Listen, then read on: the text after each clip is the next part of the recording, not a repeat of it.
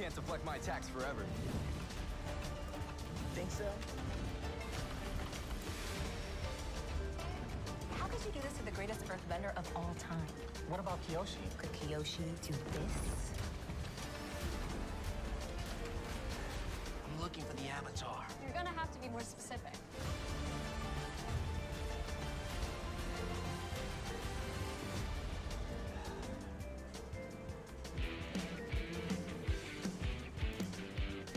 What would you do for Klondike?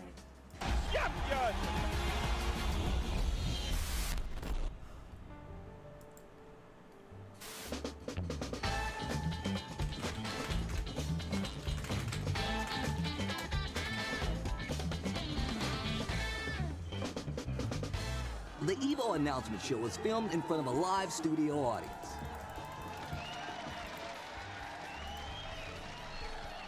Hello, everybody, and welcome to the EVO announcement show.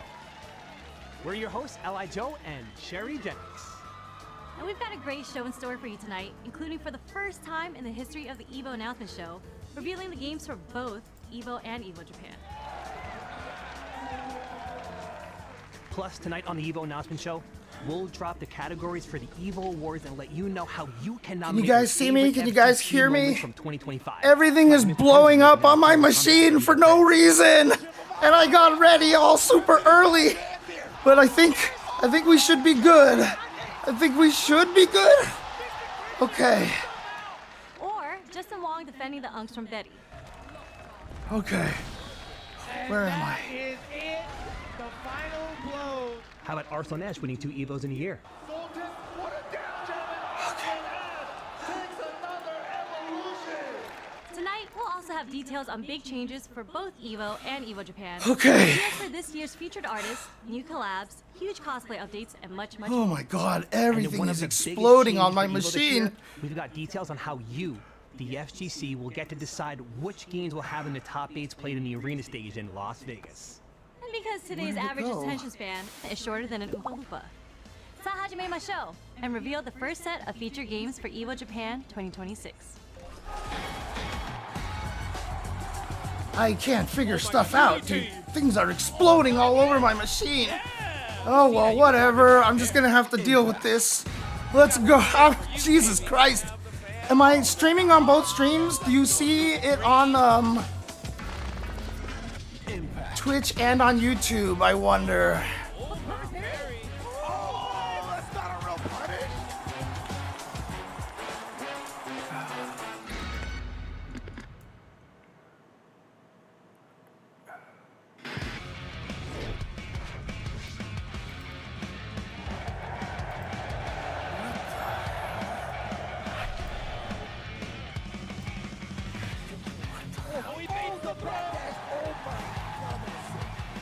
What in the world is happening to my machine over here? Counter his stomach. Oh my god. Oh, I see. The wild assault. One last chance. Oh my god. Where are all the windows? Where is everything? Holy crap. Everything is exploding on my machines, guys.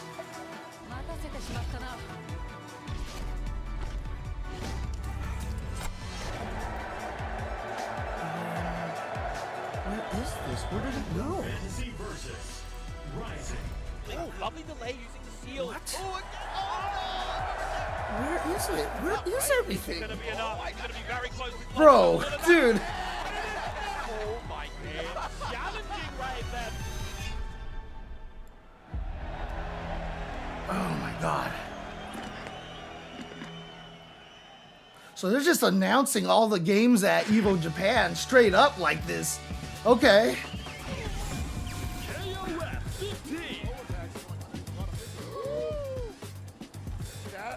That's fine.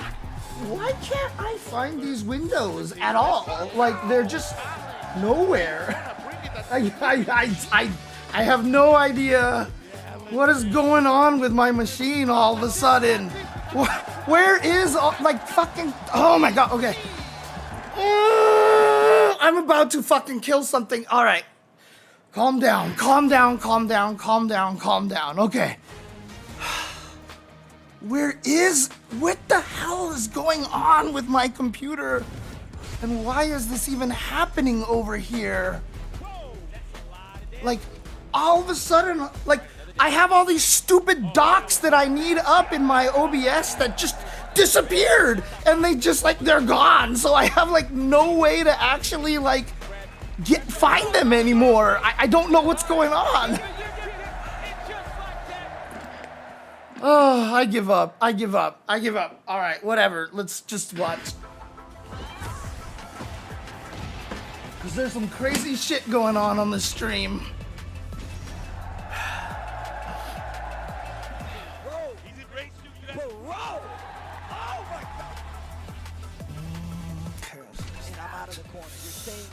That was crazy.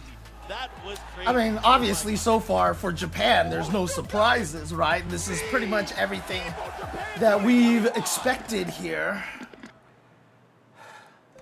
Last year, this incredible lineup helped EVO Japan reach new heights and shatter records to become the largest fighting game tournament ever held in the birthplace of fighting games. Oh, that's This year, true, huh? These 6 record-setting titles will combine with 6 additional games, like a restream of Get a Robo, to form the largest EVO Japan lineup with the most prize money ever awarded in the history of the event, 30 million yen. But before we reveal the next 6 games, let's send it over to Obama, who's standing by at Tokyo Big Sight, the home of EVO Japan 2026. Oh, hey, man. Yeah, I got you. How you doing, Obama? Oh, yeah, my Totally my collar there. is blue Totally and my there. neck is mocha peanut. Anyway, last year it got a little hot inside Big Sight. So Evo asked me to come out here and pretend to fix these air conditioning units as an illustration of one of the major areas that they're looking to improve the event going into Evo Japan 2026. Nice. That way when the action is heating up, everyone can stay cool, huh? Cooler than that James Chen pun, at least. Besides the air conditioning, we have lots of upgrades planned for EVO Japan 2026, including the cosplay.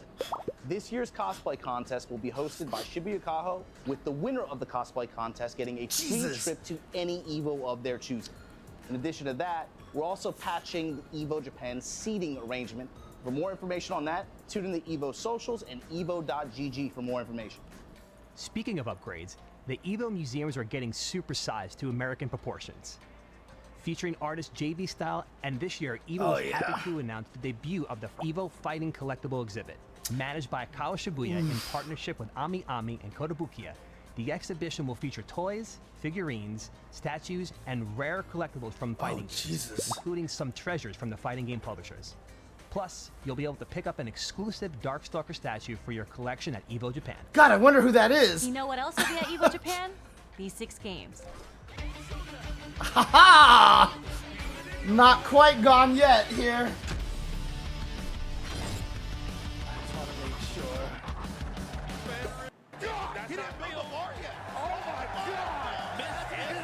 Yeah, so that's cool. They're gonna have both, which is really, really nice, actually.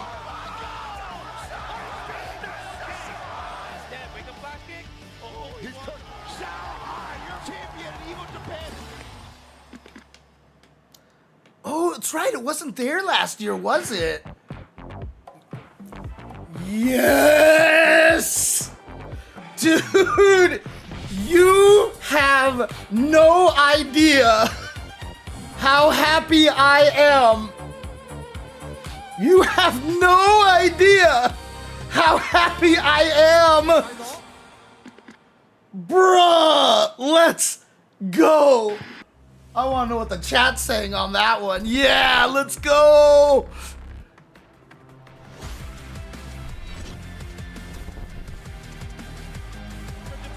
You have to know that's going to come. You can. Oh my God! And he does the whole island there. We get to see it. Look at the aura.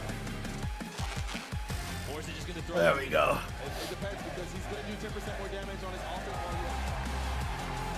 Still on the offense. I should beat again. Enough beater. You're not going to have enough. Yeah, long live the knight indeed, says somebody in the chat. We've got Darkstalkers and Underknight. So yeah, 9 games, 9 games. Can we get some more? Can we get some more?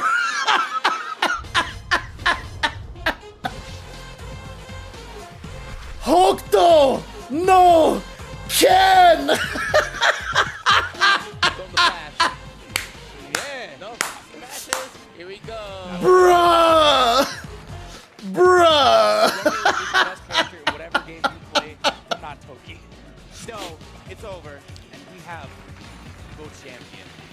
Dude, I love it. I love it, dude. I love it so much that they're willing just to toss that in there like that.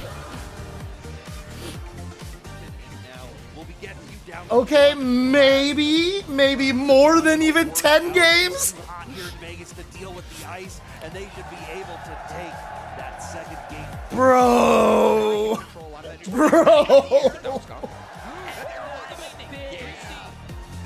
Dark drive, here we go. This should do it though. It is definitely enough. K-Jiro is gonna win Evo Japan 2023 Melty Blood Type Lumina. Dude, that's so crazy. This is so crazy. And of course, it's up to you. this was from the exhibitions at Evo.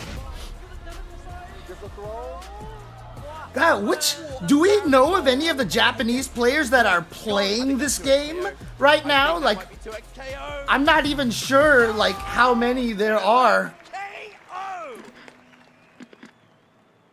Dude, that's so crazy. 6 more games, 6 more Evo champions. Wow. This year, we'll see the first ever Evo Japan champion for Fatal Fury City of the Wolves Virtua Fighter 5 Revo World Stage. Did he just say champion? The first ever Evo champion anywhere in the world for Vampire Savior, Hokuto no Ken, and 2XKO.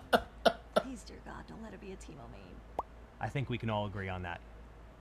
With 12 Wow. 12 official Evo tournaments and 12 Evo champions lifting that trophy, Evo Japan 2026 is destined to be the greatest Evo Japan ever. What's your take, Obama? Well, with 12 Evo championships, it's gonna get sweaty at Big Sight, man. So I better get back to fixing the hydro spanners in these air conditioning units. But I'll see you guys in Tokyo, May 1st and May 3rd. Majin is Thanks, definitely actually there. Now, if you want to join Obama and watch history in the making on the main stage, Want to see if ET or Mena RD can win a 3rd straight Evo Japan championship? That's want to witness crazy. the first ever Evo champion for 2XKO, Pick up exclusive Evo Japan gear? Show off your killer cosplay at the upgraded competition? check out the supersized museums Evo is bringing to Japan, or pick up the exclusive Darkstalker statue at the brand new God. Evo Fighting Collectibles I need to exhibit, make it. I need if to you want to meet go. and greet some of the biggest names in the FGC, or play casuals with your friends before going out for some late night wings in Shinjuku. The good news is registration is open right now. so open up another tab. Head to evojapan.gg and sign up for the largest fighting game tournament in the birthplace of fighting games. I knew this was my only shot to be an Evo champion. What the hell?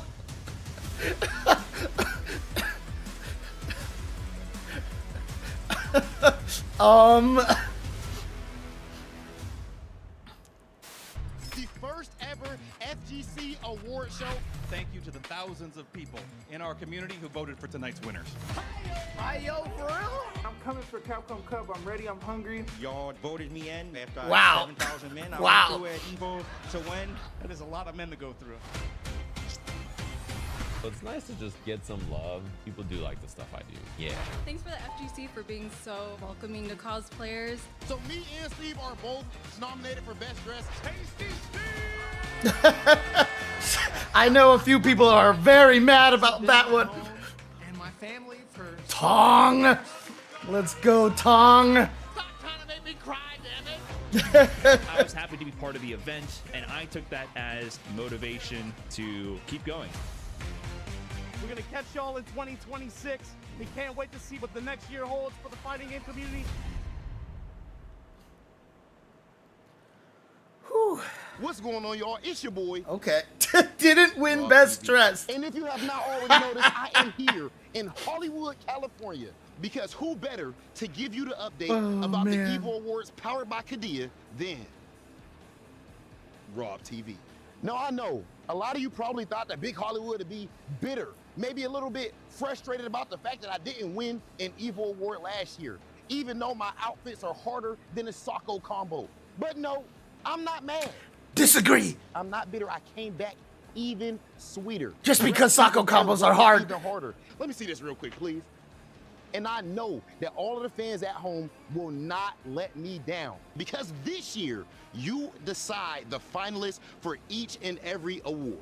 Best game release, best character, best product, Interesting. comeback of the year, best pop-off, best commentary. I don't know. Best content creator. Just because this was filmed a while ago, best comeback might go to Psycho now. Best cosplay, best custom controller, best local, best combo, best online series, best artist, best meme. They've got next, which honors players that came out of nowhere and blew everyone's minds. Did I hear Mickey? I'm pretty sure somebody just said Mickey. And the night will continue with the awards for Commentator of the Year, Match of the Year, Player of the Year, and finally, the Moment of the Year. Moment Plus, of the Evo year. has another class of legends being inducted to the Hall of Fame. I know you're wondering who, but don't be too greedy. Slow down, chill. I can't give y'all all that yet. All right, I got to roll. Rob TV naturally has places to be.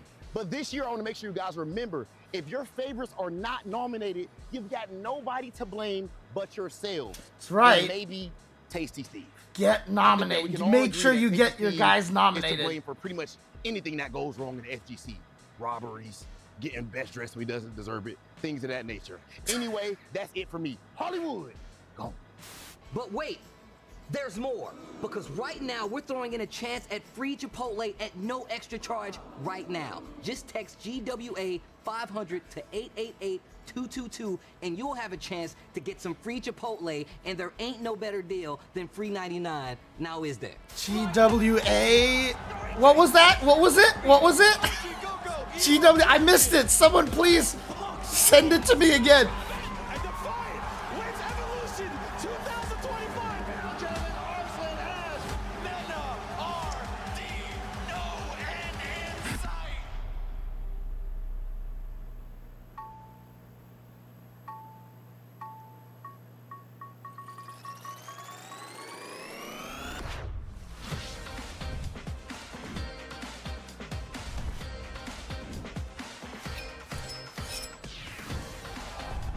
From my memory, I feel like this is the best Evo has been. I had a really good time hanging out with you guys, saying what's up. This is probably like one of my favorite Evos that I've done. We're all part of one big family. And Yeah, Jeremy. Am I seeing next year?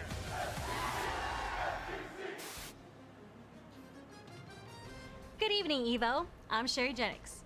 Last year's Evo was full of amazing moments and incredible matches with Arslan Ash, Sonic Fox, Goichi, Boss, E.T., and Mena all winning Evo championships in the same year. And Mena RD cannot be denied 2 times here in Dude, the it's crazy. Your Evolution 2025 Street Fighter 6 champion. I mean, Plus, game announcements for Marvel Tokon, seriously, Tekken after 8, Capcom Invincible Cup, Versus, and Virtua Fighter, just to name a few. I feel like Outside of the arena, Mena's Evo kind had of match streaming unbeatable from right one now. stage, while Shaka was co-streaming from another. On the showcase stage, Justin Wong proved Dad's strength is more than just a myth when he took out Betty. Is the future of Street Fighter 6. Give it up to Betty. We got a sneak peek at some upcoming Oh, fighting whoa, games. oh, There were I these got scared. guys.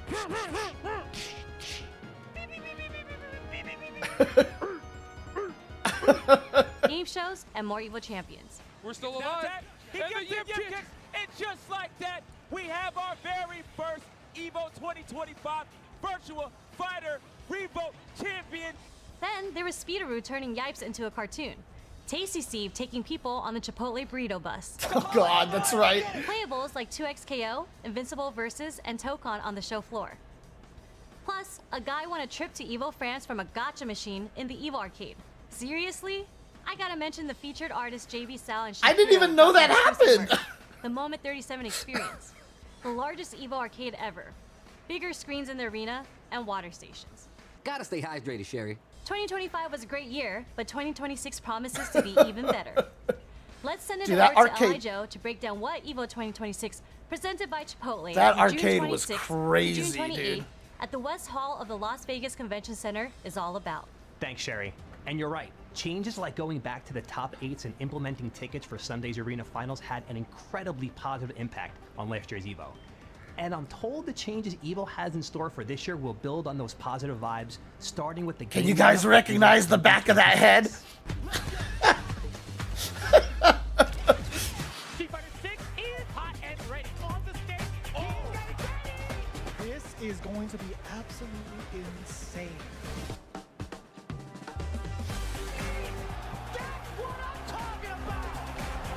And he finds the low. Mickey with the kill, sending Fudo home. He has the level 3. So this is actually the first announcement of what game is gonna be there, right? Okay, yeah, there you go. Okay. Of course.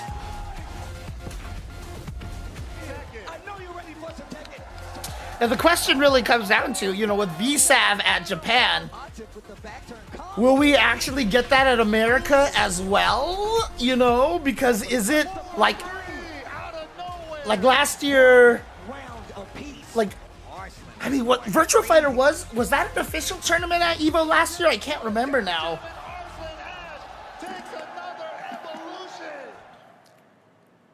So they announced VSAB for Japan already. Ah, yep, here we go. City of the Wolves, of course. City of the Wolves. This is about to be so insane. That is crazy. E.T. Oh my god, bro. I feel it for both of them, honestly. Oh my lord. And he has no rev kit. Bracket reset. But he's about to get pulled out, but he is. Let's go, Goichi! I'm so happy for him. I love Goichi. I always say, like, blah, blah, blah is one of my favorite players.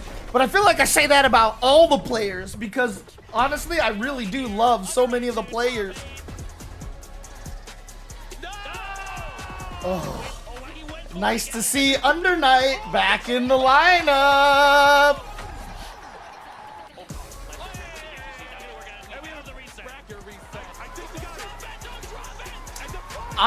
Honestly, more people should be playing Under Night with the way that people talk about how fighting, like, simplified, blah, blah. Dude, Under Night is exactly the game that you want.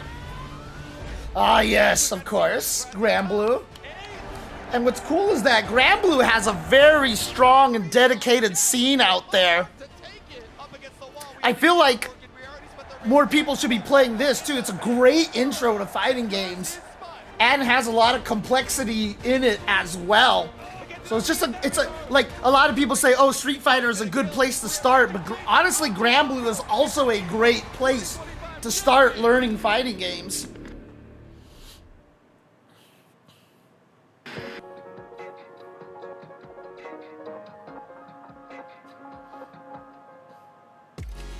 Wow!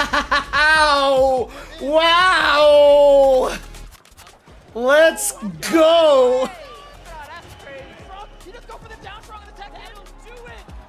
Let's go! Dude, I'm so happy for Rivals, dude. I think this is amazing, actually.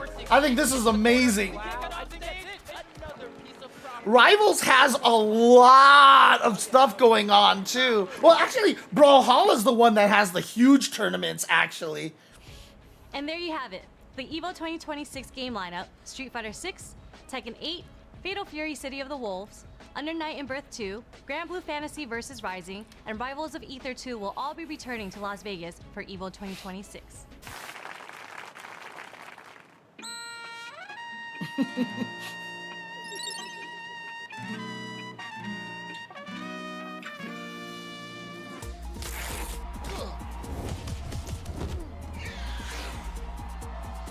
I see a lot of people very angry in the chat right now.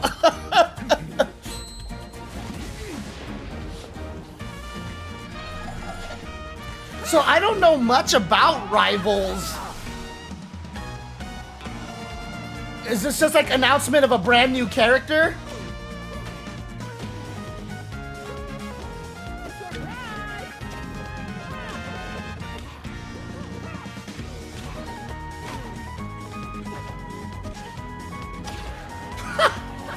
What the? Huh. Be interesting. It'd be interesting, Olaf.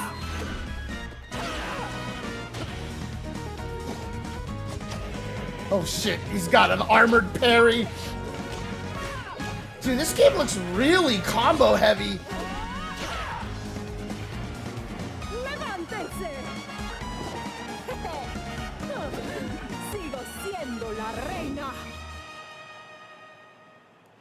Nice. All right, let's go. So brand new character coming out next month.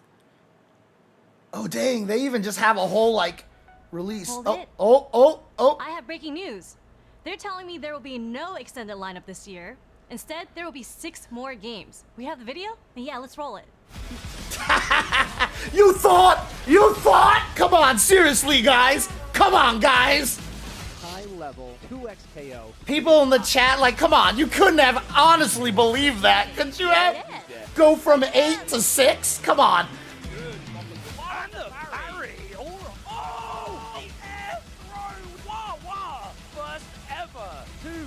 People in the chat are like, evil. We all got baited. Yeah, of course.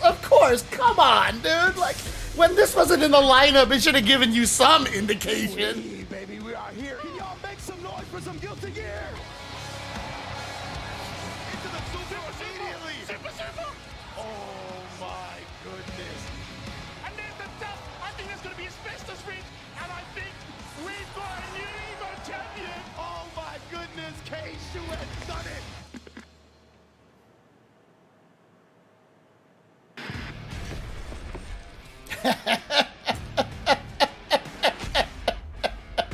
Welcome back, baby! Yeah, that's right. We are showing some Blaze Blue love here. Let's go.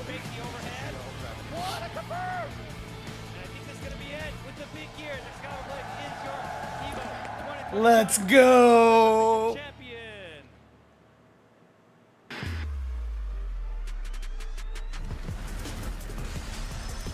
All right. Oh, the launch. Busted out. That. Ooh, super dashing elbow. All right. Oh, what a bet. Still has some pretty fantastic butt. And that's one of them. And I think this is great. I mean, we need to get more exposure for Virtua Fighter, you know, especially with 6 coming out. Let's go! I am so excited! Yes! At both, baby! Let's go! Let's go! Like, that, dude, I'm all in. I need to freaking learn. That's it, Vampire Savior all day. I'm so excited. And what is this? Oh! So, I guess that means the game... Do we have an official release date for this game? Yeah, that's what I was wondering. Do we have an official release date? Wow, okay. Is that 12 now? So that's what Harada feels like every time he pretends there's not another video. We're not gonna go away. We're not gonna go home yet. You wanna see some battle footage of Armor King, right? I can get used to that kind of power. The next 6 games at EVO 2026 feature returning favorites like Guilty Gear Strive, Virtua Fighter 5, and Blaze Blue. Plus, some new titles like Vampire Savior, 2XKO, and Invincible Vampire Versus. Savior. That brings the grand total of official EVO games Mwah. to 12. In a world full of division, EVO is bringing these communities together. There will be no separation between arena games and extended lineups. Just 12 titles, 12 featured games. More breaking news. I'm being told that the Invincible Versus team is announcing something big at the Game Awards this Thursday. Even more breaking news. For EVO 2026, we, the FGC, get to decide which 6 of those 12 titles will be featured in the EVO arena. Wow. I think this is great. 12 official EVO games, and the FGC gets to decide which games are in the arena this year. But how? How will they be decided? It's simple. The 6 games with the highest registration will earn their way into the EVO arena. Done. Okay, but what about the other 6 games? The other 6 games will be rocking the upgraded showcase stage, complete with player intros, the best commentators, medals, trophies, and the gold-plated sticks. They are EVO champions after all. But the 6 games with the most registered competitors, those 6 games will have their champion decided in the EVO arena, and like I said, We, the FGC, get to decide. We decide the games. Yeah. We decide which order. We decide which Based title we on want to close out entries. EVO Sunday night simply by registering for our favorite games. Yep. Okay, but what about registration prices for EVO this year? Hi everyone, I'm Rick. You likely know me from my role as General Manager of EVO on my time north of the wall enjoying the winters.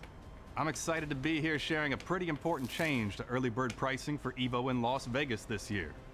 Until February 2nd, 2026, the 3-day EVO Pass with all platform and processing fees and taxes included is going to be less than $200. Seriously? Seriously, early bird pricing is under $200. Yeah, but is the early bird price really going to be the best price? I also want to take a moment to assure you that early bird pricing will be the best deal you'll see all year for attending EVO. This is and will be the best price to attend EVO in 2026, guaranteed. Next, another big change for EVO numbers. The minimum guaranteed prize pool for EVO in Las Vegas is increasing to $500,000 across the lineup. $500,000. The final thing I get to let you know, though, is that EVO will be running more best of 5 top 8s this year, as games like Tekken 8, Fatal Fury City of the Wolves, and more are joining Street Fighter 6 and Guilty Gear Strive in being 3-5 for their full top 8s. All in all, this means EVO this year will be seeing more games and more featured titles for more guaranteed prizing, with all of you getting in for less early bird registration dollars. It's not just the gaming tournaments getting cool changes, though. It's the cosplay competition, too. What? The Northman is right. Cosplay at EVO 2026 will have more awards and more cash prizing. Dang. This year's cosplay competition, hosted by Kaho Shibuya, will feature judges Vampy Bitme, Monolith Costumes, and Stella Chu. EVO has got several other changes planned, including a cosplay exhibition that lets you show off your skills even if you don't want to compete, as well as new photo ops and meetups. Be sure to check out evo.gg/cosplay for more information. This year, EVO's adding even more tournaments to the mix with EVO Mystery and Arcade tournaments. So if you want another way to prove to everyone at your local why you're actually the best, be sure to keep it locked on EVO socials and evo.gg for all the information on these new ways to compete.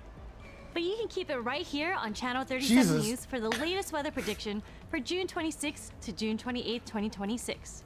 Because EVO is more than a month earlier than last year, you can expect relief from that crazy August heat, as June 26th to June 28th is at least 2 degrees cooler on average. So Dude, bundle the up, and freaking let's do it production June level on this 26th is on crazy, June dude. 26th to June 28th. Unnecessary pepperonis, 5 yards. Whoa! And who could ever forget those pepperonis? I know I can't. Good evening, I'm James Chet.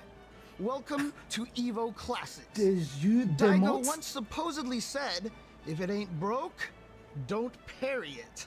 So we won't. Here's a rundown of things that won't be changing for EVO 2026. Sunday's arena finals are going to be ticketed. The arena screen is still going to be massive. There will be about 10,000 seats full of fighting game fans on Sunday. And Tasty Steve is going to ask everyone to make some noise. What is true? Just like last year, if you didn't lock down an arena ticket in time, or you want to spend Sunday hanging out in the exhibition hall checking out demos, playing in the arcade, or trying to figure out if your carry-on luggage can hold one more piece of merch. Thanks for the sub, Siamese EVO guy. will have plenty of ways for you to watch all the arena action and game reveals while you're hanging out on the show floor. That's so including cool. that giant screen setup over the pool play area. In a win for the more cultured members of the community, the EVO Art Museum and its sublime collection of fighting game objets d'art is returning. Not only will it highlight exquisite pieces It's my bad by this French. year's featured artists, it'll feature a collection of fighting games' most distinguished pieces that are so illuminating, EVO may need more guards than the Louvre. Plus, because all The museums Louvre. worth their salt exit through the gift shop, EVO's will too, with our featured artists creating custom merch and art pieces for EVO 2026 that you can use to adorn your fighting game abode. Plus, the exclusive Darkstalkers figurine. Gee, I wonder will who be that is. available as well. truly divine. He turned like simultaneously. I don't know how this happened. So this whole big group, and it's like the crowd of the Evo after party just. I checked online how you're supposed to pronounce it too, and it told me Lurv. In all his glory. Speaking of works of art, not only will EVO 2026 see the American debut of the EVO Fighting Collectible Exhibit, but also the celebrated return of the EVO Stick Museum. And the much lauded EVO Moment 37 experience will be running it back. And this year's installment includes prizes throughout the weekend for those who can achieve this legendary feat and recreate the greatest moment in fighting game history. So if you weren't able to pull off that perfect parry in 2025, fret not, Daigo. You can marshal your mental fortitude and overcome the perils of perfectly parrying this year. Why go on a Jet 2 holiday when there's EVO?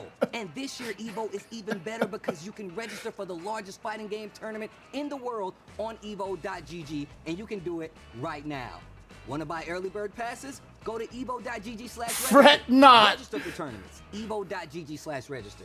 You want merch? Head to shop.evo.gg. Perfectly And not just merch during parry. EVO, but all year long. Because EVO will be collaborating with artists on new prints and merch over the next 365. I mean, it sure will be, but I don't think registration has started yet, Lurker Spine. On the regular. And hello, Cammy. Fine. I've got more. Yes, I got the beautiful blue smoker jacket. evo.gg/cosplay. Want to volunteer as a rep or staff and get one of those exclusive staff jackets from Civil Regime? You guessed it, evo.gg. And I'm not done yet. Submit your nominations for the EVO 2026 EVO Awards, powered by Kidia, right now at evo.gg awards. Rock, paper, scissors, the vote. I love it. EVO Japan at evo.gg, register Japan. At this point, you have to ask, what can't evo.gg do? We have a question from our audience. Happy to be here, Sherry. What if we wanted another shot at more Chipotle? How would that work? Glad you asked. You text TWC 824 to 888. Oh man. Oh, it is open. Oh, okay, okay. Win your very own buy one get one free from Chipotle. Chipotle BOGOs are on the way. Let's get it.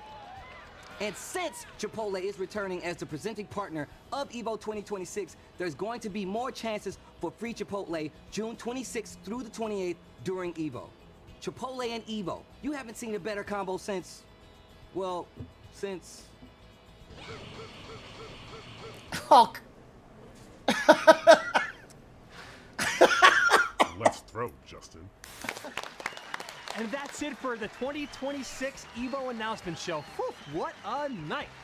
I want to thank the studio audience, chat, Obama, Tasty Steve, Hollywood, Rob TV, Brain Rot, and our musical guest. And for anyone who joined us late, be sure to stick around for Steve Splains. He'll get you up to speed on everything you missed. I can't believe it's all over. All that's left to say is, from me, L.I. Joe, and the entire cast, have a great night and stay classy, EVO. What am I, 50?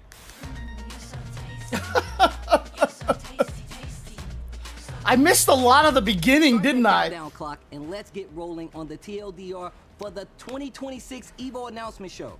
Just be sure to hit pause when I was in that group video outro. I mean, we're the FGC, and if we can handle Akira Yuki's inputs, this will be easy.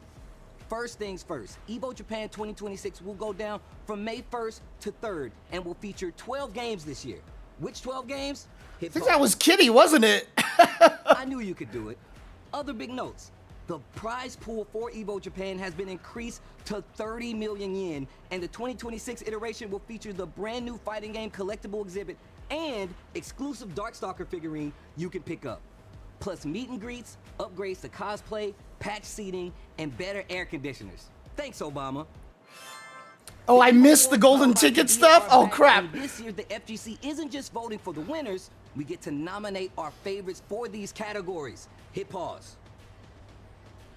That brings us to EVO 2026 presented by Chipotle. This year, EVO is running it back a month earlier, June 26th to the 28th at the Las Vegas Convention Center.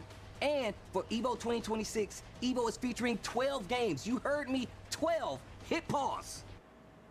You missed it? Here they go again, Rob TV. Not only are the number of featured games increasing, so is the prize pool, all the way to $500,000. Truly divine. And a reminder that the 6 games with the most registered competitors will have their top 8s going off in the arena. So if you want to watch your favorite game sitting with 10,000 of your favorite people on a screen more massive than a low taper fade meme, register for it. Oh, and this year, registering for EVO is cheaper than last year, because the early bird price for the 3-day pass is under $200. Price is actually going down? Take that, eggs. Damn! More W's? EVO's cosplay is getting an update that includes more cash prizes, more categories, and more of the FGC's best cosplayers. Plus, the EVO Stick and Art Museum are coming back. And this is EVO, so of course, you can look forward to game reveals that'll blow your mind. Content maxing at the EVO Showcase, and a show floor full of games you won't be able to play anywhere else. Swallowed a spider.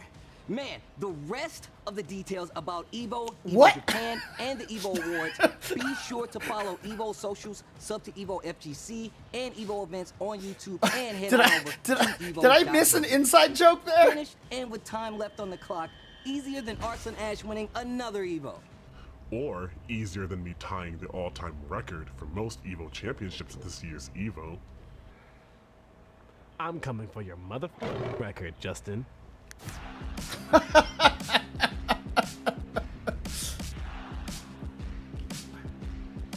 Oh my god. So I did miss a little bit of the beginning then, right? I missed a little bit of the beginning. Now the question is, are they gonna replay it? Are they going to... Like, as soon as this ends, obviously I can watch the archive, right?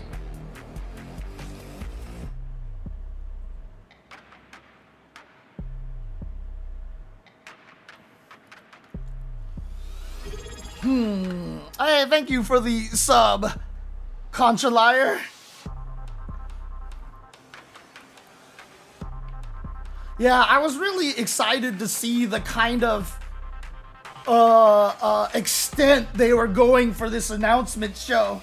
Last year, they kind of hinted at going this direction when they just kind of like did all that extra stuff, but they really took it over the top this year. They went kind of nuts, and really, really exciting that they're doing this kind of thing. So, Choni Ranchito, I mean, do you speak French? I thought my French was pretty awful, but like people have said that it was not bad and stuff. So, God, I need to get to the beginning here. But I don't know how soon, like, can I actually go back? Because Twitch still doesn't let you go back, right? Can you actually start watching something that, like, hasn't finished yet? Quite quiet. Here we go, videos.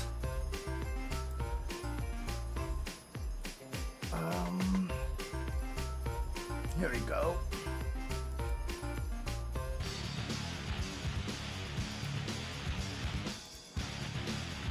Okay, so let's mute this one.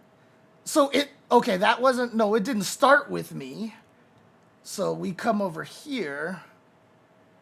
Let's see here. How does this work exactly? How does this work here? Okay, here we go. So 11 minutes, like around here maybe? 3, okay, so probably at 15, right? So let's just rewatch the part that I missed.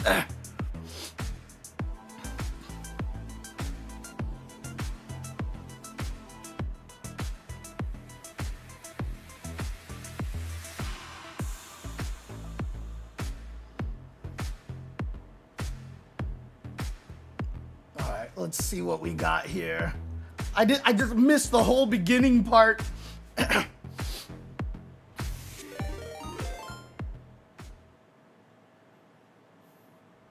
What's up, Silent Scope? Oh yeah, so they actually showed They actually showed him browsing the channel at first. Last time on the Evo announcement show, it was revealed that the top 8s are coming back. The top 8s are coming back? The top 8s are... They brought back the top 8s. They brought back the top 8s. I didn't think they would do it, but those madmen. Sir, this is Chipotle. Ooh, you found one. You found an arena ticket. Can you imagine it, Charlie? A main stage screen so tall it'll stretch from the ceiling to the player desks. Evo's gonna be bigger than... Sonic Fox's trophy collection is just gonna get bigger. I'm in for 20. I raise you, Men RD taking Evo Japan and Evo Vegas. Oh, man. I'm out. All I got is Arslan winning 6, 7 more Evos. He's lucky I don't play Tekken. Another Evo. There was a lot of costume changes, dude. The crazy thing about it is, like, that probably for time purposes, they had to cut out a few things. Like, there was definitely some more stuff in there, but they had to cut some of that for sure.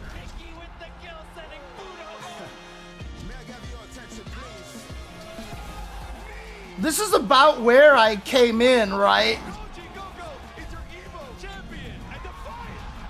I kind of remember this is where I kind of came in, so. But man.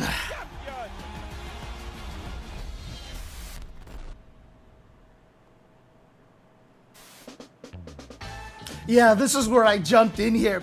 And it's like, seriously though, it was so crazy. Like, I literally came in here and I was like, I am gonna be ready to restream this. I was like getting all ready to go. Turned on my TV. The TV wouldn't work the way that I wanted it to. Then I turned on OBS and OBS wasn't working the way that I changed nothing. I did nothing. And like literally everything was exploding on my machine for no reason. Like, seriously, like every aspect of trying to stream this all blew up on me. I didn't even get to do socials or anything. Like, dude, like, oh my God, I was so angry. Holy crap, that was crazy. How everything just blew up on me. Oh my God. Dude, I'm so mad. Like, I literally started getting ready earlier than I normally do, to make sure I had plenty of time to account for everything that could go wrong, and I totally didn't manage it because everything exploded. Like, everything exploded on my machine. I don't understand. Like, I logged into freaking, you know, my OBS, and like, I was logged out of Restream for no reason, and so I couldn't like start the stream, and then I couldn't update the titles, and then like I said, my TV, I kept trying to turn on my TV to like change this screen over here to be like on the PC so I could do all this stuff, and it just kept changing to a different input. And like, I would turn it to the PC and boom, all of a sudden it'd be on another input. Change the TV back to another input. I had to run over and like keep unplugging stuff until I figured out which one it was destroying. Like, I don't understand. I don't understand. Like, the TV was blowing up. It wasn't even my PC. It wasn't even the PC. That TV has never caused any problems before, but today it just decided to cause problems. Like, dude, you don't even understand how mad I was. Olaf knows how mad I was, and I just like, I can't even fucking, oh my God, I'm so mad that I didn't get here on time to watch the whole thing. Like, get it at the actual start, dude. Like, it was driving me nuts, dude. Like, I don't even understand it. Like, literally, none of these things that happened today has ever happened before I've started a stream. Ever. Like, all the things that went wrong were new and unique to today. I don't get it, dude. I seriously don't understand it, dude. Like, I swear to God, when I tell people that my luck stat, if I was a Final Fantasy character, is either 0 or negative, like, they have no idea, dude. People have no idea the kind of shit that this happens like this to me, dude. Like, it's so frustrating. It is so incredibly frustrating. Jesus Christ.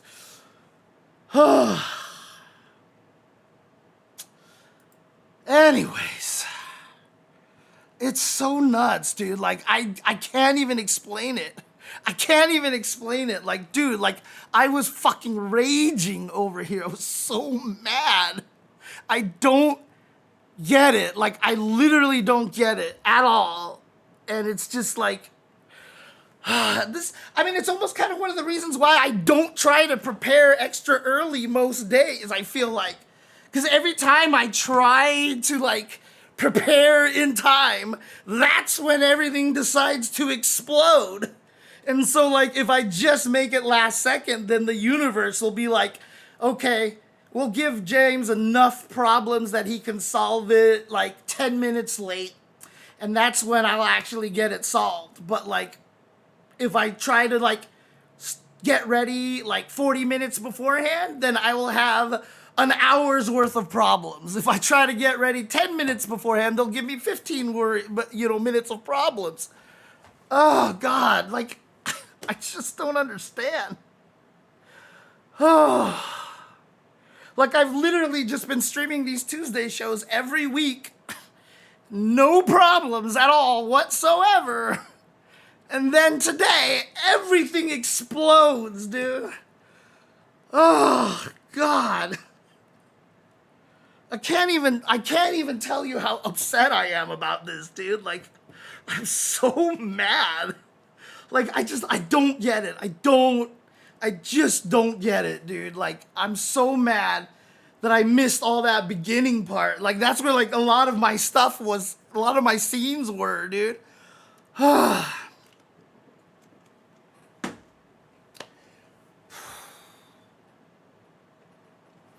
Where is my stuff? I could have swore I had something over here. God. It's so frustrating, dude.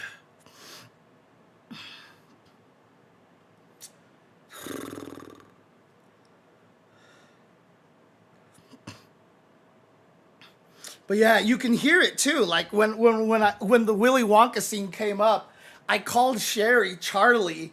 She was supposed to respond with like, "My name is Sherry," and then I just ignore her and keep moving on. So, oh man. Dude, Chibi, that's the problem. That's the problem, right? So Chibi in the chat says, "You got this. That means things will look up and all good will come your way." Like, literally, that has been 2025. 2025 has been, everything has been going spectacularly wrong. And I keep thinking to myself, that means this thing is gonna go right finally. And it's like, literally, everything in the year has just been falling apart for me. Oh my God. Whew. No, like I said, the production that they did was amazing. I really love what they did. Dude, if you actually saw how the Chipotle drive-thru worked, like, again, production is amazing. The team that they got there, what was really cool about it from my perspective was seeing just how they did a lot of the stuff. Like, it's crazy. Like, I mean, like, I'm not trying to, like, you know, reveal any secrets and stuff like that. But seriously, like, a lot of the stuff that they did was just amazing, dude. Like this whole thing here. The funniest thing is, like, I was trying to practice how far to drive the car, and one time I hit the accelerator a little too much, and so the car came to a little more of a stop like that, and they're like, "Do that more often, do that more often." And I was like, yeah? Brought back the top 8s. They brought back the top 8s. I didn't think they would do it, but those madmen. Sir, this is Chipotle. Oh man. But yeah, like they did such a good job with that because like again, the window that I was here, this drive through here, like I said, like it's pretty impressive how they pulled this off. So they did a lot of good stuff. Really, really good stuff here. And yes, someone asked the question earlier. This was all shot in a single day. So needless to say, we were there from morning all the way until night.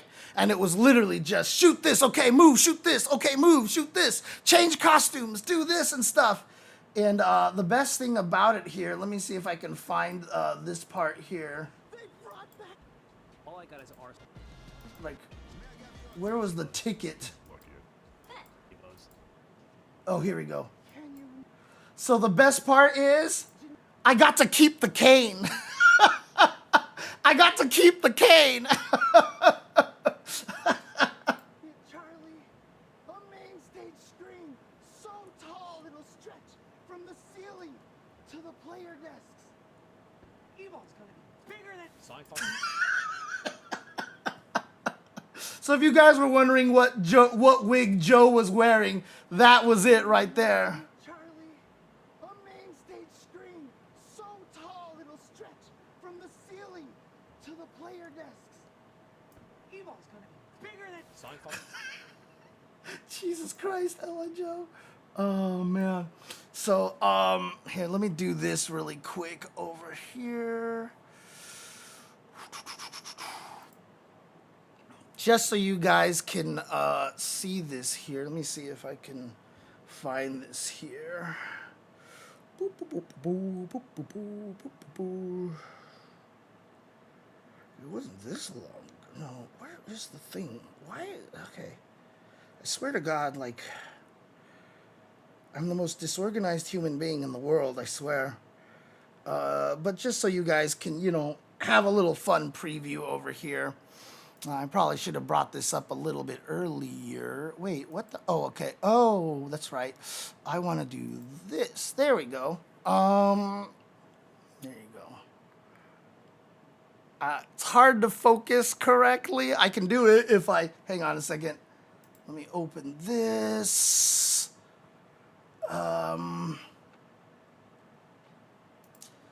Advanced focus, turn off autofocus. There we go. So if I do this like so, there we go. So if I just manually focus it, so there you go. This was me and L.I. Joe in full Willy Wonka and Oompa Loompa costume here. I'm not tall. Joe was leaning to the side, okay? Joe was leaning to the side. But yeah, like me and Joe are kind of about the same height. So yeah. Oh man. I am taller than Joe. Yes, that is absolutely true. I am taller than Joe. So okay, let me turn on autofocus again. But yeah, so that's the lineup reveal. I mean, so again, because I wasn't there for all the scenes that were being filmed, I didn't know a lot of like a lot of the side announcements, but the Hado was over there and he was just like, we were all just eating meal at one point in time. And he's like, all right, because all of you guys are, you know, helping out with this, I'll just tell you what, I'll give you the lineups basically. And yeah, dude, like I almost lost it when I heard about the Vampire Savior stuff, man. Like, dude, like, bro, like, oh my God. Like, you have no idea. Like, I was so hyped for that. And like, that's my only goal now in life is to try to get to do, you know, top 8 at you know, for Vampire Savior at Evo. That's all I want to do now. That's all I want to do is just get some top 8 action for Vampire Savior, because that would be so cool. That would be so cool. And so if we come over here, and no, we don't know yet. So, oh God, dude, it's like clearly like, I think one of the biggest surprises for sure. But yeah, this is the lineup here in case you guys missed it, and what a lineup it is, honestly. Like, I was surprised that Vampire Savior was there. Like, I thought it would take a few years for it to actually get to that point. But there it is. And yeah, I mean, I think this is like such a respectable lineup here too, because it's really kind of included a lot of things. Like Vampire Savior is really cool that it got announced, but I think the other coolest one, honestly, I think the other coolest one is Blaze Blue Central Fiction.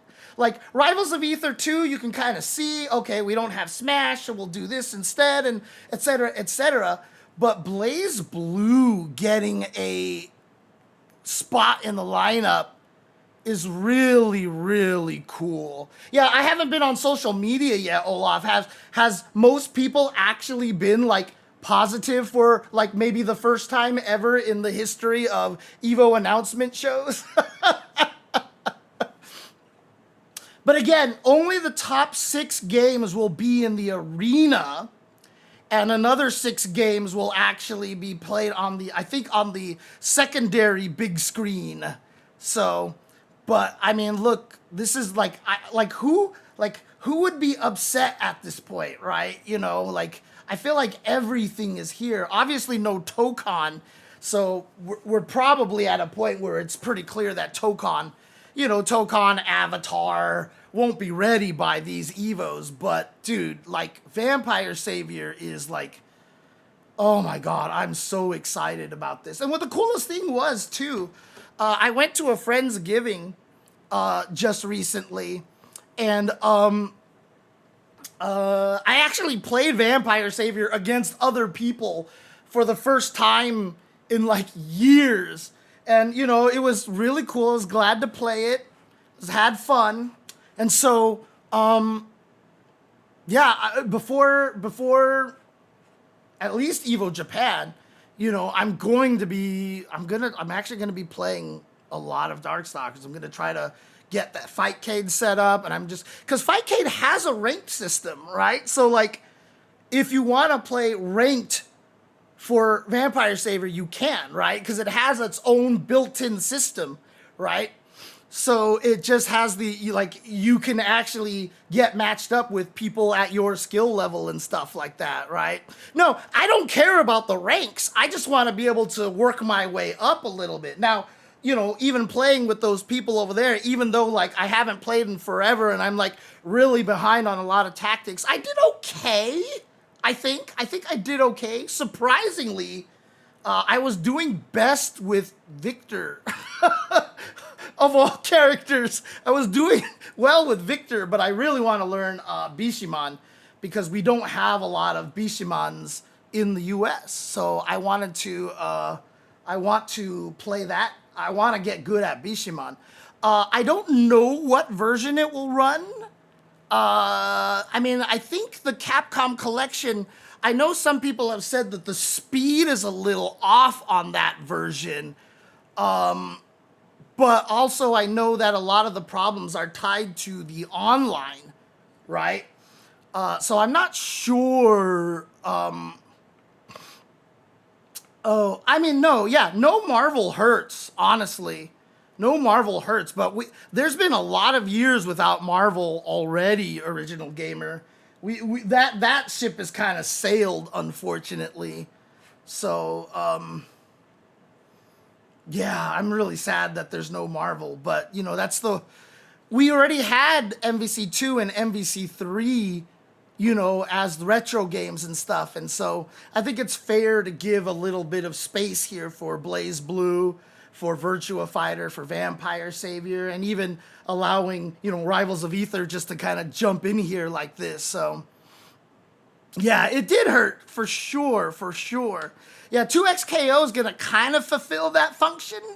I hope. I hope it. I mean, it sounds like they're going to do a lot of balancing stuff before then, so it should be good. It should be good. And, you know, obviously the fact that there's no Mortal Kombat here is frustrating. Especially because they had that collection come out, right? So the combat collection came out, but like everybody, like all I read about that combat collection was that even offline, it was bad. Like I heard, like even if you're just trying to play it versus, it's bad. So WB hasn't gotten out yet. So Netflix has won the bid, and now a bunch of legal processes has to happen. And whether or not Netflix obtains Warner Brothers will be determined sometime in January.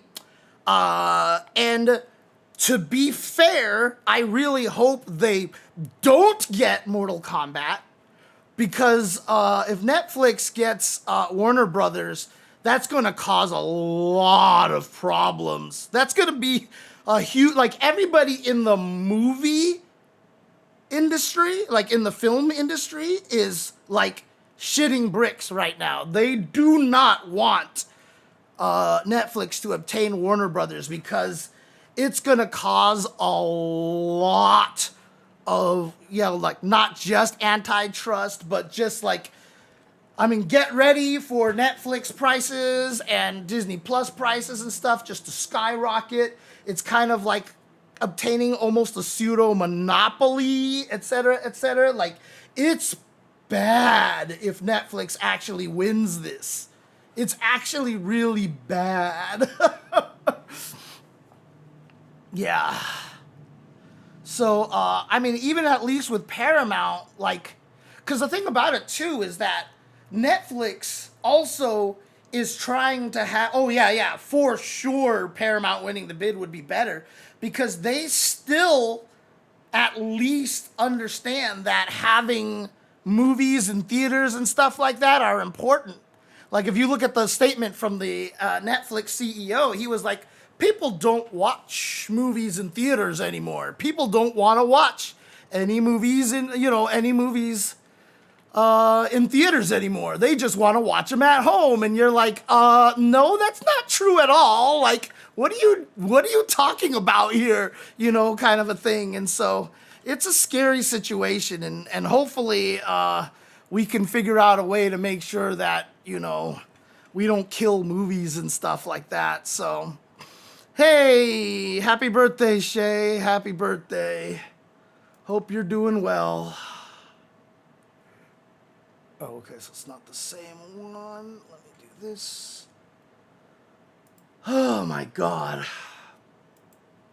But yeah, there's a lot of cool stuff coming at Evo, and obviously, you know, under $200 is very, very nice for, you know, getting all 3 days, and no more surprise deals at the end. And again, the last Evo was actually really, really solid. A lot of people really enjoyed it. The hardest thing is like, a lot of people enjoyed it, but, you know, most of these events are very rarely, like, the quality of the event will oftentimes more determine the attendance of next year more than it determines the attendance of the current year, which is always one of the toughest things. So while last year had a lot of really, really cool stuff, I know a lot of people just didn't go to Evo because the previous year had that horrible, you know, arena disaster and all, you know, and again, justifiably, like a lot of people were mad and there was a lot of issues. So it's definitely nice. It's nice. And if you were there, you would have seen that it was a very nice event last year. And there's a lot of stuff to do there now. You know, there's the museums and stuff, and clearly they're expanding the museums. The arcade, they said, like, the people who put together the Evo arcade said that while that arcade was live at Evo, outside of Galloping Ghost Arcade in Chicago, which of course is like the biggest arcade in the country right now, that Evo arcade was the second largest arcade in the country at that time. The amount of floor space that took place, dude, you guys didn't know about the arcade? Dude, they just had everything. You really felt like it was a slight downgrade from 2024. What was the reason, Original Gamer? I'm curious. I could obviously get some feedback to people, honestly. So, there's a lot more to it than just that, Michael. About the Netflix and the Paramount stuff. There's a lot of bad stuff about that, but I don't want to get into that right now. So. It was less games per square foot. I think the reason why is because, so one of the nice things about EVO this year was that, the floor space was ginormous. And so they purposely spaced everything out. So while it was less games per square foot, there was a lot more room for people to wander through the areas. Because I even remember the year before, it's like when you're trying to wander through, it's like you're crashing into people. Even with all the artist alleys, I couldn't believe how much space there was in between artists face to face with each other. Most of the time you go to these events, they're like this, and like everyone's just like packed like sardines. And talking to a lot of the different vendors, they were like, this is so great. Like, people don't have to, hey, thank you for the follow. Whoa, my Ichiroshis. Dude, I am lost on that one. I try to pronounce everybody's name well, and I could usually pick it up, but that one, I have no idea even what language to go for that one. So I'm just gonna say, my Tiroshis. But that's the thing, right? So like, the vendors were just like, it was cool because people could actually see our products. Like before, it's just like so crowded and nobody could actually see anything. You could actually see the products and take the time to go and look at them. People weren't shoving you down. Like you would go by a booth and want to look at something, but people are like moving you and they just push you away and you can't see stuff. So they did a lot of good stuff. So we'll see what happens next year. Maybe they'll bring more games in there. Honestly, so it's the French name for Master Roshi's. Okay, that makes sense. That Maitre Roshi's. Okay, like a Maitre D kind of thing like that. And hope my French was passable during the EVO announcement. Speaking of EVO, any tips for first-time goers for both competitors and spectators? What I say a lot of the time, Chibi, is that actually it doesn't matter if you're a competitor or a spectator. The goal is to enjoy the atmosphere, right? Whether you're competing or not, especially if it's your first EVO. Your placement, your performance in tournaments, it's obviously like cool and it's fun and like you want to do well and stuff like that, but that shouldn't be a determining factor for how you enjoy EVO. What you want to do there is go to EVO, absorb the atmosphere, meet people, just random people. Don't be afraid to talk to random people. If they don't want to talk to you, just learn how to read social cues and leave them alone. But check out all the new games, check out all the booths, check out the artist alley stuff. Make sure you take a lot of time to sit down and watch matches on the big screen, because the stream stations are just like at most tournaments where it's just like, here's the Street Fighter 6 big screen, and then here's the MK not MK, dude, I just twisted the knife there, sorry, the Tekken big screen, the Vampire Savior big screen, just like watch those kind of things and really just absorb the atmosphere, run into some of your favorite players, and make sure you can get an arena ticket for Sunday because you want to be able to be in there to watch, because Sunday is an otherworldly experience, and last year's arena was amazing. So much better than it was the previous year. It was absolutely amazing, and the screens there was the screens from the ceiling all the way down to the player desks. It was crazy. So Ignacio Corto, they said that it just depends on registration. Whichever 6 games gets the most registration, those are the ones that will be top 8. Those will be those will be the ones that are in the arena.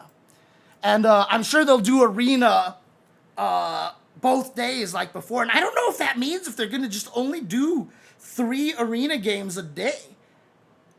Are they just going to do 3 arena games a day? Because honestly, like, that'd be nice because then, you know, you could space things out a little bit more and such. But I don't know. We'll see. It's their scheduling. So you should really do a Street Fighter Legends panel for Evo with the OG SF goats from the past. Imagine having Tomo, Jeff, Kuni, Tachikawa all in one room talking about the SF past. I mean, that'd be sick. I mean, I bet you if they had a panel like that, they would probably just get Seth Killian to run it, right? But I mean, I would love to do that. Oh, you're right, Lurker Spine. If they're doing best of 5s, I think 3 per day is the max they could do in the arena. Good point. I forgot about that. So, but yeah, just honestly, Chibi, like, just make sure that you go there and enjoy yourself. And again, one of the nice things about it too is that, you know, if Street Fighter is scheduled for pools from A to X, right? Like in terms of time, as you get towards the end, all of the pool tables start freeing up, right? Because as players get eliminated, there's just less and less players, right? So the Guilty Gear Strive stations, as the people get eliminated, the tables get freed up. And they don't get taken away most of the time. They just remain there.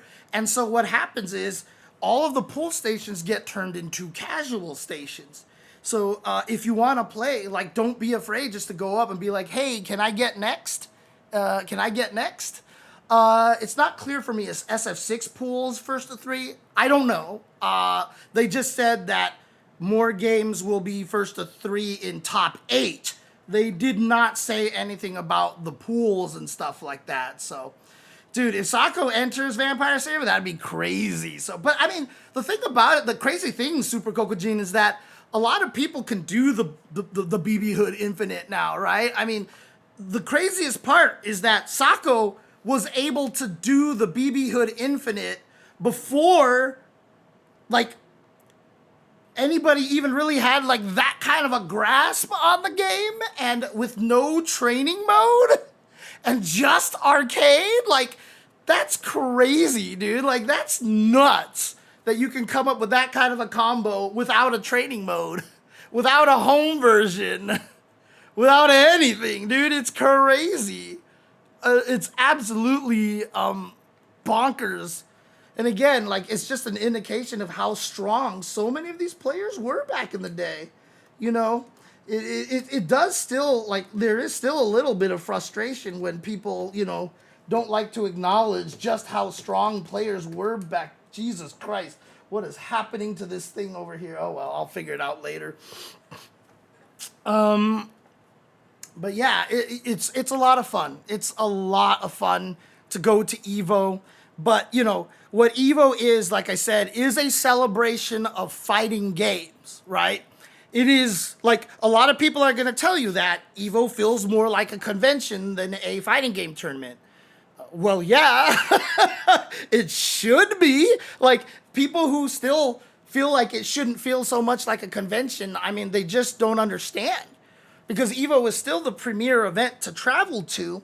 And if you go there expecting, like hearing all this stuff about Evo, and if you go there and, like, Evo turns out just to be like this tournament, and when you're out of your pool, there's literally nothing to do, like, what kind of event is that, right? Like, a lot of people actually go there without entering anything. And so you have to cater to a lot of the spectators and stuff. And again, you know, by the time you get to mid-Saturday, like, 99% of the players have been eliminated, right? Like, what are they gonna do, right? And the cool thing about it is, like, last year, so before that, 2 years ago, Sunday wasn't even open. Sunday was just closed. But last year, they left Sunday open so you could still just do all the things on Sunday. The vendors could still sell more stuff. You didn't have to be in the arena because also there was official, like, Maximilian restreams on one of the stages. Like, Maximilian and his crew were just on the stage restreaming from there. And so you could, you know, if you couldn't get into the arena, you could just sit in the audience watching Maximilian restream out there and just have a good time listening to him and stuff like that. And again, I tell the story every time. There was one Evo before Evo 2009. Might have been, oh, actually, no, it was before 2009. But like I was there with Chris Lee, and I think one of the Cannons was there, and the three of us were talking. And some guy just runs up to us and he's like, guys, you like this tournament is amazing. I'm so excited. I saved up a lot of money for this event. What merch can I buy? Where's the merch? And we were like, merch? Like, there was literally nothing there for anybody to buy. And I remember, like, the Monday after Evo, when we were all sitting there talking about it, we were like, what kind of merch can we come up with? And we were, like, trying to, like, make up all this different merch and stuff like this. Like, we came up with the idea of having, like, a, like, Evo branded mini, like, toolbox that came with Allen wrenches and like screwdrivers and stuff to help you mod your controllers. Like, we were trying to come up with everything. And you know, the beautiful part is that, you know, outside of Gaming Generation selling official Evo merch there, no, it did sound kind of cool.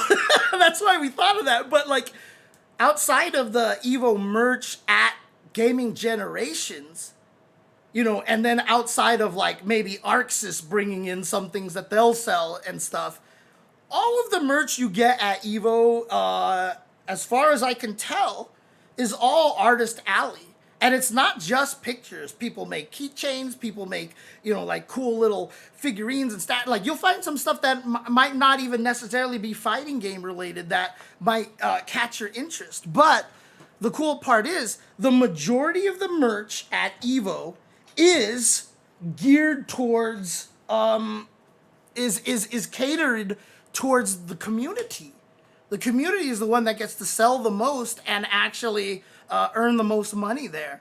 So, you know, despite the fact that like a merch table there, I believe is pretty expensive. However, every time I speak to the artists in the Artist Alley at Evo, they always unanimously say, like, they make more money at Evo than any other convention that they go to. Like, they're just like, it's not even comparable. That they always sell so much over there, and it's really, really cool. Oh, that reminds me, for first-time people, if you're competing, you may want to limit yourself to 1 or 2 games. Yeah, that's true, too. You just don't want to overwhelm yourself and such. And yeah, just entering maybe some of the games that you care about the most, and then just kind of judging it, right? Like again, you go to Evo, absorb the atmosphere, make some friends, talk to people, and again, the reason why Evo Sunday is so cool is because you're in a room with thousands of people who actually legit enjoy the same thing that you do. So when someone does something sick, you're actually in a room where everybody goes apeshit. Like when Hayao did all that crazy shit on Third Strike, like the arena like exploded. You know, like, and being in a room with like, most of the time you're watching fighting, look, let's face it, like, we have to be realistic about it all the time. Fighting games are still a niche of a niche. Esports is a niche. Fighting games are a niche within esports. So we're literally the niche of a niche. And so, you know, most of the time you're watching fighting games, it's not going to be like, you know, you get to watch it with people cheering. Maybe the chat explodes and you're like, whoa, and you type whoa in the chat or something like that. But I'm telling you right now, when you are in the same room, shout outs to Fly Loam for the sub, appreciate you. When you are in the same room as all these people and everyone goes apeshit for the same thing that you are going apeshit for, it is a magical feeling. Especially if it's like, let's say, Blaze Blue or Rivals of Ether, right? Because like I can't speak about Rivals of Aether's fan base and community and stuff like that, but you know, something like Vampire Savior, something like Virtua Fighter, fan base isn't necessarily as large. But Evo is the best chance to get the most of them into one room as possible. And so like being able to be in that room with everybody else who loves the same thing you love and just getting to feel the energy and the vibe. I always tell people when I run into them at Evo, I'm like, did you get Sunday tickets? And they're like, yeah. And I'm like, dude, enjoy it. It's gonna change. It's like life altering. And then like after the tournament or on Monday while I'm wandering around, I'll just like run into them in the casino. And I was like, was I right? And they're like, bro, they're like, oh my God, you were not wrong, you know, kind of a thing. And so it's really, really cool. So, dude, there was a lot announced, Hard Guanaco, but there is no MK1. There's no MK1 and there's no Retro MK. Again, I can't speak to it because I don't own it. I have heard that if you are just a fan of Mortal Kombat and enjoy the game like you have enjoyed the making of Karateka and, you know, the making of Atari 2600 or the history of Atari, and you use it for the information, get to play all these little interesting betas and read about all the stuff. Like the Mortal Kombat collection is awesome. That's what Digital Eclipse thrives on. Like that's their area of expertise. But I heard the games themselves have issues and not just online. So I heard even offline, those games don't play particularly well. I don't know, but my speculation is that if like UMK3, I feel like would have been a shoo-in to be a game at this year, but like if it doesn't run well and if the community is mad and hates that version, like they probably weren't gonna run it, honestly. So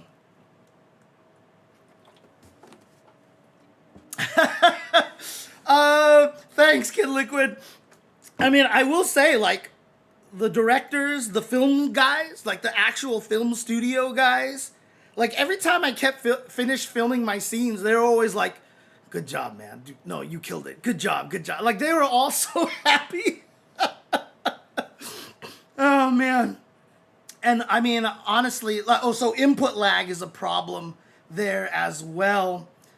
So yeah, like I heard, I mean, the thing is, for me, like, even as a kid, like, as an introvert, I used to star in the main roles of all the school plays, you know? Like, I literally was always that guy. I've always wanted to be a cartoon voice, you know? It's one of the reasons why I got on camera to do commentary is because, like, despite being an introvert, I didn't have that fear of public speaking. Thankfully, my high school counselor picked up on that because she could kind of tell I was super introverted and super indecisive, because I think it was for, God, wasn't it my senior year? Maybe it was my senior or 11th grade year, but I was in the room with my counselor, and she's like, okay, you have room to just take an elective. What do you want to take? And I was like, I have no idea. And literally my brother who drove me there, I turned to him, I was like, what do you think I should take? And my brother was like, I don't know. Like, and I think she could kind of tell that, you know, it was that decision paralysis and kind of thing. So I think she secretly knew that whatever she suggested for me, I would not say no. And she was like, I'm signing you up for speech class. And like, in my brain, I'm like, speech? No, you know, but I was like, okay. And I ended up taking speech class, and like, literally, like, I was one of the most like outgoing, like very careful presentation, and I had all the voice inflections and all that stuff like that. And so yeah, I ended up taking speech classes, and I think that helped a lot. I think that really broke a lot of the fear and barriers that I had, even though like I said, in elementary school, I was always the lead part in all the school plays, you know, kind of things. So, you know, it's always just something that I've enjoyed doing.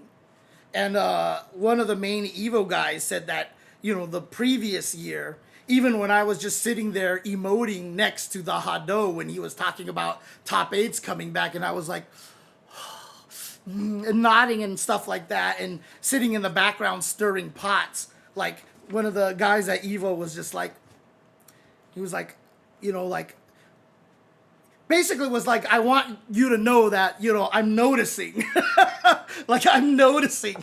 And so this year, like, he was like, yeah, I want you to come and do all these parts for us. And I was like, okay. So, yeah. It's also sign of a high IQ. Is that a real thing, Bretonian? I mean, I'm not gonna lie, my IQ was really high when I took the IQ test a long time ago. I don't remember what it was exactly, and recently I just took a cognitive test for testing my ADHD, and my psychiatrist was like, he's like, dude, you finished like in the 99th percentile of like every category except for one. I only did, well, technically I only did average in 2 categories basically. But I mean, watching the way that I am these days, I mean, it's like, I feel like I'm a moron because I keep messing up on a lot of things. But, and just like making all these stupid mistakes and stuff like that. But again, a lot of the times people say like those kind of signs, like those ADHD kind of signs usually are a little bit of signs of, you know, the freaking high IQs and stuff like that. So I don't buy a lot of merch from Evo, Michael, because I don't have any money. I don't have any money. So, like, I'm always begging for merch. So, like, I talked to, you know, one of the Evo guys. I was like, hey, I can wear a bunch of the Evo merch on stream. And he's like, yeah, it's a good idea. Which ones do you want? He sent me the store link. He's like, which ones do you want? You get to keep them. So this is actually one of them that I got to keep from them. There was another one that I ordered, but somebody else, I won't name names, claimed it. And it was supposed to be mine. It was the one I wanted the most. And somebody else claimed it. And I was like, I think that was supposed to be. And then it was already too late. I was so sad. So I'm going to have to talk to somebody and see if I can get one. Anyways. But again, what you'll learn about like being in the freelance business and stuff like that, it is so easy when you're an influencer to get product. But it is impossible to get money. It is impossible to get money. And, you know, it makes a lot of sense, right? Because, like, if you're getting product, it's part of advertising, it's part of this. You don't have to count somebody to be on your payroll. You don't have to worry about them filling out W-9s for you. You don't have to do all this other stuff. And so it's just severely easier from any company standpoint to give out product than it is to actually pay people to do stuff, right? That's why I have a freaking Quamba 2009 and all these Victrix and Quamba sticks. And, you know, I got a brand new gaming PC. I have a beautiful Elgato mic that I got, you know, for free. Shout outs to Elgato. They gave me this. They gave me a Stream Deck. They gave me a freaking teleprompter, stuff like that. They've given me a lot of cool free stuff. And so, like, I can get, like, a lot of free stuff, but outside of that, it's hard, dude. It's really, really hard.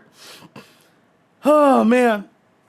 But, yeah, it's again, like, it's really cool.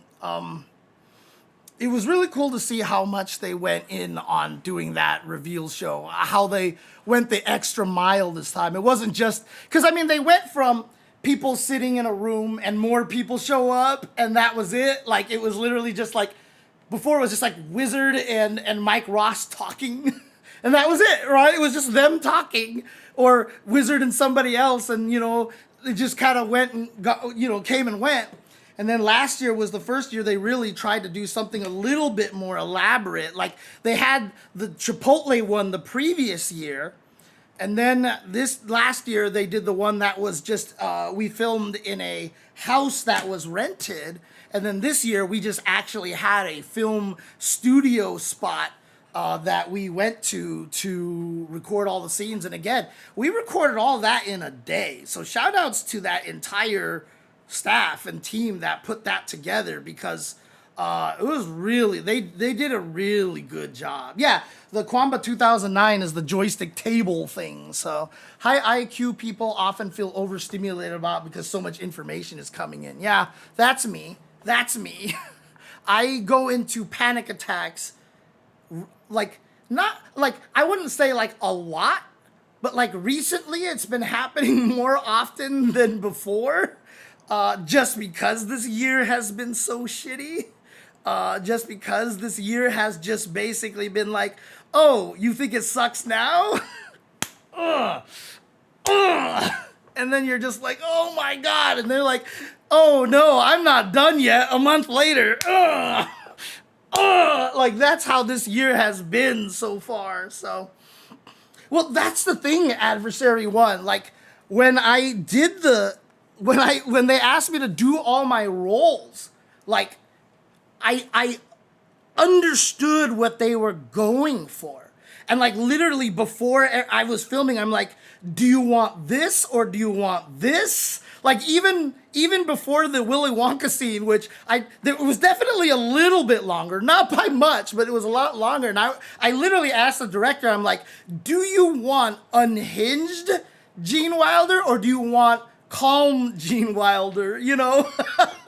Because, you know, I could definitely go unhinged Gene Wilder, Young Frankenstein style, or I could, like, I literally sat there and, like, listened to, like, how to pronounce objet d'art, like, how to pronounce it and stuff. Like, and every time I was, like, filming, I'm like, should I do this? Should I do this? How do I want to? And, like, I totally got what it was that they wanted me to do. There was one scene that was completely missing now that I think about it. So there was another scene where it was supposed to be like one of those old video game ads, you know, with the little kid being like, you know, like, I'm the best or I win, you know, kind of things that I was doing there. So, but yeah, like there was a lot of stuff. Yeah, I know, we should get a director's cut, right?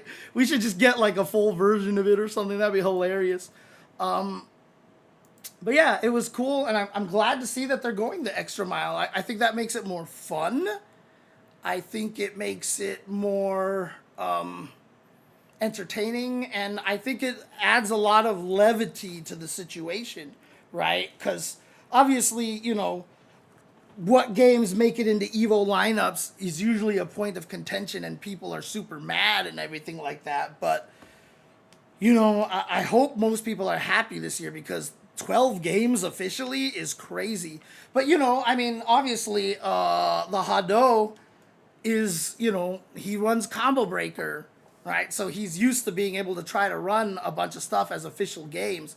One of the unfortunate situations, because I know the previous EVO staff, you know, when it was under the Cannons and Seth and Wizard, you know, the idea was that when Top 8 happens, you shut everything down so that everybody watches the Top 8, right? Because the mentality of that was to make sure everybody watches the Top 8 so that you could absorb even games that you didn't normally watch, right? So unfortunately now there'll be 2 Top 8s running at the same time occasionally, and like, you know, you could still run around and play in the arcade and stuff like that, but, you know, the scene is getting too big that I don't think we can kind of keep that mentality anymore. You know, it was different when it was literally just like we ran 5 games, or, you know, it got to 6, 7, or 8 games and such. But even then, like, we had 1 on Friday, 2 on Saturday, and then some more over there. So like, it just started moving away from that in general. So I think that's just how it is. Oh yeah, I mean, the unhappy people are the MK folks. Like, look, I have a lot of empathy for them. I really wish we had a Mortal Kombat there, because that would be fair. And you know, it felt like it would have been just. But unfortunately, the MK scene has had lots of reasons to feel upset recently. And I think that cascaded into them being more upset because like they're so unhappy with MK1, and then the Legacy collection was just, you know, a lot of people are mad. You know, like I don't think they're being punished for being unhappy. The problem is that the powers that, you know, the powers that be in charge of making Mortal Kombat. And again, I'm not blaming NetherRealm Studios either, because I know NetherRealm Studios, they want to do differently. They want to make better and like literally, like everybody knows now that like MK1 was rushed out the door. It went from like announcement to like release in like 3 or 4 months or something crazy like that. It was ridiculous, right? Like it was clear that they did not get enough time to bake on the game. And so like there was just so much that they were fighting against. So again, it's not NetherRealm's fault. I blame WB because they keep making a lot of dumb decisions. So I'll just blame WB. But you know, just a lot of things are going against the MK community, and it sucks. I really think it sucks, honestly.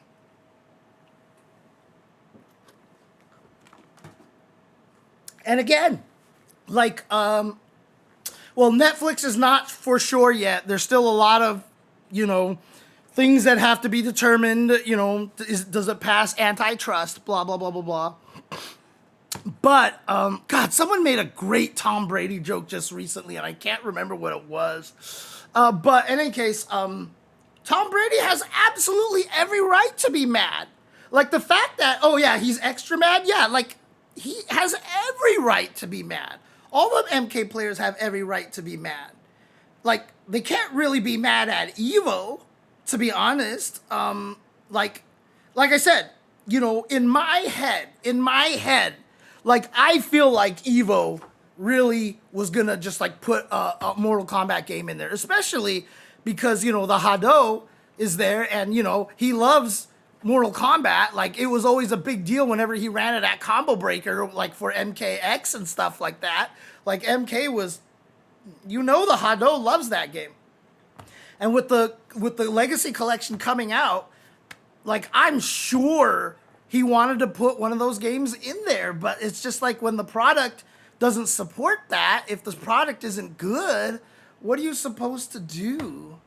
Like, what are you supposed to do? You know what I mean? Like, it sucks. Like, are you just gonna put out a game that has input lag and just, you know, everyone's miserable? Like, what do you do? You know, what do you do? It's okay. I'm an MK person, but MK1 was awful. Yeah, I mean, I don't even think MK1 was as bad as people say it was. Like, I know there's a lot of people out there who enjoy the game. And, you know, that's a big part of the conversation as well, that people just gotta stop shitting on games, dude. Like, especially for the, not even cross-series shitting on. I'm talking about in-series shitting on. Because, like, you spend all your time, like, being mad that the next game in your series doesn't play like the current one that you're playing. And, you know, like, this is the kind of vibes you build. A lot of people have said this, you know, like, I mean, I was literally talking to somebody on Twitter, and it, like, terrifies me that he's like, because I put a whole rant out there, like, you know, stop shitting on games and blah, blah, blah, blah. And someone literally responded to me. They're like, well, I like it when I hear the negative opinions because it helps me know what not to buy. And like that was just like,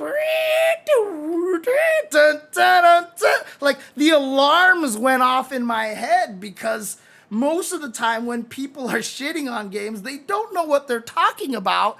They're parroting somebody else, or they just have something out for that game.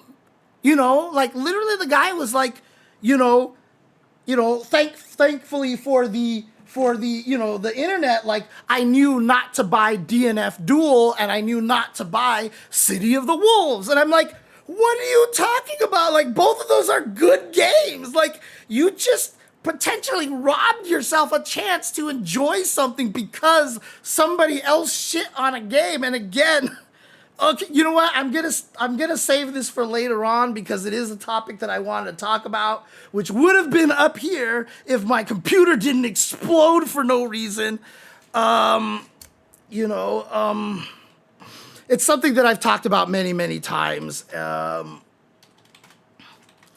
don't even know how to talk about this. I don't even know how to present this. What do I call this? But basically,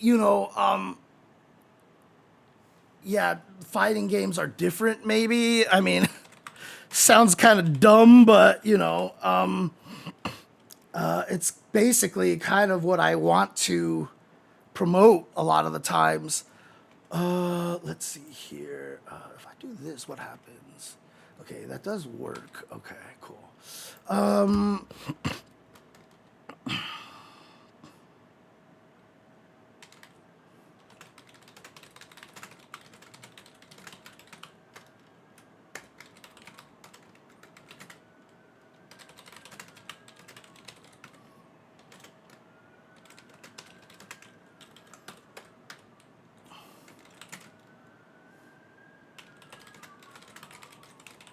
Like, I hate saying it this way, but like, I just kind of feel this way, honestly. So, God, I had the wrong message here this whole time because of how bad everything exploded. Jesus Christ. Editor, if you can, let's do this. Live restream of Evo 2026's reveals. Evo 2026 game reveals for Evo Japan and Evo World. Let's see here. Game reveals and more for, okay, there we go. So, editor, if you have a chance, you can just take this static image here of the text down here. Feel free to copy it, paste it over the incorrect text, and put that there instead. Oh man, okay. Anyways, like it's really annoying how we all talk about fighting games, honestly. So, wait, so everybody expecting Injustice 3 this time around? No, I mean, if Injustice 3 hasn't been announced, there's just nothing, they can't expect that. RAM prices are up, time for the computer to die. Dude, PCs are about to explode. PCs are about to explode. Like, seriously. Like, I don't know if people are ready for just how bad it's going to get for PCs. Because, as I was told by a PC hardware guy who kind of like has some, has their fingers in the scene and all that stuff like that, AI is killing the market right now because they are buying everything. And they are, because it just takes so goddamn much to process all of this AI fuckery that's going on out there. The prices for RAM, the prices for processors, the prices for storage, everything is just starting to just shoot the hell up. I mean, literally, I've had people say, like, if you have an opportunity right now to upgrade your PC, do it now. Because if you wait any longer, like, you might get screwed. You might get screwed if you wait a little bit longer. I really wanted a laptop, but I'm so bad at searching for laptops, and frankly, I didn't have the money to buy a laptop anyway. So, unless like people are okay if I like start like a GoFundMe thing here to fund me a laptop, I think that would be cool, but I don't want to do that because, while a laptop would be great, it's still nice to have for me and not like I need this because like when I crowdfunded my chair that I'm sitting on, because the old chair that I was sitting on was literally killing my back and killing my ass. And so like that was I need this now kind of thing, but a laptop is just like a nice to have, unfortunately. Yeah, before it was crypto mining, now it's AI. Yep, AI is just destroying everything right now. So, Yeah. Oh, memory is already super expensive, Panza. Oh, that sucks. What was like 300 AU for my wife's 64 gigs of RAM start of the year is now 1,200. So it went from it quadrupled in price, dude. That's insane. Yeah, data centers and companies are trying to buy up all the RAM with long-term contracts. Those same RAM manufacturers don't want to make more for consumers. Yeah, like, dude, it's nuts. Like, you want another reason why AI sucks? There you go, right there. Like, people don't realize how much fucking processing power AI takes. Because the worst thing about AI is that it is called artificial intelligence. So what the casual average audience thinks is that to make AI, all you do is just build a smarter and smarter computer. The problem is the computers don't think at all. They're not doing any thinking whatsoever. The only thing that AI does right now, mostly, is pattern recognition. But it is the most advanced pattern recognition that you can create so that because life skews certain ways, the AI can accurately replicate what life is, right? So AI is not going, oh, people think this way. It just reads a bunch of words. The words tend to fit this way. And so they can spit out responses that make a lot of sense. Computers aren't thinking yet. And in order to get to this point where stuff like Midjourney can like actually take something and reasonably keep it so that it does, like you've seen early AI where like as something is moving, like it just changes, like it like all of a sudden the clothes change, and we still see that, but it's clearly better than it was before. And that is only done through the analysis of just like billions of just like gigs out there. Like, I don't even know if billions and billions of gigs exist out there, but that's what it's doing. And it's not that you're writing smarter artificial intelligence. What you're doing is adding more things for the artificial intelligence to pick up on so that the pattern recognition is now finding more relevant patterns. But again, in order to do that, you have to analyze stupid amounts of data. So when people are like, look, AI is killing the environment, and you're like, what the hell is that? How is it killing the environment? Well, because it takes so much processing, so much storage space, so much RAM and everything to just be 24/7 processing this information. I mean, they've said that like some of these AI stations use more electricity than a third world, like than not even third world countries, but like actually developed countries. It uses like one AI server farm uses more electricity than some of these like actually nice countries out there. And that is a lot of heat being generated by all of these machines. And do you know how they cool all those machines? Water. They just cool all of this shit with water. And so they're just using gobs and gobs of water, like just like lakefuls of water to like keep these things cool. It's so absolutely nuts.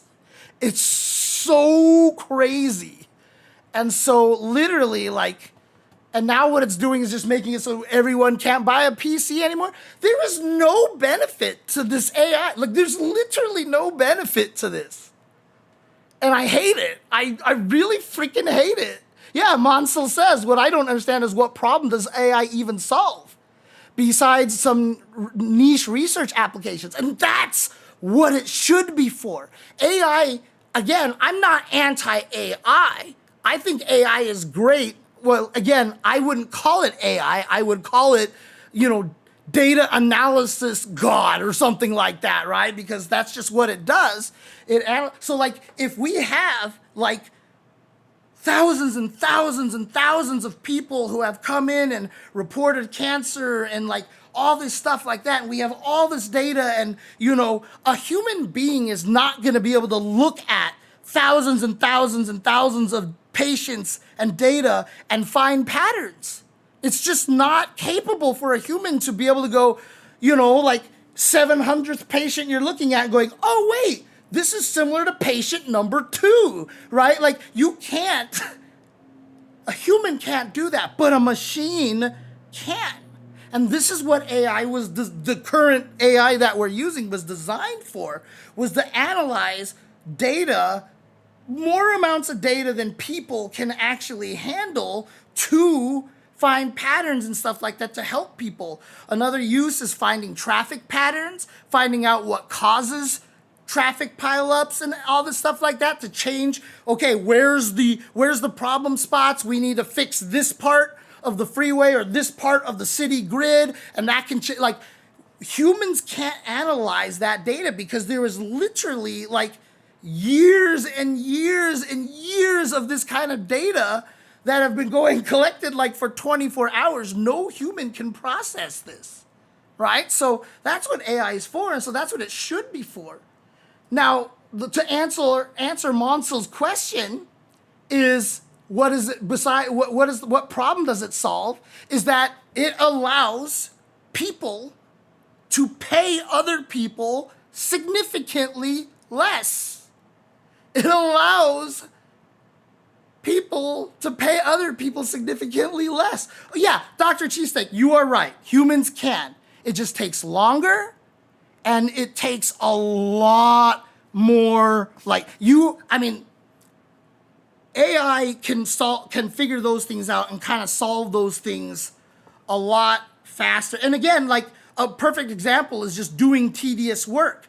The protein folding. Do you guys all remember the protein folding phase where everybody just ran the protein folding thing on as their screensavers? Like that shit actually solved a lot of things because of the amount of people just using their computer's processing power to scan all these things, right? And that was a very practical, useful way to use AI, kind of. And again, like people are going to say that's not AI. No, that is literally what AI is. You guys have no idea that AI is not thinking. Like it doesn't know what anything is, right? The only reason why I can tell you what a dog is supposed to look like is because it has processed like gigs on gigs on gigs and gigs and gigs of something that the processing said, this is a dog, right? And so what it does is it takes something that is told as a dog and like slowly reduces it little by little by little until it gets a nugget that is discernible and easier to process. And you will find patterns between all, for example, images that say dog. And when they get all kind of like reduced, and you find all these different nuggets, you're like, hey, these are all similar and they're all labeled dog. This is what dog must mean. And so eventually, by analyzing gigs on gigs on gigs of data, when you ask for it to make a dog, it can take that information and kind of re-engineer it, reverse engineer it back into what they think a dog is. And when you have running or animal running or dog doing this or this breed of dog and whatever, again, you have to process so much goddamn amount of data to get to that point. And again, it's not doing any thinking. If I just started putting in a shit ton of images that were images of toasters and I called it dog, the AI is not going to be able to go, that's not a dog. It's just going to go, oh, this is a dog. And eventually we're going to have Frankenstein dog toasters out there every time you ask AI to generate a dog.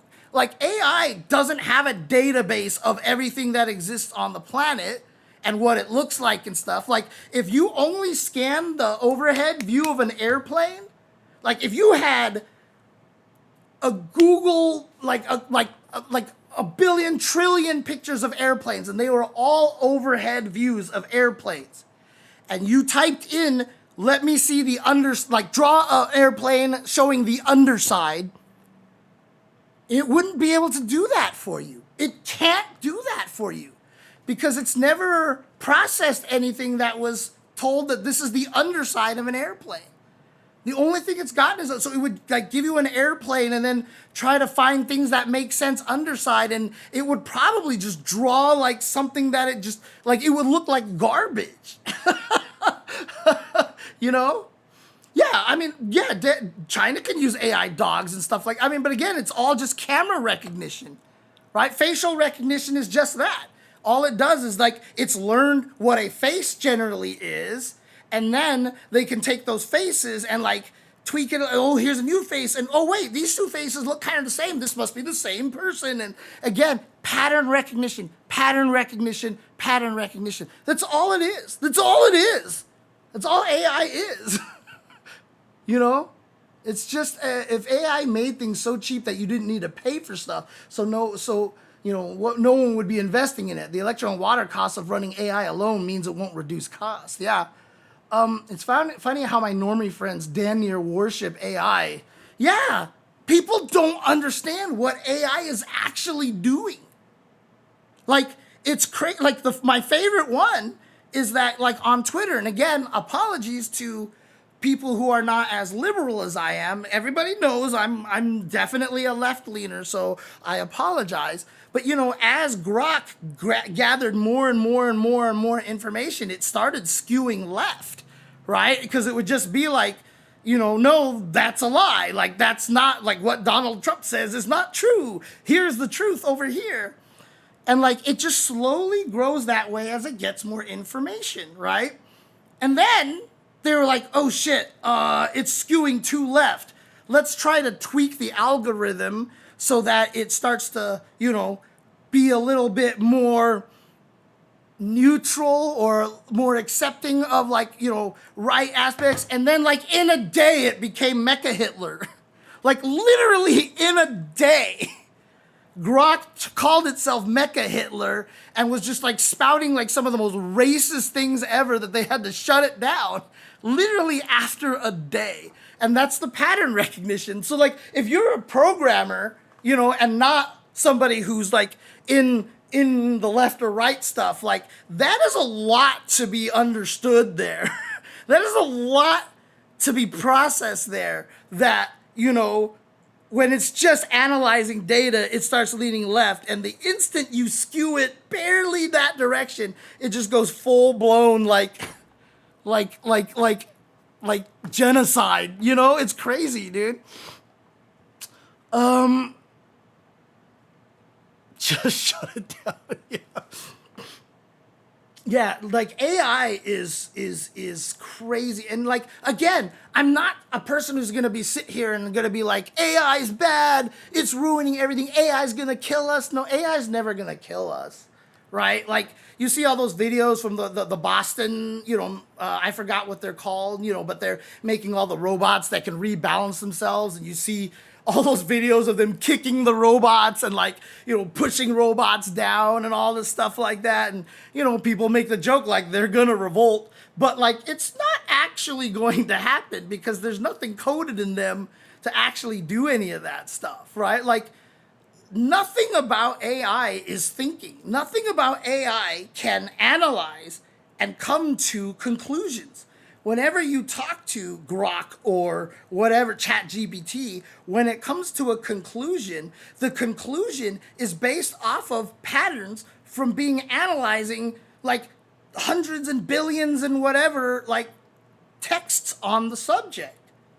It's not actually coming to a conclusion. When it types out in conclusion, it's not making a conclusion. It's literally generating a bunch of words in an order that it understands that because it's processed all this stuff, this is kind of what should be put out. And it's so convincing, not because it's thinking. It's so convincing because that is how much goddamn data that AI has processed. And almost 99% of it is done without permission.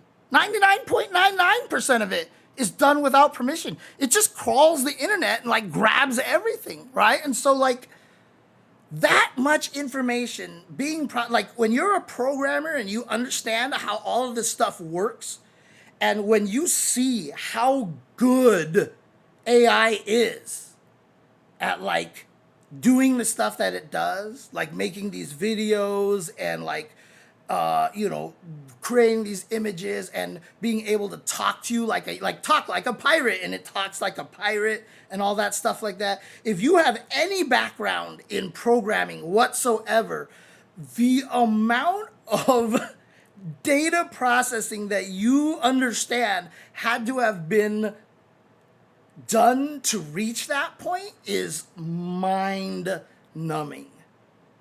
Like, it is so ridiculous. Thanks, Water Kirby, appreciate it. There were cases where the AI lied to the person interacting to avoid getting shut off. Yeah, there's like weird, but again, it's not necessarily it's self-preservation. It's just that it's kind of like, I mean, again, has anybody watched The Good Place, right? Like the way Janet, again, spoilers if you haven't seen it, not really a spoiler, but when I say Janet, it'll mean nothing to anybody who hasn't seen it. But, you know, when Janet was threatened to be shut off, it was just like, oh my God, please don't, I have family and kids. And she would bring up a picture with her with a family. And then the guy would be like, I can't do it. And she's like, don't worry, I don't actually have a family. You know, I'm just, you know, this is how I just act to prevent people from shutting me off. And they're like, okay. And she's like, stop. You know, all I've wanted to do is like do this crazy thing and I will never have the chance. Like literally, that was like one of the best examples of what AI is. Like AI literally doesn't know what, you know. I mean, maybe it could get to the point where it's analyzed so much self-preservation that it does do the Ultron thing of being like, well, if I need to protect humanity, you know, I need to take over the world kind of thing. You know, it could get to that point. We're not even remotely close to that yet, but like, that's just kind of how it is. So, X-Men versus Street Fighter is amazing. Oh man. Yeah, Japan has embraced a lot of AI, and it's a problem, honestly. Palantir is already mixing AI with their surveillance. Mix that with their killing drones, they will kill people. I mean, again, it's Winter Soldier, right? It's Winter Soldier. Yeah, it's crazy how it all works out there. And so, you know, again, I don't want to turn my stream into an anti-AI rant, but I mean, honestly, like, this is something that we have to be careful of, honestly, is we aren't educating people on exactly what AI is doing. You talk to people argue with AI on Twitter. Like, Grok gives them an answer and they argue with them and they're like, oh, okay, well, taking this out of account, then what's the answer? And it's like, same answer. Okay, well, focusing on only this, like, or you were wrong, it should be blah, blah, blah. And then, like, Grok would be like, yeah, you know what? You have a point, but most of my analysis, like, people are arguing with AI, dude. Like, it's crazy. Like, people have no idea what AI is actually doing. They have no understanding of how AI actually works. And if you understand how AI works, you know that it is just, I mean, another tweet I saw was like, you know, like it gave all this information. Who was the voice actor of this character? And it gave wrong information because it doesn't have enough analysis on that topic. But AI is not allowed to print out, I don't know. Because AI doesn't know when it doesn't know enough information. AI has to give you an answer. And there's no evaluation in AI, so AI can't ever be like, I don't have enough information for that, so I'm not gonna say. Like, it has to give you an answer by nature of how AI is coded. And so if you ask it a super obscure question, it's not gonna be able to give you the right answer sometimes. There was one example where Google's AI was like, You know, I forgot what the question was, like, how do you avoid like heart failure or something like that, right? And like, it basically processed an article where the article was like, blah, blah, blah, blah. These are the signs that you may have heart failure. Like, these are actions that may cause heart failure, even though the article was talking about how to prevent heart failure. So it bullet pointed a bunch of stuff on what you weren't supposed to do, but the AI processed it as the bullet points as what you're supposed to do. So literally it was like, how do I like prevent heart disease or something like that? And it was literally like, you know, like eat lots of sugar, like, you know, eat fatty foods and da-da-da-da-da. And you're just like, oh my God, you know, you're like, holy crap. It's crazy, dude. It's absolutely crazy.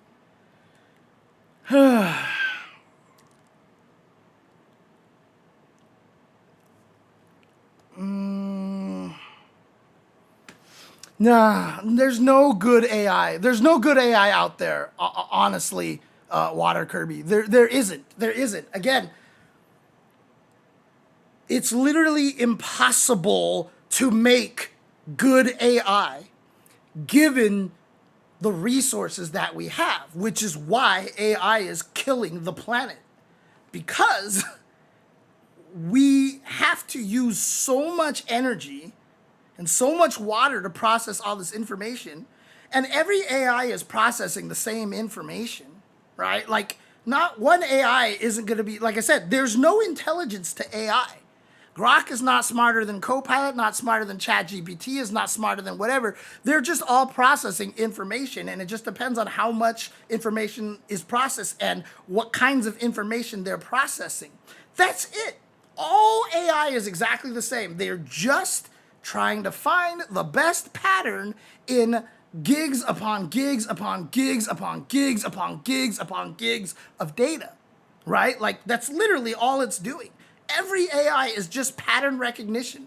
They all will share the same faults because, again, no one is monitoring this because humans cannot monitor what the AI is learning because it's processing too much information. And there's no time when you go to the AI, you're like, what have you learned today, my son? You know, like that. It's just not gonna, because you don't know. You have to ask it the right questions to find out what it learned. And again, in order to do that, you're gonna need to ask it billions upon billions upon billions of questions to be able to figure out what it's processed. And so whatever an AI has processed and whatever is being stored in its database of nuggets of information that have been shrunken down and trying to find the patterns. And again, like, it literally has to go through a giant database of like, okay, what are all the things that were labeled dog? And here's all this stuff. And what are all the things that were labeled dachshund? And take all that stuff in there and then spit out some of the ones that don't match dachshund and then put in all the ones that match running as opposed to lying down or all the stuff and then spit out the other ones that really don't match that. And dude, like, the amount of information that it has to go through is, like I said, it's like gigs upon gigs of data. And like, it's so expensive to do that. And there's no thinking. It's literally just finding the patterns that match together to form the best thing that it can create off of your description. In fact, ironically, they did this kind of on purpose, but they put random elements in it, which is why whenever you tell AI to generate a picture, it generates a different picture every time. If you give it the same prompt, it generates a different picture. Because if it generates the same picture, people think that it's not smart enough and it just does the same thing. Weirdly enough, by making it generate a different picture every time, it makes people think that AI is more creative and more intelligent.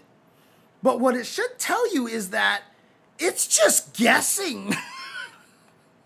Everything AI does is a guess.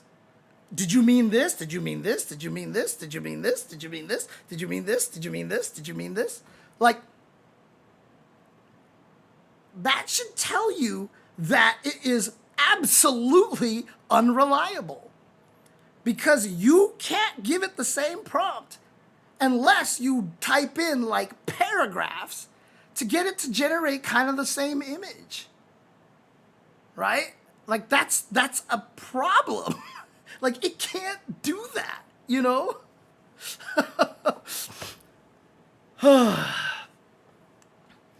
Yeah, it can check news articles, but again, like if you don't, the thing about it is if you're a human being, you can process which news articles are fake, right? Or not even fake, but like you can tell, like someone could just go out there and write like the dumbest article in the world. If you could get enough people to generate enough articles that explain that gravity doesn't exist, whenever AI processes anything about gravity, like I said, if you can create billions and billions of gigs of information that says that gravity is a hoax, it'll eventually think that gravity is a hoax. Right? So like, it doesn't even have any sort of judgment call when it's reading articles. Like if you just type in the article, scientific proof, research, this guy did this research, and point to a fake paper or whatever and do all this stuff like that, like there's no way for AI to know that someone is committing fraud or trying to mislead it. It is just impossible because the only thing AI does is process information. It makes no judgment calls. It makes no analysis. It doesn't do any sort of vetting or anything. It's just taking whatever is the most common, and that's what it spits back out. Which is why, like I said, when you ask for a dog, it'll give you dog, but if I upload billions on billions on billions of pictures of toasters and I called them all dogs, eventually when you ask an AI to generate a dog, you will get a weird Frankenstein dog toaster. Like that's just gonna happen because again, AI cannot make any sort of knowledge check. It has no process, no discernibility, no intelligence, no analysis.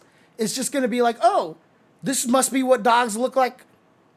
And that's it. That's it. That's all it can think. Because it doesn't think. AI doesn't think. There's no intelligence in AI, which is why I hate calling it AI, because what everybody through sci-fi, you know, AI is a thinking machine. And all the stuff that we're doing in AI right now has no thinking. And so I hate the fact that it's called artificial intelligence. It shouldn't be called artificial intelligence. It should be called the greatest pattern finding database, most gigantic database.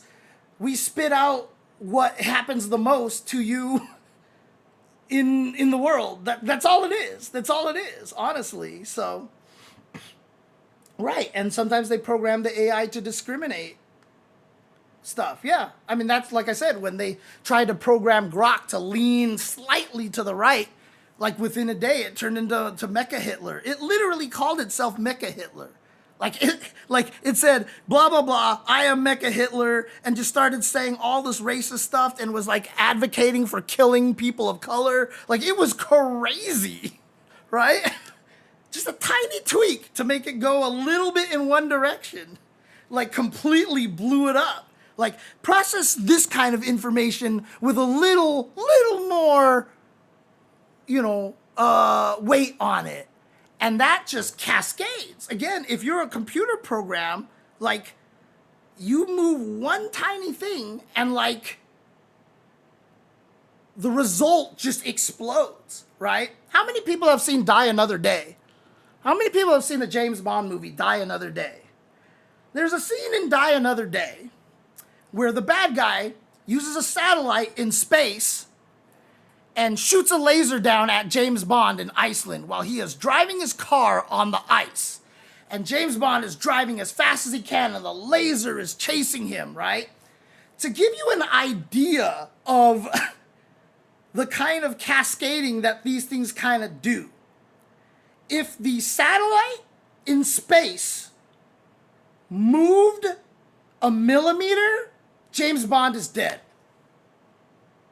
If the satellite in space moved a millimeter, the miles and miles and miles of floor on the ground that would have gotten burned by that laser, like would have just went, it just would have went boom, like that. That's it. That's it. That's how far up in space these damn satellites are.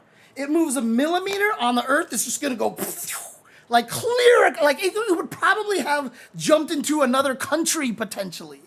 Like, people don't understand scope of things, right? Which is why that scene always like makes me like facepalm, because he's outrunning a laser from space. You know, like literally you just, that's it, James Bond died. Like, a car cannot outrun that laser. So like, that's the problem, is that people don't understand the scope of these things. So like literally trying to skew your AI to accept certain biases just slightly results in it turning into Mecha Hitler in a day. In a day.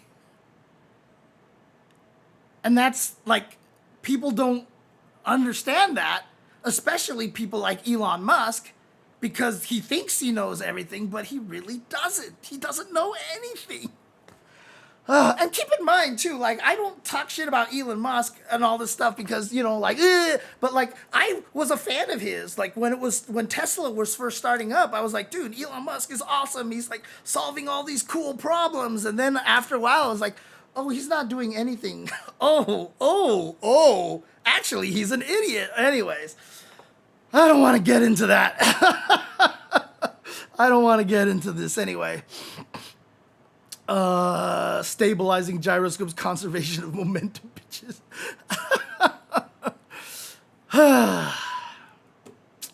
Yeah, so that's my rant on AI right now. People are not educated on AI, and if you're a programmer and you realize that machines can only do what we tell it to do, and you realize that machines are not making decisions, they're not judging, they're not trying to come up with conclusions. It's literally impossible for AI to think.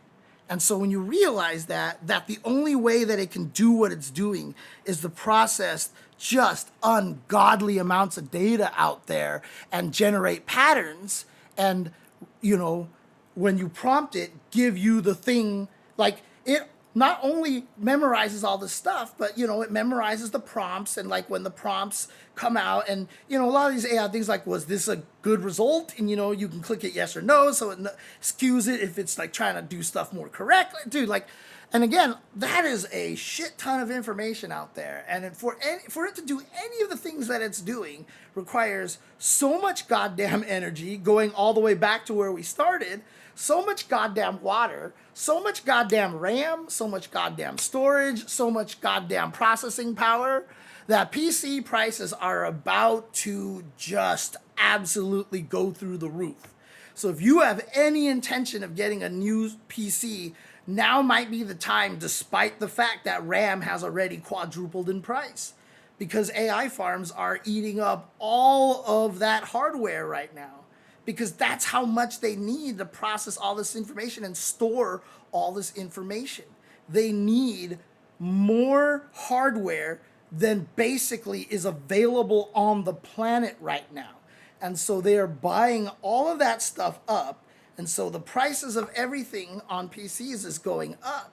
And so if you don't buy a PC now, unless something changes, absolutely something can change and the prices won't skyrocket. But the current trend is that PCs are about to like quadruple in price overall. Like a PC that you used to be able to build for like $1,200 will probably cost like $5,000 pretty soon, dude. It's crazy. It's actually kind of scary. How can I tell you're not an AI, James? I mean, honestly, there's really no real way to be able to tell, outside of the fact that like I clearly make mistakes and I say a lot of head ass shit, you know, every once in a while. But I mean, if AI is really good, there's no way to tell. I mean, there is the simulation theory that exists out there, right? Like, the simulation theory is that actually what we know about the universe and everything like that doesn't actually exist, and we're just all a computer program. And so basically, some other entity is out there and they're running experiments on cultures and like on societies, and like they're running millions of planets out there just to see how they evolve over time, because they're trying to solve a problem. And we could just be AI. That's just like everything that we know is not real. We're just here, and they're like interesting. So they've seen all this crazy stuff that we put in their outer space, and this is their conclusion. Interesting. We unleashed the virus, and wow, people actually believe it's a hoax. That's crazy. You know, like they could just be studying us, honestly. Right? Yeah, I mean, well, the thing about it is like the AI making mistakes would have to be AI making mistakes on purpose. So there would have to be some sort of randomizer in there that every once in a while something is made to spew out wrong information. AI being wrong currently is that, you know, it's just doing bad pattern analysis. Again, in order for me to spout mistakes because AI is trying to make me spout mistakes to seem as real as possible would require a lot more processing and a lot more information and stuff, you know. And then for some people, they would generate like, okay, well, this guy, we're just going to skew him to be 12% wrong. This guy, we're going to skew to 5% wrong. This guy, we're going to skew to 80% wrong. Whoa, they elected him to president. You know, something, sorry, I said I wasn't going to get political. Sorry. Anyways, so yeah, like they would actually have to do something like that, and that's kind of tough, right? So, anyways, glad you appreciated that, Master Procrastinator. That's why, like, honestly, I feel like we are in a simulation, because I feel like in the past, like 20 years, like the scientists are like, let's inject, okay, you know, they don't believe they're killing the climate. They just like sucked all of this cool oil thing we put in the ground, and let's start giving them all the signs that the climate is getting destroyed. They still don't believe it? Let's try more.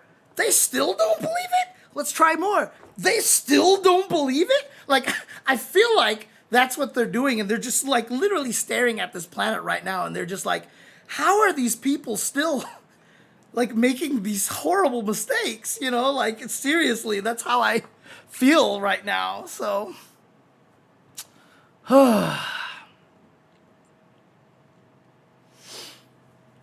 so like one person I saw was like, she was just like, yeah, I'm starting to believe more and more in the simulation theory. And I was like, actually, you've got a point. You've got a really good point.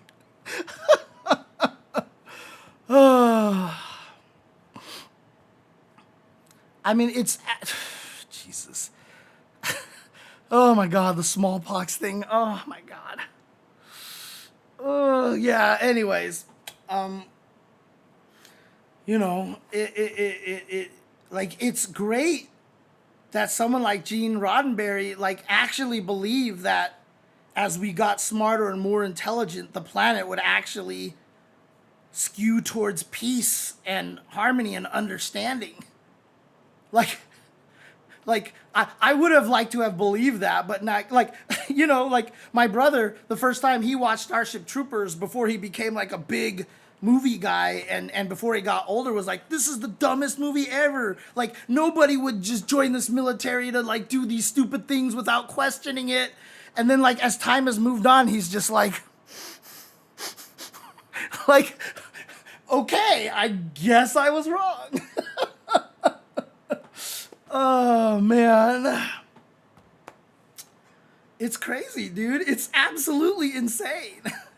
And my brother thought that, like, when it was the Gulf War, he was like, oh, my God, like, we're just doing this, like we're just making shit up to go blow these people up, and we're doing it, you know? It's like, what the hell? You know, and it was, yeah, it's crazy, dude. It's absolutely crazy.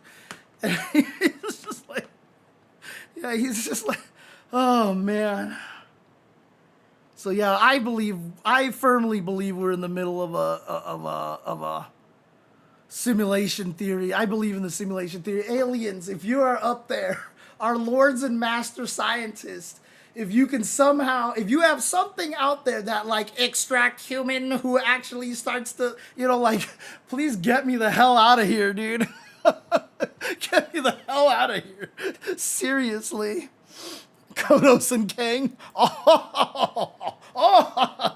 Oh my God. Anyways. Let's talk about fighting games, shall we? Before I even do anything, yo, that Street Fighter League was nuts. Can we talk about that a little bit? That shit was nuts, dude. Freaking Psycho. Jesus. Psycho versus Blas, like, seriously. Psycho versus Blas. I don't know if you guys saw my tweet about Psycho versus Blas. And what I will do right now is I'm actually going to bring up my awesome spreadsheet, which I still want to do more for. So let's go over here. So this is my crazy spreadsheet. So in case you guys haven't seen this yet, this is my spreadsheet where I've recorded all of the crazy details. As you can see here, here's all of the regular season matches here that I've recorded all the way down to, you know, the final day 8, basically, over here. So I've recorded all this data here. Then I went to the playoffs and I recorded all the playoff results, created all these stats. These stats are auto-generated, by the way. Like you see, Juninho Ross, 60 points. Sets won, sets lost, 6 out of 2. Total sets, 8. So he won 75% of his sets. If I go to the if I go to the very top here, like so, like let's just go to the very top here.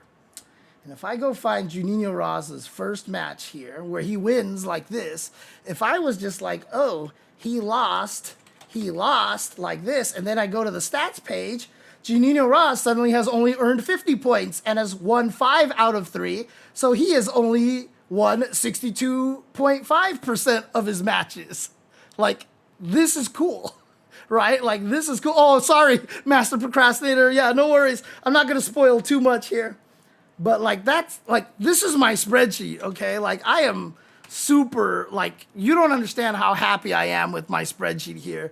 It's got so much crazy stuff, and I'm going to be trying to add more eventually. Like, this tab here, I want to make a little bit bigger right now. I'm just doing some tests here right now. As you can see, there's nothing on this page, but, like, I have done a lot of crazy stuff here. But I just want to say, the only thing that I just want to add here real quick is that Blas and Psycho. So Psycho was put up against Blas because Psycho has had success against Blas in the past. He's beat him at Blink Respawn. I think he's beat him at some other event or whatever like that. So whenever FlyQuest played against 2Game, they would put Psycho up against Blas if they were the home team, if they could make that assignment.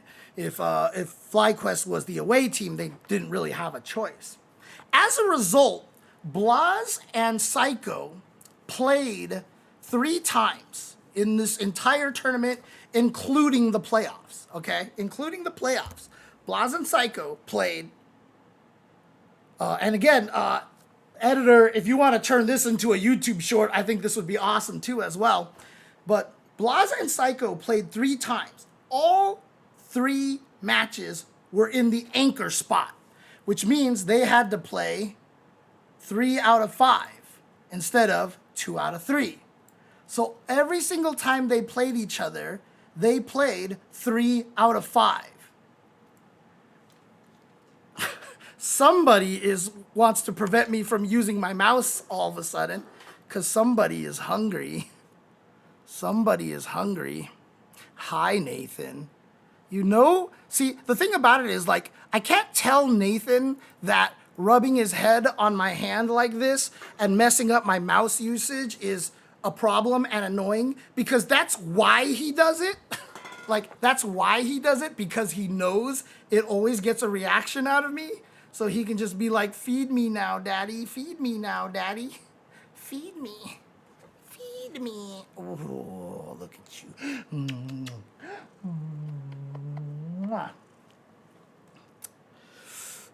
But let me tell you something. Blas versus Psycho. Okay. I can't click. I can't click. I can't click on the thing that I want to click on. I need a mouse subterfuge here. If I can get like a fake mouse and like put my hand on that one and use the real mouse with my left hand or something like that. Jesus. But so again, they played 3 sets, all of them anchor, all of them 3 out of 5. Of a maximum of 15 possible games, right? Of a maximum of 15 possible games, they played 15 games. Of a maximum possible 45 rounds, which is 3 rounds per game, they played 39 rounds. They only were shy of the maximum number of rounds that they could play by 6. So most of their matches were 2 out of 3. Like most of their matches, rounds went to the 3rd round. So like if I come over here and I just do a search here, so I do like find, and so this is something that I want to fix in the future to make it a little bit easier.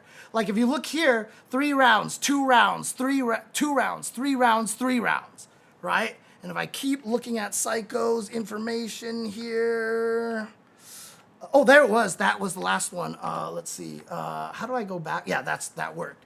And then 3 rounds, 3 rounds, 3 rounds, 2 rounds, 2 rounds. So I think every time they played each other, it was only 2 rounds that they didn't play, which is how it ended up being, yeah, see, 2 rounds, 2 rounds, 3 rounds, 3 rounds, 3 rounds. Like, these guys played each other 3 times. And every time they played each other, every set that they played each other went the maximum number of games and were only 2 rounds shy of playing the maximum amount of rounds. It was insane. Blas versus Psycho was probably like some of the greatest matches out there, which is why I said also in the Evo announcement when like Rob TV was like, and best comeback, you know, low key, you know, Mr. Crimson. No, if you watch some of these matches that were played in the playoffs between Blas and Psycho, yeah, I think even Rob TV's opinions are gonna change. Yeah, thank you, SM Chalice Dreams. Again, the side of me doesn't, Nathan, you're sleeping on the enter button. Like, I love doing this kind of shit, right? Like, you can see, oops, did that change? I don't know here. But like, basically, I love doing this kind of stuff, like spreadsheets, because I'm a programmer. You know, like all these names and all these team names and stuff. I built this spreadsheet to be all automatic. So for example, if I decide like, oh wait, this set was played, actually I'll go down to the very bottom of the page on the last page just to give you an example, because I added an extra one down at the bottom just so people can play with this.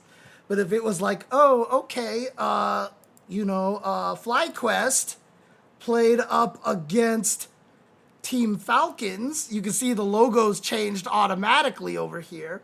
And then when I click down on FlyQuest, here's all the FlyQuest players. But if I change it over to Bandits, and now the logo changes to Bandits, it's all the Bandits players. So let's just say Kaba fought against Oil King. And let's say in game 1, like Kaba obviously uses Guile, so we'll put Guile over here. And then Oil King uses Rashid, so we'll put Rashid here. And then like Kaba won round 1, and then Oil King wins round 2, and then Oil King wins round 3. Oh, it automatically populated the win-loss over here for me. Oh, neat. And then, you know, I can select Guile again here like this. Let's say I just go Guile, and then, you know, it's Rashid again. But this time, Kaba just wins 2 straight. Look at that. It populated again. And as you can see on the right over here, nothing's been filled out. And let's say Oil King changes now to Terry, because that's, you know, his current main. And then he wins here, and then wins with a perfect. Oh, he wins. And now because I have more than 1 win, it detects that Oil King was the winner, Kaba was the loser. Gives him 10 points. It puts the score up here. And at the very bottom, it gives Team Falcons 10 points and Bandits 0. And if I just keep filling this all out, it'll fill out all that information correctly. And like this all happens automatically. And like I said, all of that will change the stats on these page. Like now Oil King will have an extra win over here because he only won 1 set, if I'm not mistaken. But now he's got 2 sets here. So if I come back here and undo all this here. Oh, wait. I might not have actually searched down that far. Let me see here. Nope, it's back to 1 and 6. See? And all this stuff is automatically calculated, dude. Like, dude, the amount of work I put into this dumb thing is, like, silly. And I love this thing. I enjoyed it so much. But, sorry, I've completely gone off the rails. But, yeah, Blaz and Psycho, I mean, the fact that they went the distance that many times. So, the fact that Blaz and Psycho went the distance that many times, 5 games every time, just shy of 2 rounds every set that they played, is just ridiculous. Like, I would pay money to watch an exhibition between those 2 first to 10. I think that would be ridiculous. So, but honestly, like Street Fighter League, like watching Street Fighter League, like Mena is just invincible, dude. Invincible. I swear to God. I mean, he's so good.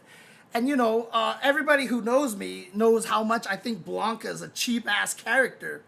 But Blanca doesn't even allow Mena to do... Like, it's not Blanca that's making Mena whiff punish everything correctly or make the right reads when they're going to try to drive cancel. And, you know, all these things like that. Like it's large. Like, Mena's decision-making is ridiculous. Now, do I think Blanca's super good? Of course I do, right? So... The problem is like every time I talk about this, everyone's like, oh, why are you trying to take credit away from Mena? Because I'm not.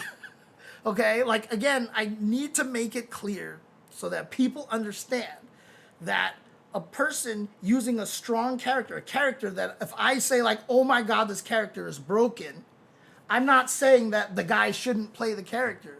I'm saying that he should play the character. In fact, I'm really happy that Mena plays Blanca so he can show people just how nuts that character is. And I've been saying since season 1, I mean, season 1, I said he was top 2. And I think if the game went on long enough, that would have really reared its ugly head. Because, again, jumping OD Blanca ball in the air, being plus on block, was almost, like, that's just like I said, when it got changed, it wasn't a nerf, it was a bug fix. Like, there's just, it can't, like, it's no way it should have ever been plus in the first place, right? So, even now, I think he's top 5. And, you know, talking with some other players who have, you know, like I said, I'm not going to out names or anything like that, but talking to certain people who very much have a good reason to think so. You know, I was talking to them and like both of us were like, so I was like, do you think Blanca's top 5? And they're like, yes.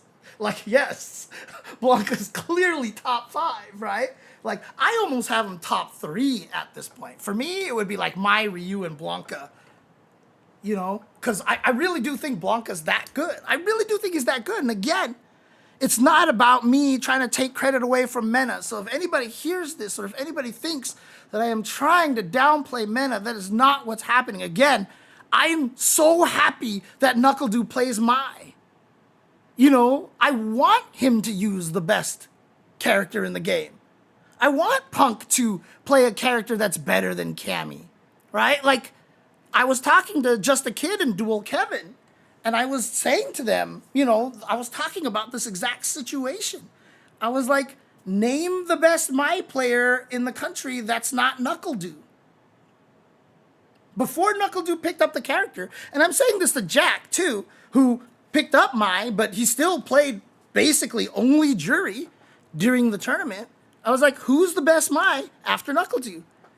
And, like, he was like, and he, like, asked Dual Kevin, and, like, they asked another guy. And we all came to the conclusion, probably Space Boy. Space Boy might be the best Mai after NuckleDu. And, you know, like, Space Boy, clearly extremely strong player. But not at the level at like Mena RD and stuff. And again, it's not a knock on Space Boy. Like, I don't want people to think I'm talking smack about anybody here. But he's just not at that level yet. Even Space Boy would probably tell you the same, right? And then I asked Jack, I was like, so who's our best Ryu? And he was like, Paladin. And I was like, but Paladin, again, not at that level, right? You're not at that level of like when Blas was playing Ryu, you know, kind of a thing, with who just won that last China CPT. Shoot, why can't I remember his name? Well, I know why I can't remember his name, because I can't remember anybody's name at any point in time. You know, the really, really young Japanese kid who just won the China major, he was killing everybody with Ryu, right? And like in America, who do we go to for that kind of Ryu practice? Hinao, there you go, thank you. Who do we go for that Ryu practice, right? And then I was like, okay, who uses JP in the US? And Jack was like, they all left. You know?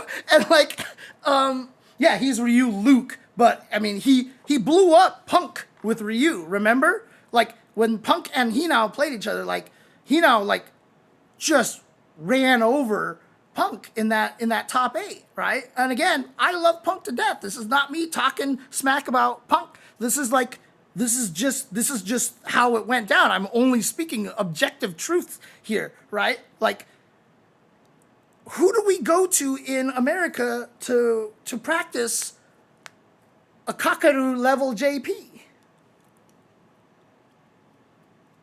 We don't have anybody.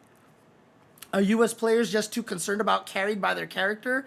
Accusations to use the top tiers? I don't know. There is a lot of that pressure, I think, because like when people see a player move to a character, they're like, oh, you went to this character? Like you like almost kind of like a you gave up and you scrub kind of thing like that. Or, you know, like, oh, my favorite player resorted to using mine. I'm like, no, shut up, right? Because it's not even necessarily about Knuckle-Doo going to Mai, right? Obviously, not anybody's going to jump. Like if Punk moved to... Like he tried Ed. If Punk went to JP, that's not a match that's gonna work, right? I don't think Punk can play those characters and necessarily succeed because I don't think that those characters fit what Punk wants to do. Even Mena, right? Like the reason why that he works with Blanca is because I think Blanca plays in a way that Mena really likes, which is he has a lot of options, a lot of creativity. I can't tell you how broken Surprise Hop is for Blanca to get through all of the drive rush cancel OSs and stuff like that. Like Blanca can punish things that almost nobody else can. And you know, like you have to find the right character, but there's a lot of top tier characters like to choose from. So I'm not just saying like you could just jump to it. Knuckle-Doo going from Guile to Mai is like a match made in heaven because Mai plays a lot like Guile, except she doesn't have to charge for her flash kick. But projectile into chase, right? Guile is Sonic Blade, you know, Sonic Boom, and then it's really slow and you can follow it. Mai is charge fireball. Like it's like kind of the same game. So that change made a lot of sense. However, you know, I don't think we're doing it enough. And the reason why it's important is not because even necessarily like I want Punk to have the best chance to win. Of course I want them to have the best chance to win, but all the top players playing top tier characters will help each other have a better chance to win. Because again, in Japan, like when Bison came out and like everyone thought he was broken, everybody in Japan played Bison. You saw everybody switch to Bison. When Akuma came out, everybody in Japan went to Akuma. Everybody. And when Mai came out, everybody went to Mai. Like there was just this whole giant pool of Mai players in Japan. Like they were everywhere all of a sudden. And I don't know why we don't do that. There is a little bit of that Stockholm syndrome. Like I've been putting in this much work with this character. I don't want to, give up on that. You know, they do have a better advantage too in that their player base is so large that when they play ranked, they fight a lot more people that are at their level, so it's easier to get stronger and to practice and to level up. Whereas if you're living in the States and you're playing ranked, while the pool is very large, and again, if any Street Fighter 6 player complains about the player base that's online, you know, go and like slap him in the face, because every other scene is like, bro, what? You know, but a lot of the times when you're in that legend rank and you're like top 100, you run into some dude who's like at 1600 MR and you fight him. And like you see in America, like they say that you have to beat like 30 people to go up 3 points in MR. Or in Japan, because you're fighting a lot more people close to you, the MR keeps going up and down like normally. But not only that, but you're fighting a lot of people who are your strength, right? So they get a lot of better practice that way. So there is a little bit of that weakness here that makes it a little bit harder to change characters. But again, these top players are strong enough that they know each other. So like Dual Kevin, if he's like, okay, I'm switching off Rashid, I'm going to Ryu, fuck this, right? Like, he's got like a billion people he could just message and be like, hey, run me some sets, etc., etc. So, you know, yeah, in EU, it's way worse. Like, it's so funny because in Street Fighter League EU, one of the most interesting things that is so different than Street Fighter League US is when two people go up against each other, the commentators often say like, oh yeah, I've seen them run into each other, and when they fight each other online, this happens and blah, blah, blah, and they have this record against each other online. Like, you can't even do that in the US, because like most of these players don't run into each other on ranked. But in EU, one, they're all so much closer range to each other, but two, there's just not as many people out there, so they just run into each other over and over and over again. You know, like, they're the only ones that have that high rank kind of thing. So it's crazy to me that, you know, the US doesn't play a lot more of these top tier characters. And again, it's not even necessarily for you to give yourself the better chance to win. It will give you the better chance, but it also gives all the rest of America better chances to win, because we're all practicing. And you can be like, well, you don't want to make the person that, you know, you're competing against get better, blah, blah, blah, blah. But the thing is, if you don't do that, then you aren't going to be able to beat a lot of the top tier Japanese players, or a Xiao Hai when he shows up with Mai, or Hinao with Ryu, or Kings Vega with his own Blanca, right? Like, it's a tough situation. And so like, I feel like we need to get over that. Honestly, we really just need to get over that. And again, I don't know what it is that we have to get over. I don't know why we don't move it, but it is part of like the rant that I've had recently, where I just feel like there's just so much negativity in the conversation of fighting games, and especially in the States, we're heavily influenced by it. And I hate it, because everything that we talk about, everything we do is very negative. So yeah, I hate Mai. She sucks. She's so broken. She's the worst. Okay, learn to use Mai. Then play Mai. Play Mai. Like, make her your main character then, right? Especially if you're like a Shoto player. If you're a Shoto player, play Mai, right? Why stick with a character that's not Mai, you know, at this point? And it's like, I would never use such a scrub. Like, no, use the scrubby character. Like, do it. Because it'll just help everybody else. And you might learn a bunch of stuff that all of a sudden you're like, oh, weird. I didn't realize that. Like when I fought Marisa's before and she did medium punch into Gladios, I was like terrified. And now that I've played Marisa, I'm like, oh, if Marisa does medium punch, she's in a mix-up. You have a higher chance of killing her than she has of killing you. Interesting. And like, if you don't play the character, you sometimes don't know that. Now, obviously, these top players have played most of the characters. I'm not going to say that they don't know a lot of this information. But, you know, take it further than that. Main the character. Like, play them. If they fit your style. If they fit your style. I'm not going to tell people not to play a character that doesn't fit their style. Well, I'm not going to tell any player to play a character that does not fit their style. But if the character fits their style, and you can, no, Nathan, don't sleep on my keyboard. If you can, Nathan, don't sleep on my keyboard. Dude, he's moving his head towards the keyboard all the time. It has my oils and stuff on, so I think he likes the smell of it. But yeah, just make sure that you actually play these top tier characters. So I think that's really, really important. Yeah, you missed the Evo game reveals, but it's all out there for sure. But you do though. I teach people how to beat me so I can train my weaknesses. Yeah, exactly. That's important as well. You will always be a better player if you teach somebody how to beat you. If your shenanigan is like easily defeated by just doing, tell people that you are beating with it how to counter it. Because you shouldn't rely on that kind of a gimmick to kill people. If you rely on your old reliable to kill people, as soon as you fight someone who doesn't fall for old reliable, you can't win anymore. You don't have enough of a repertoire to actually beat them.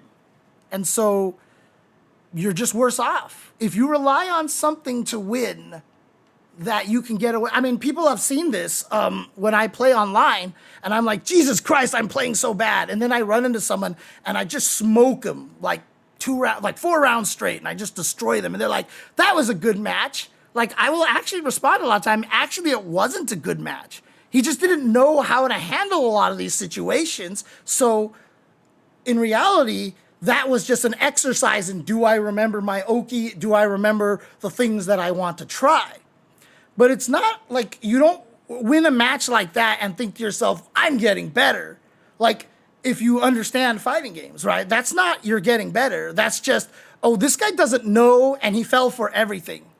And so, like, I'll often say, and it's not me trying to downplay myself. I'm like, no, that match, that match actually wasn't that great of a match for me and stuff. I'm like not trying to downplay myself. Like, oh God, I suck. You know, like, no, like literally like that match, just, I didn't get to learn anything from that match. So I was never really put in a position where there was anything for me to experiment. But again, matches like those are good because they show you that you do know your Oki and you know your mix-ups and you know what to do in most situations and you're never caught at a point where you're like, what am I supposed to do here? Like, I just had the whole sequence and like all the Oki that I did just kept working over and over and over again. So that's good, right? Hey, thank you, JNV, for the sub. Always appreciate you, man. Always appreciate you. So, you know, it's important. I don't even remember what I was talking about here. Oh, that's right. Telling your opponent how to beat you. So if you have somebody that you play against a lot and you have a trick that works on them a lot, or they don't know how to get out of it, or it's clear that they are missing some knowledge. Like, for example, if you are Honda and you're fighting against the Kimberly and you do headbutt and you do low jab and your opponent keeps getting hit and all of a sudden they're scared to ever press a button after your headbutt. You know, if this is your friend that you play all the time and you rely on this to beat him, like, you're not going to grow. But if you're like, bro, like, every time you block my headbutt, do a crouching strong. That beats everything I do except for super and OD headbutt. But if you hit crouching strong, I cannot beat you. That's what the frame data just lays out that way. So, you know, I can perfect parry. You know, actually, I don't even know if the perfect parry. Yeah, I can perfect parry, I can OD headbutt, or I can super. And obviously, if you just bait out those two or the perfect parry attempt, you can just throw me, et cetera, et cetera. So tell them how to beat your trick, but then tell them how you can beat their way of beating you. And now you got to play the real mind game. And that's how you're going to grow as a player. Because if you rely on an easy gimmick to blow up your friend all the time, you're not growing either. So yeah, that's absolutely one of the reasons why I feel like, you know, these I want more top players to main top characters so that they can train each other how to beat these characters, you know? Like, you want Knuckle-Doo using Mai and Punk getting better at fighting Knuckle-Doo. Like, that's crucial. Knuckle-Doo learning Mai is gonna help a lot of the American players when it comes to Capcom Cup, when it comes to Evo Japan, et cetera, et cetera. It's such an important thing, right? And the fact that we don't have, you know, a good Ryu, a good JP or a good Blanca outside of Mena, who does live in the United States, you know, but Mena's also, you know, kind of, I want to say crafty, because he doesn't play online a lot. He doesn't, and if he does, you know, I think he tries to, you know, just play lobbies and stuff. So you can't download his matches, and you can't figure out what his patterns and what he does and stuff. I have no bearing to say that he plays online against other guys less than anyone else. Like, he doesn't hit up Punk or NuckleDu, or they don't hit him up as much to play. But I don't know. But, you know, he is harder to, you know, get information on for sure. So,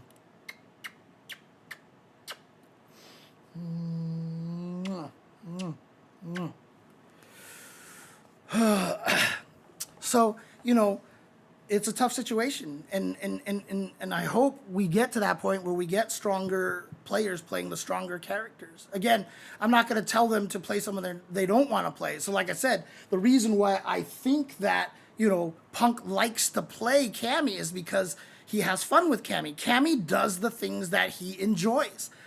She is the best, like by pure definition in Street Fighter 6 terms, she might be the best footsie character in the game. And that's what Punk wants. That's what he enjoys, right? She has the best standing light punch, and standing light kick is amazing. Counter hit stand light punch leads to crouching strong at ranges that almost always connects. She's got a great sweep. She's got a great crouch medium kick. She's got a great standing medium kick, great standing roundhouse, and she's got the dive kick, which is essentially a dodge attack that leads into a combo in neutral.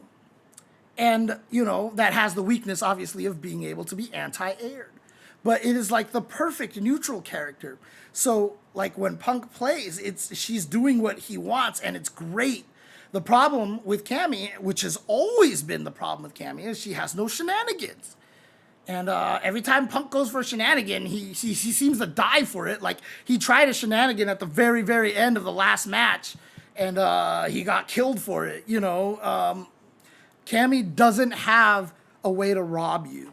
That's the hardest thing about Cammy, and why a lot of players feel like Cammy, like a lot of Cammy players think that Cammy is bad. Because you have to be on point to win with Cammy. She doesn't give you any like fun, cool things or ways to like surprise people. Basically, just what it is. So you can get meta stuff from SFL, but that's just not enough information. This is not enough. Especially one of the reasons why I keep saying Blanca is so top tier is because his Blanca as a character, in terms of mix-ups, is pseudo-infinite, is like kind of unlimited. Because Lightning Beast and Blanca Chan are so ridiculously strong and they gel with each other, Blanca Chan and Lightning Beast, like those two mechanics, like you could have one mechanic, like the Blanca Chan mechanic, super good, 8 out of 10. Lightning Beast, super good, 9 out of 10. Combine Blanca Chan and Lightning Beast, it's like 25 out of 10, right? Like, and that's the thing, is that because Lightning Beast is so controllable that there is no fixed points at which it can change directions, and you can go in all these different directions. Like, the amount of crazy setups that we see from Mena, like, he can always kind of like, oh, shoot, I need to bust out one of my crazy mix-ups to win. He won't use it. If he doesn't have to use a mix-up that we haven't seen before, he will win without using it, because then we can't download it, right? But if he needs to win, he can always bust one of them out, and he probably has like 5 more in the tank, because that Lightning Beast is so versatile. It can be controlled in all sorts of different directions and do all like, we've seen like 9 different routes that he has when he hits people. He's like, let me do this, let me do this. Like, it's crazy. And again, like, if you have never seen Blanca's mix-ups, the ones that he's doing, it's hard to guess right, because you don't know what the guess is. Is the guess a left-right mix-up? Is the guess an attack-throw mix-up? Is the guess a high-low mix-up? You don't know because you haven't seen it before, right? And that's something that Cammy's missing. She's not going to catch you with really anything that you haven't seen before because she is a very limited character. And so, you know, again, kind of going back to the start of this, the point of this is that, yeah, I do think Blanca's a super, super good character, and it drives me nuts when people don't talk about Blanca in that same vein. Although, because Mena RD won so dominantly, and that one match that he had against Nephew, where Nephew got past Blanca-chan and like did the big old combo on him, and then Blanca-chan crawled into the screen and hit him out of his DP, and Mena got up and actually kept hitting Nephew, got a combo off of that. Everybody was like, you could hear the audience groan, dude. It was like, they were just like, oh my God, like what? You know, kind of a thing. And again, like I said, is Mena carried by Blanca? Not even in the least. Not even in the least, right? But because not everybody's going to play that character and be able to succeed like Mena is. Mena fits with Blanca. Blanca fits with Mena, right? It's very strong. But at that highest level, I think Blanca's ridiculous. And the only reason why I keep bringing it up is because I'm just mad that nobody believed me that this whole time I've been saying that Blanca, like I said, he was top 2 when the game first came out. It was Luke and then Blanca. And then after that, okay, he definitely wasn't as strong as before. He was still like top 5. And then now in season 3, he's still top 5. And everyone put Blanca like for mid. And I'm just like, what are you guys, like how do you guys not see this? How do you not see that this character's ridiculous? How do you not? That's the only thing. That's the only thing. I'm not complaining about Blanca because I actually think he's cool in this game. Like he's the most interesting Blanca has ever been. But I'm just mad because people literally said I was stupid for saying Blanca was that strong. You know? Do I think Blanca's hard to use? Yeah, I do. I do think he's a little hard to use because his neutral isn't great. So like if Punk tried to play Blanca, I don't know if he would necessarily have the same success because the style of neutral that Punk plays is not something that Blanca has, right? Blanca's neutral, his buttons tend to be slower, you know, but somehow Mena is just the most patient person in the world and can get other people to whiff buttons and he just whiff punishes. And again, it's his reads. Mena RD's reads are ridiculous, right? I mean, like, you know, in those certain situations, it wouldn't have mattered if it was Blanca or someone else that he was playing. He would have the same kind of success because his reads are so good, but Blanca also affords him a couple of very strong things like a Mai fan, right? That's the problem. Like Mai's buttons are good, but like in general, she has one of the shortest range cancelable crouching medium kicks. Her lights have like no range, so she doesn't really have a decent 5-6 frame punish from distances that like if Bison scissor kicks you and Cammy can stand light kick drill you, like Mai just doesn't have a button that hits at that range, right? Like Mai is missing a lot of stuff, but it doesn't matter because OD fan and charge fan are just so strong, right? So she gets away with a lot of stuff. And so, you know, Blanca's kind of the same way. Like, he has weaknesses for sure, but the strengths that Blanca also has are just incredible, right? Like I said, he's the only character that can punish you for doing the drive rush cancel option select. I know there's other characters who can, but Blanca can do it like one of the most consistently without any risk, without spending a lot of meter. Drive rush cancel and the hop forward, the DP whiffs, and he gets to blow you up. Like, not a lot of other characters really have any choice. Like, they have to just kind of hold that DP or do a true block string, and that doesn't mean they get to punish your DP, right? But Blanca gets to do that kind of stuff. Blanca has the Lightning Beast for comebacks. It only requires 2 bars, right? Blanca's level 2 is better than his level 3. And so he gets a lot more of them. Or if he gets up to a level 3, he can just use it to kill. And so that's just a benefit that Blanca has. Right? And again, none of this stuff is going to carry anybody. I don't want anybody to think that. I'm going to keep saying this over and over again. But there are things that make characters better than others. And I think Blanca's up there. Again, you know, there's nothing wrong with using these characters. In fact, please use them more. I want more people to use broken characters, honestly. Honestly, so.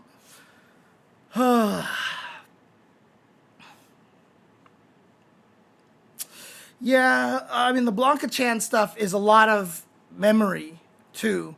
You have to sit there and, like, in training mode, keep switching between them and, like, even in your own brain, be able to, oh, I got the Blanca-chan set up. Which of the mix-ups do I want to use now? See, Mena already has the advantage that he has great reads, right? So, you know, anybody else using Blanca-chan and Lightning Beast will probably end up doing the same 2 or 3 mix-ups and just switch between them because they're like, I'll do a different one this time. But Mena's already at the level where he's like, well, I know you're kind of in this mode, so you're probably expecting this. So I know which other mix-up counters specifically you defending for the mix that I'm pretty sure you're expecting.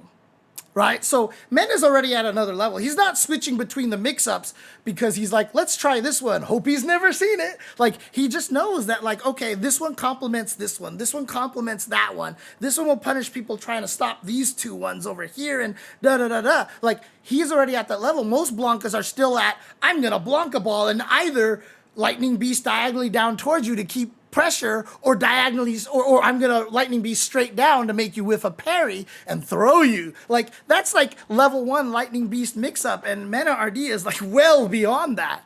Again, so like it's not just that like Blanca's strong, but that Mena has the ability to use a lot of that stuff in conjunction with Mena's just ridiculous ability to read opponents. So again, no, Blanca's not carrying Mena RD. But yes, I'm glad that Mena RD is playing, in my opinion, a top 3 character. Because good. Like, we need that, honestly. So, seriously, we just need, like, more of that. Yeah, right? Mena has a Rolodex. I mean, every time I watch him play, he's got a new one. Every time I watch him play, he does something new. And it's just like, what the hell, dude? This is crazy.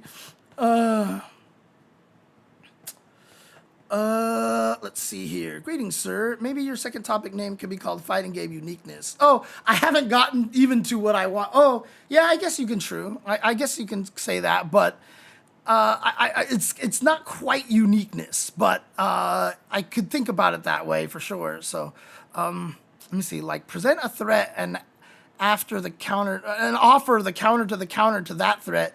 It's just elegant fucking gameplay. Yeah, and like actually learn. Yeah, and again, like when people have watched me lab,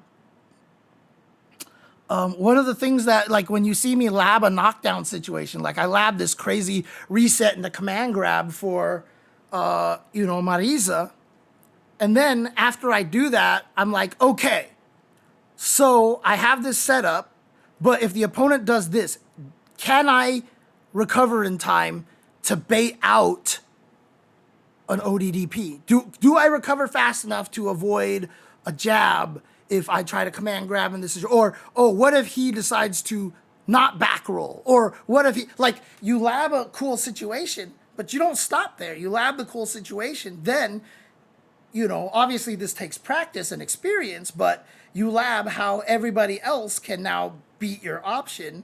And so you have to make sure you have those other options that counter their counter. So if I find out that they can counter it by doing this, and I can't find a way to beat that, then it's not a mix-up. That's what I've said many times. If you have one answer to it, then it's not a mix-up. Then it's literally not worth using unless it's a desperation shenanigan that you just hope they've never seen, right? But that's all you can use it for, is a desperation shenanigan. It's not a true mix-up. Whenever I come up with a situation that sets up a command throw or sets up a perfect meaty charged forward heavy kick with Marisa, I try to make sure there's a way that I can fake the forward charge heavy kick. And not only do I try to make sure there's a way I can fake it, I want to fake it in a way that's convincing enough that I'm doing it. Like, I would have to do drive rush into stand light kick with Marisa, so, at least she looks like she's kicking, or something like that. But if my mix-up is to, drive rush, and not charge the kick, but instead like whiff a throw, like if that's enough time that an opponent can discern which of the two are happening, then it's not useful, right? So like you have to find the mix-up that complements whatever cool tech you found. That's just basically the way it works. And that's the only way it can be real. If you're labbing it, like I have labbed a lot of situations, like a lot of Kimberly's mix-ups, like when you see a lot of Ram Doggo's mix-ups out there, who's the crazy Japanese Kimberly player who has like the craziest mix-ups in the world. The problem is like you're like, why doesn't Psycho use some of those, right? Well, it's because Psycho knows that there's no actual mix-up. What's happening a lot of times is when Ramdago's doing a lot of those crazy setups where, you know, he teleports and it looks like he should appear here, but he appears here, blah, blah, blah, blah. Like, those aren't real setups. Like, every one of those setups loses to mashing, and you can never end up teleport and end up on the front. It's always in the back. So if you see him teleport, you always know which way to block.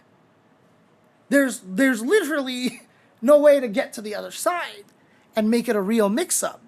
So the advantage that Kimberly has is she has like 19 of these things. And so if you fight someone and you just keep switching between them, like you might catch people off guard. And you know what? You might try to actually invent some setups that intentionally do not switch sides. So when it looks like you're doing some crazy, like, oh, I air through you, drop the bomb, whiff jab, stand jab, do some crazy mix up and then teleport, like you're faking it. That like when you see someone do something crazy like that, you're like, okay, they're setting up something silly. It's probably a cross up because, you know, Kimberly doesn't have like, if you see the teleport, that's really all it is. So you just block the other way. So you can intentionally make a setup that doesn't cross up. But the problem is if you can't make one setup do both, then it's a problem. But if you can find setups that do both and like that do one and then another setup that does the other, you just hope that they haven't seen the setup or they don't know it detailedly enough that it looks enough like the other setup that they just instinctively think, oh, crazy mix-up, let me block the other way, and then you still end up in the front and hit them, right? But once they learn that, if they keep an eye on what you're doing to make it different between the two, then it, again, stops becoming a mix-up, right? So again, every time you come up with stuff, you got to figure out how it is an actual legit mix-up. So every time I set up a meaty command throw with Marisa, I also have to make sure that I have a setup that leads into a meaty button that can hit them and punish them for trying to mash buttons or something, you know, or something like that. Like, you have to have the mix-up. Because if that mix-up only leads into a command grab, what good is it, right? They'll jump every time.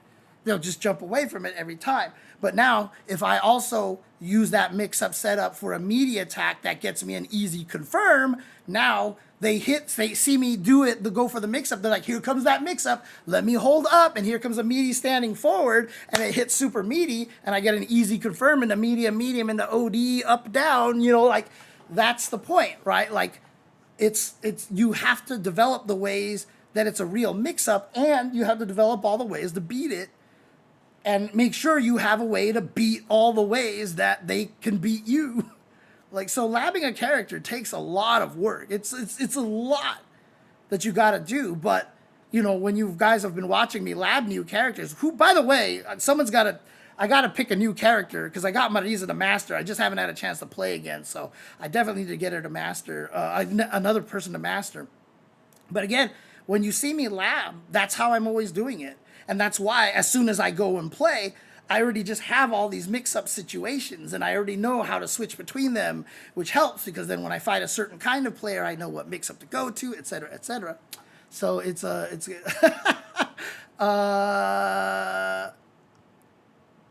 is SF 6 Blanca better than Hyper Fighting Blanca? That's a tough one. Because within the context of their games, they're both really strong.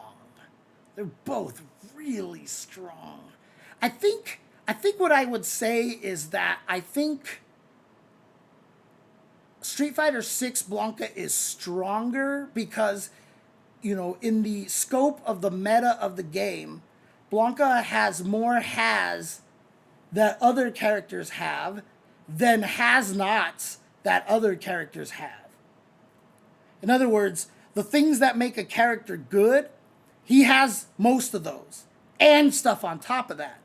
Whereas in hyper fighting, you know, he is missing a few small things. If you're good with Blanca, it won't matter as much. But also, like, there's a lot of really strong characters in hyper fighting. So, like, you know, if you're fighting a good Sagat, or if you're fighting a good Ryu, or fighting a good Ken, Blanca can really kind of be tested a little bit. So, ST, Blanca's awful. His super sucks. Everything about him sucks, kind of. So yeah, he's not the best character that you can play. Oh, Sagat? I mean, honestly, I wasn't kind of interested in learning Sagat at first, but now I am. Because he is kind of insane. So, I mean, he would be a great character to show you guys how I would lab a lot of stuff, you know, because I have labbed him before. So maybe Sagat would be actually be cool. Well, Flashy Flash, so the thing about it is ST Blanca gets free super build. Basically every character in that game gets free super build except for like T-Hawk and Cammy. And that's one of the reasons why Cammy sucks, is because she can never build her meter like everybody else can. She has to build it through the natural course of the match. Whereas everybody else is like, jump back, that's what, jump back, showed you, you know, like, and stuff like that. Like, people are building meter like crazy in Super Turbo, except Cammy. Cammy just can't do it, honestly. Play Chun, yeah. I get that, John the Automaton. I definitely get that. And it would make me understand and get really mad at all the faults that Chun-Li has. But, I mean, to be honest with you, after having gone through Marisa, like, and Elena's good, though, don't get me wrong, but I kind of wanted to use a broken character. I really have thought about just doing just playing which I might just do because it might be super fast to get her into Master. I might be able to do that in one day or something like that, if, you know, because she is super, super good. But yeah,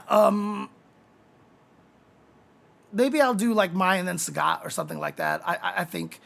But in any case, I haven't even gotten to my next discussion over here. I need to drink some water. But what I'm going to do here, I'm going to feed my cats really quick.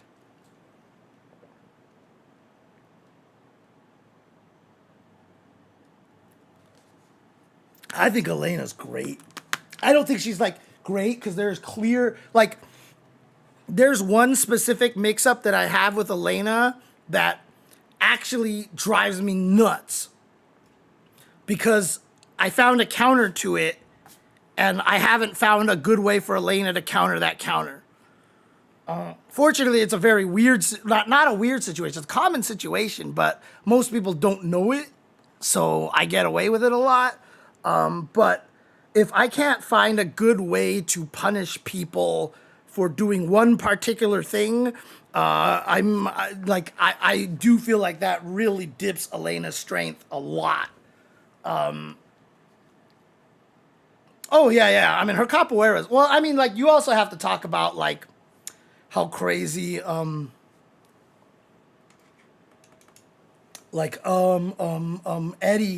Eddie, right, in Tekken. I mean, like, literally, people have learned capoeira just by trying to mimic Eddie, you know?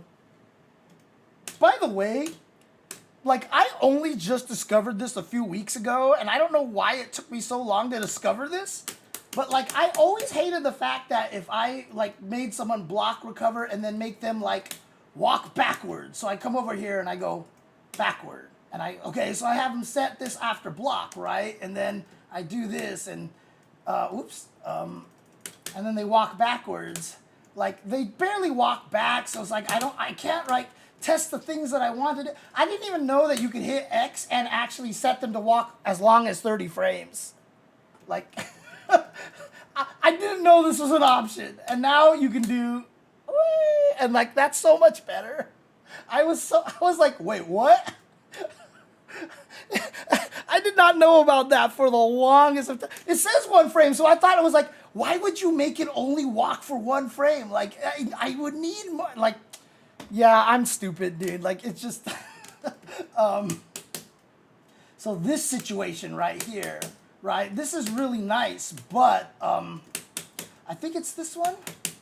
Like, because the problem is here is that, like, crouching light kick is not cancelable, and it doesn't link into anything, right?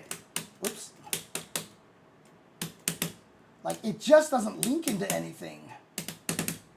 And see, crouching light punch misses, right? And this is one of my main setups. Is that. I use this all the time. But the problem is, if the opponent just walks backwards, they will avoid all damage. The best I can do is this. Oh, not even that sometimes. I mean, I could try to do crouching medium kick, but that's a huge read, and it's not confirmable. And if they block it, I'll die, because if they do nothing, I'm -4. They can punish me. So, again, that's like a risk solution. I want to see if there was a good way that I could hit confirm it, but I can't. So if I can't find a way for Elena to even just do like into DP, like that's a problem. That's a problem because I use this as a meaty all the time. And so if my opponent knows just to walk backwards, the best I can do is try to chase them with a throw. But you can see I actually have to walk a pretty decent distance to catch up, you know, unless, of course, they're slow walkers. But that's really annoying. That's really annoying. If I can't find a good solution to that, I do believe that Elena's going to be a lot weaker than I think. Because this, to me, is one of the most powerful things she has. Like, that's just really, really strong, right? And that's all I can do. And this isn't even cancelable by itself. Right? So I can't even do this in the drive rush cancel. So like if I could actually do this in the drive rush cancel, then we'd be talking. But you have to do this. But the problem is, if they block, like I said, you die. I mean, if you hit them, then at least you can kill them. But again, it's just a big risk. The whole point is that if I could do it after one hit, then even if they crouch block it, I can still be safe. But you know, having to do this means that I can't keep myself safe in that situation. So like literally like this depresses me that I can't get anything. And honestly, if I had to fix Elena, I would at least, so that's only +3 and it's not chainable. Like, it's chainable in the crouching light punch, but again, crouching light punch just doesn't reach far enough. So if I wanted a buffer, I would like let her do that or something, right? Like let her to be able to be able to link this into this or something, you know, or chain it. I mean, if you could chain low short in the stand short, it would be really strong. So there's a lot of tough situations. Like maybe make it so that like she just has a target combo of crouching light kick into crouching medium kick, you know, that combos naturally, but can be canceled, so you could drive rush cancel off of it. But if you don't, then you're like super minus. So the only way to keep it safe is to expend a lot of energy or something like that, right? Like it's something like that. So, but yeah, like that's just a perfect example of what I mean by, you know, you having to make sure that you have counters to counters. So like I researched that and I found out that that's a counter and I was like, let me see how I punish that. And there was no good way. I think there is one other way. There is one other way that is actually not terrible. I remember now, I researched this. Oops. Like this. Yeah, so I have to micro walk after them. And if I can micro walk enough, then I get that. That's my counter. That's the best counter she has. Like that. I have to micro walk after them. But that is obviously very dangerous because I'm walking forward in that situation. But that's right. I did find that solution. I just remembered now. I just remembered that I found that solution. So there is something that she can sort of do. So, I mean, there's a lot of characters. I mean, I bet you Eds are going to be able to find stuff like that as well, JNV. I think Elena's major weakness is that she's a great defensive reaction character in a game where defense is watered down almost completely. Yeah. Yeah, it's not a terrible option at all. So, like, when I was talking about it, like, I was like, oh, crap. Like, yeah, this part is a problem. And then I was like, oh, shit, I did find a solution. And now I'm like, okay, yeah, no, she was fine. That's right. I found that, and I was like, cool. Like, again, too many characters, and I don't write anything down. So that's my weakness. That's my weakness right there. She vibes with how I play Street Fighter, a game that insists on me playing differently. Probably not smart, but no, that is absolutely smart. Being able to not play the game that you're playing oftentimes is one of the key factors of enjoying a game, right? Like, Idom playing Poison in Street Fighter V is like a perfect example of that. Poison didn't have to play Street Fighter V. The fact that Heart Raid was plus on hit and on block, like, meant she got to play Street Fighter V in a way that almost nobody got to play. Like, and then she could also zone you out, etc., so she didn't have to play a lot of that close-up game. Poison was probably like one of the main, like, I don't have to play Street Fighter V. Dhalsim is another one. Dhalsim, like, every character is, I knocked you down, and most things don't give me cool Oki. Dhalsim's like, I do anything, and I get to actually have pressure on you because I'm Sentinel. You know, like, it's ridiculous, dude. Well, so Idom really liked Street Fighter V because he was able to play the way that he would rather play. Remember, Idom has said that one of his favorite video fighting games out there is Marvel's Ultimate Marvel vs. Capcom 3, right? So Idom likes to play in a certain way, and when Laura gets the ball rolling, she gets to just kind of destroy you. When Laura gets the ball rolling, she is a Marvel character. When Poison is doing what she does, you don't have to play Street Fighter V. The hardest thing is that right now in Street Fighter 6, Idom hasn't found a character comfortable enough that allows him to not play Street Fighter 6. And that's kind of what he's looking for right now. So I'm an L Blaze player in VF playing a different game, and your game is amazing. Yep. Yep. So, you know, it's really interesting. And again, like, the way that I look at these games, the way I analyze it and stuff like that, like, oftentimes it sounds like I'm insulting people and stuff like that, or you know, saying stuff. But, like, again, like, I look at games very differently than a lot of other people do. And I think it's because I've been doing this for so long, and I see things that a lot of other people don't see. And that, you know, I get into that, you know, you'll understand when you're older mode. Anyway, speaking of, actually, let me just do this fighting games are different thing, because this is mostly just going to be me reading my tweet, my rant, because I think it sums it up pretty well. And I want to make this compact enough that it can be turned into a short, and then maybe link them to a longer video if I talk a little bit more about it. So let me just do something over here. Let me just go ahead and do this. Try to do this as cleanly as I can here. This is, oh, that's weird that it's gonna be like that. How am I gonna make this work better? I might have to zoom out a bit. Hang on a second, I'll be right back. Actually, you know what? I'm gonna feed the cats. I'm gonna do all that stuff, and then I'm gonna zoom in and change the camera angles and stuff like that. So you guys can watch that, but I am going to run some ads, so you'll miss the first part of me feeding cats, unless you are subscribed to me, which you should be, because my content is awesome.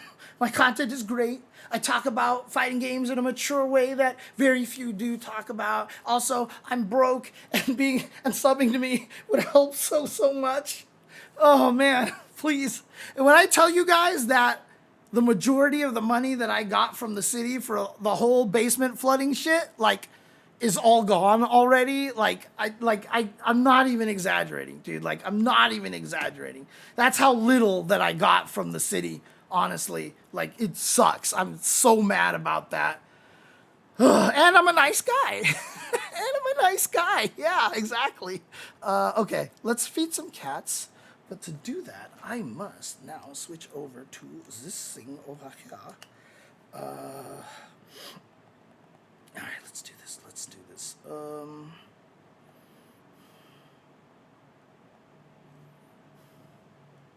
I ADHD'd again. I opened my phone and I was like, what am I doing? I don't even know what I'm doing anymore. Okay, let's see. Let's use the back camera. And then I should have this turned off. And I can do this. Hi, Nathan. You're here already, huh? Oh my god. Oh, dang. Do the cats know that when I start holding my phone like this that I'm about to try to, you know, cat cam them, basically? Do they just know? Is that what's going on? Hang on. I gotta mute this microphone. There we go. And gotta make sure I don't get that echo. Oh, shoot. I won't get the echo because I have the headset on. I forgot I've been using the headset. But if I want to turn on the volume because Jesus, what the hell happened there? Because then I know I'm still live. All right, I'm gonna move off of this. Here we go. Hi, Jasmine.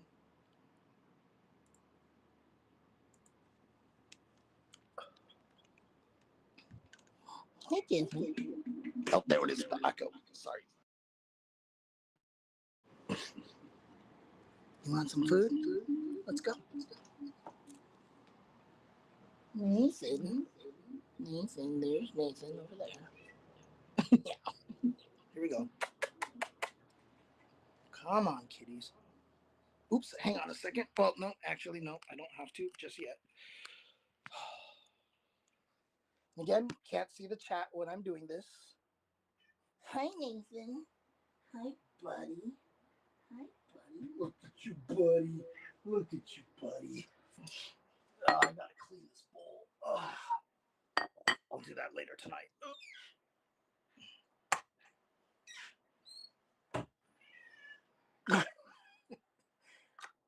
I always hope the microphone on this is strong enough that you can pick up those meows like that. You can hear Nathan's desperate plea of, I'm hungry, please feed me.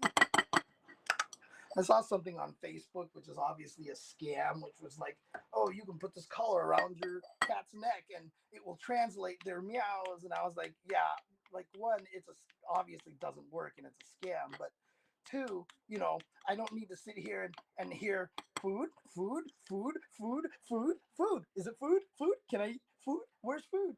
Give me food. Dad, will you give me food? Like, I don't want to hear that all day. I really just don't.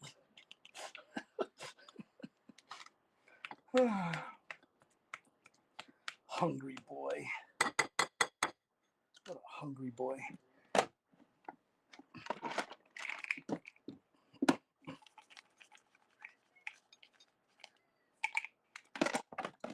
Okay,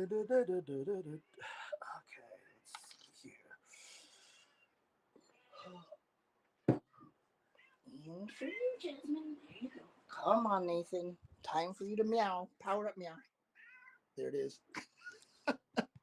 Great shot of the power up meow as well. Now what I'm gonna do, change this to the front camera. There we go, so you'll see me. But that's to give me time to do this. Okay, so you guys can just watch Nathan chew. There you go. There you go.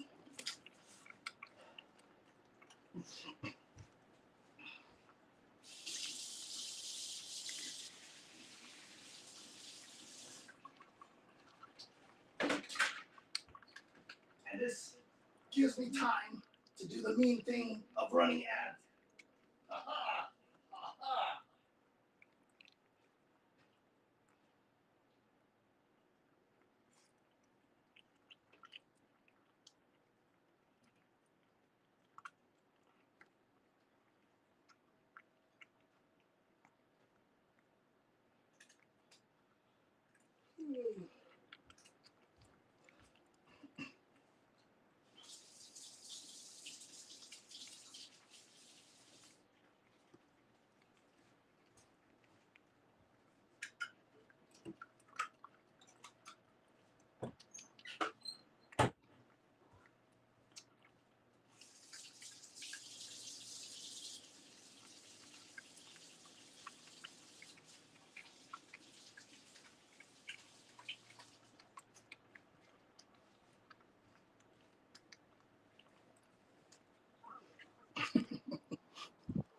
just heard him chirp at me. He's just like, "Brr." Sorry, accidentally dropping my hand on the microphone, so it's making that loud noise. Hopefully that wasn't too terrible. Good boy. Good boy. You know who else is a good kitty? You're a good girl, Jasmine. Yeah, hi.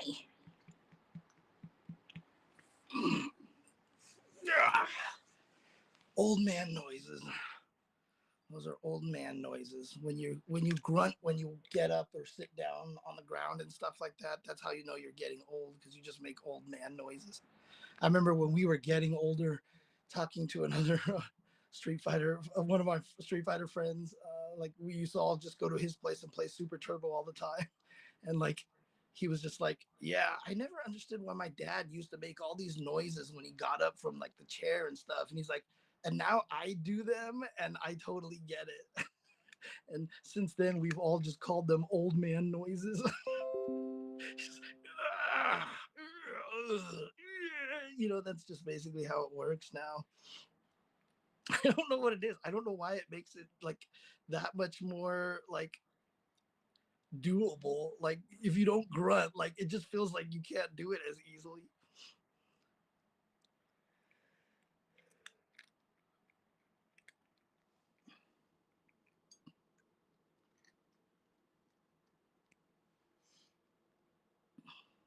I'll never get over how pretty Jasmine's eyes are.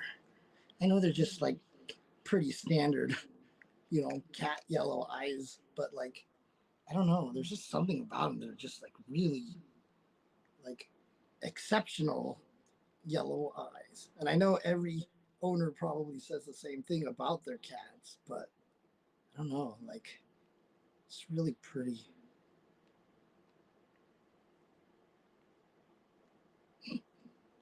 Oh my god, she's so cute. Oh my god, she's so cute. Meanwhile, at the top of the fridge, waiting. Guaranteed. Guaranteed.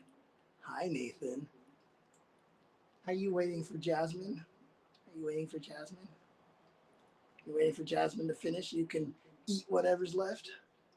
Yeah, that's what you're doing. For sure, it's what you're doing.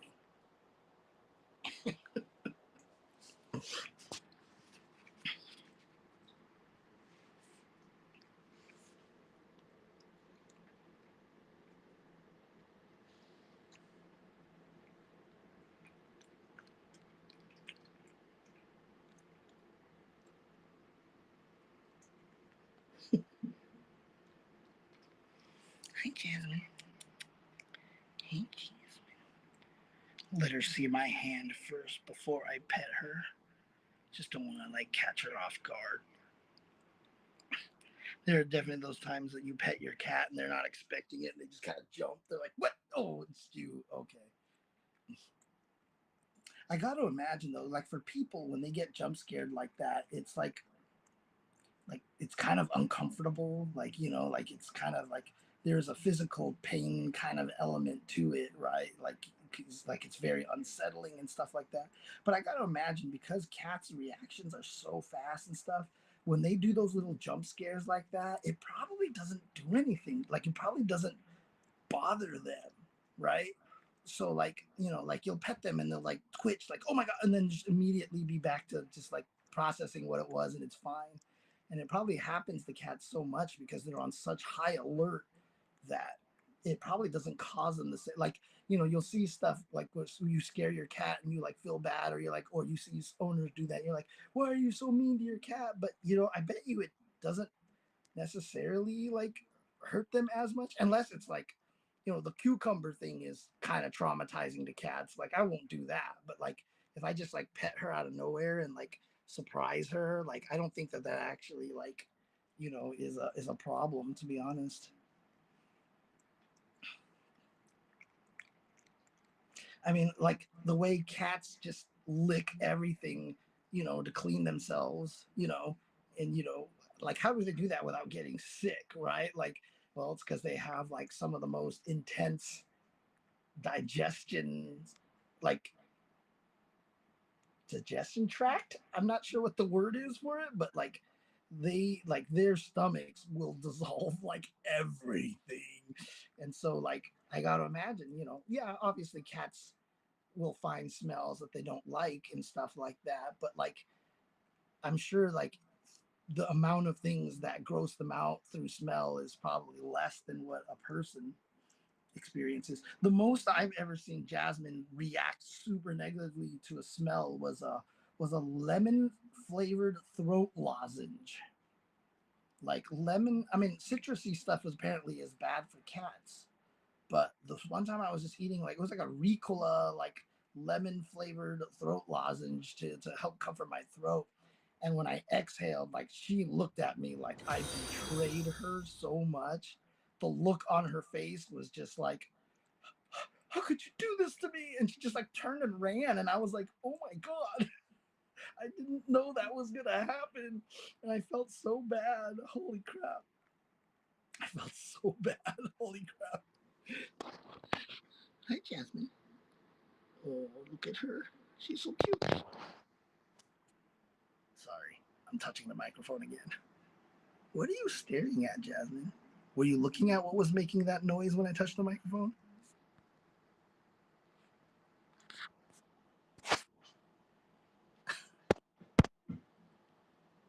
Because she's looking in that direction. Oh, man.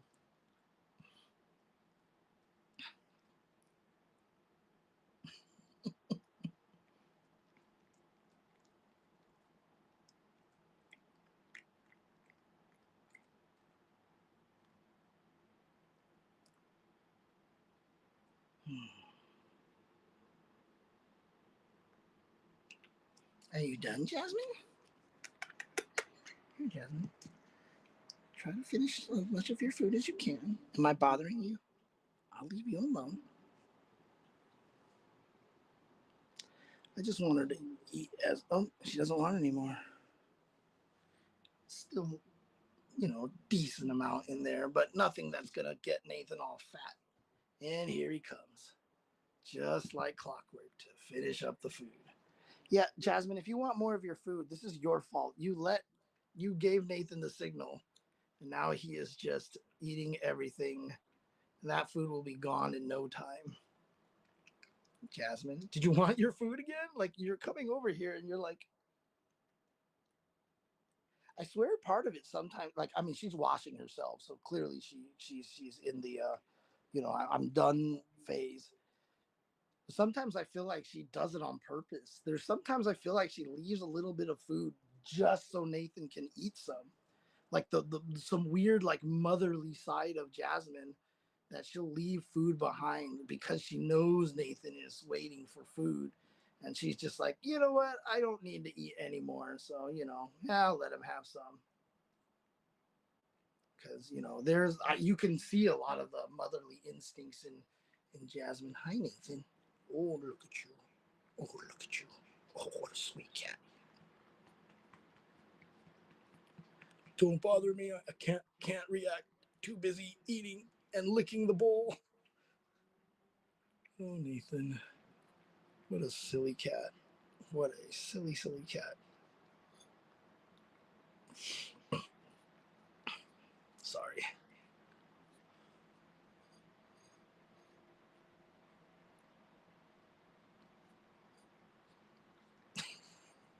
She's licking the bowl.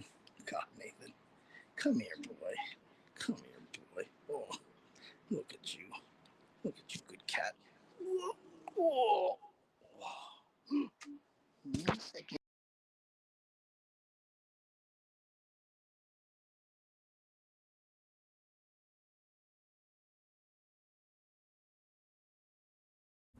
Well, I guess that was my sign to change because I literally accidentally clicked the hang up button.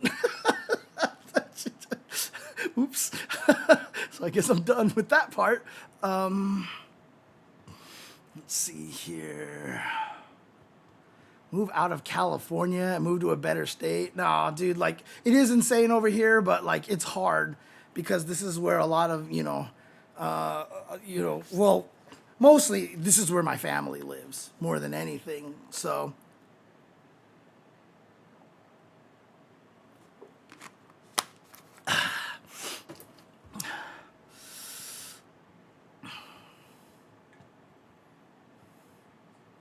that's part of why it's amazing, though.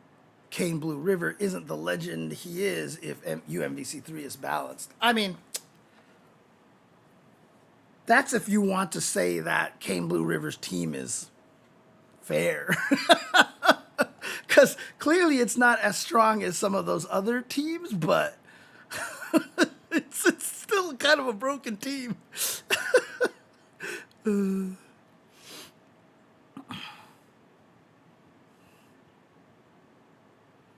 Cats, yes. Oh, Mr. Friday. I haven't seen you here in a while, have I, Mr. Friday? Or have you been here? I feel like I haven't. Who's an interesting character without crouching medium kick drive rush to play? Interesting question, actually. Let's see here.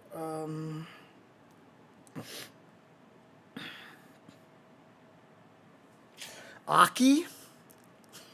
Aki's very interesting. I mean, Dalsum is Elena, but Dalsum also requires you to play a very specific way. DJ is another one. DJ, very, very interesting character. JP, very, very interesting. Kimberly, very, very interesting character. And Sagat. Sagat and Viper. Sagat and Viper are both good ones, so.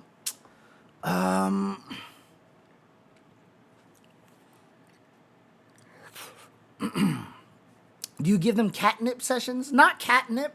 I give them churros, or sometimes I just give them, there's this what is it called?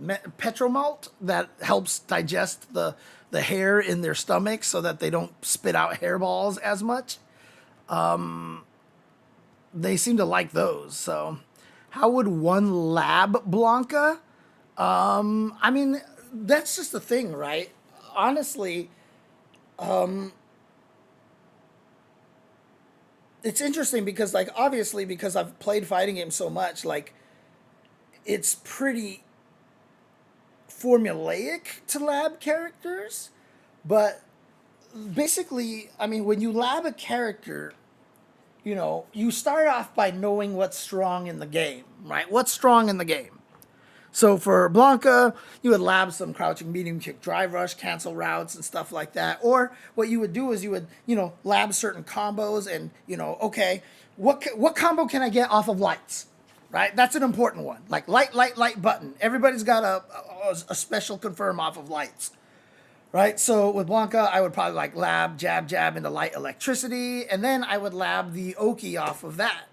What can I get off of that, you know, and then you just basically try to find like realistic scenarios that you can hit people with and then figure out the Oki off of that. And it just kind of like builds up and blossoms around afterwards. So this is my favorite Street Fighter 6 season because Ryu is actually good again. And more importantly, we are finally seeing him in tournaments. I suffered during, dude, Street Fighter 5 was like suffering, Jesus. We got a first attack for which one? For which one, Case Money? I dropped Aki because I don't like having bad anti-air. So maybe Sagat, Elena, or Viper is a good choice for me.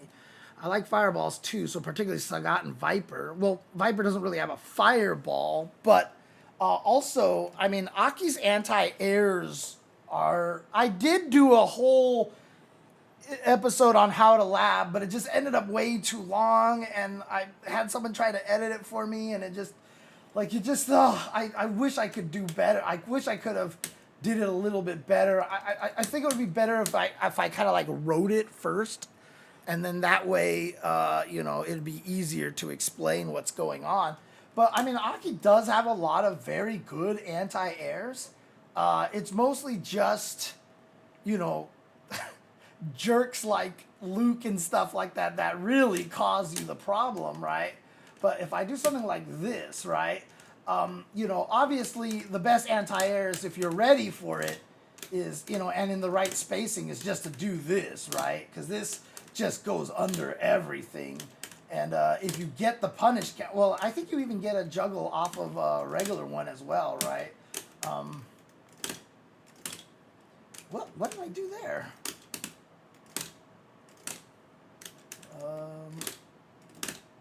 What is the best way for her to juggle after that?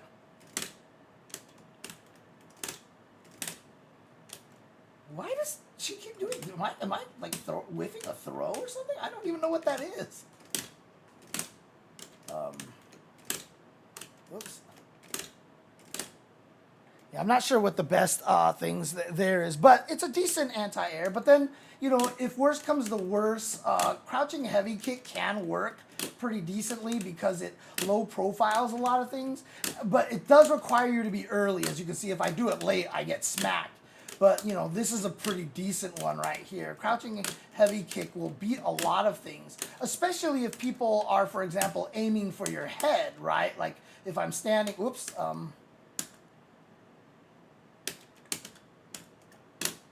you know, if I'm aiming for your head like this, right, then crouching heavy kick is really good because not only, you know, do you naturally avoid stuff. So let's actually make sure that I can still hit crouchers a little bit so it's not like super useless like that. But as you can see, crouching heavy kick is a really good anti-air.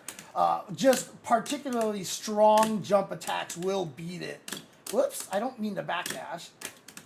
But this is a decent one. And then if you're ready, standing heavy kick can also be very good as well, just because it hits people way before they think they can hit you. And, you know, this one is better for close range because if you do that, that misses. So if people are close to you, heavy kick works with that kind of anticipation. If they're farther, then heavy serpent lash will work more often because I don't mean to backdash, Jesus. So she's got pretty decent anti-airs. It's not terrible. To be honest with you. So, you know, I wouldn't say she has bad. When I played her, I profited off of crouching heavy kick. I use this a lot. I just had to be careful of the Lukes and the characters who have the ridiculous jump attacks. Like Mai's jump heavy punch is obviously very good. So, you know, I'm not going to get away with that one against her as much. So I just have to know that if I'm going to hit her out of this, I got to be early. But if it's last second, I just got to hold that, right? Like, but in general, like you can do that. But even as good as that is, like you just hit them before they even have a chance to do anything if you're ready, or just do this and go right under there. Because again, this thing has a lot of air invul hurt boxes on the top. You see this? Like, as good as that hits down, like beating my crouching heavy kick like this, like obviously it hits really low, but this just naturally has a lot of air invul hurt boxes. So like I can just slide under so much of what she's doing. And even if I just crouch, I'm going to get hit. But again, that thing has such a low hurt box to air attacks that it's actually a really, really good anti-air. So does that kick work against Viper burn kick? The standing heavy kick? Probably at certain ranges and certain distances, but it's just going to depend, right? Like that's an answer that's, you know, in specific situations. If she's close enough to you, yeah, this will definitely work against burn kicks because you'll just hit her out of the air before she has a chance to do anything. But the problem is that, you know, there's just going to be counterplay all over the place, right? So like if I did something like this, right, and quarter circle forward, which I'll never remember. Like if, that was not. So if I did something like that, right, like I don't care, right? You can start the burn kick and whatever. And in fact, if you start the burn kick, that's even better because then I get the knockdown, right? Then I can definitely get a juggle after that. Or something, right?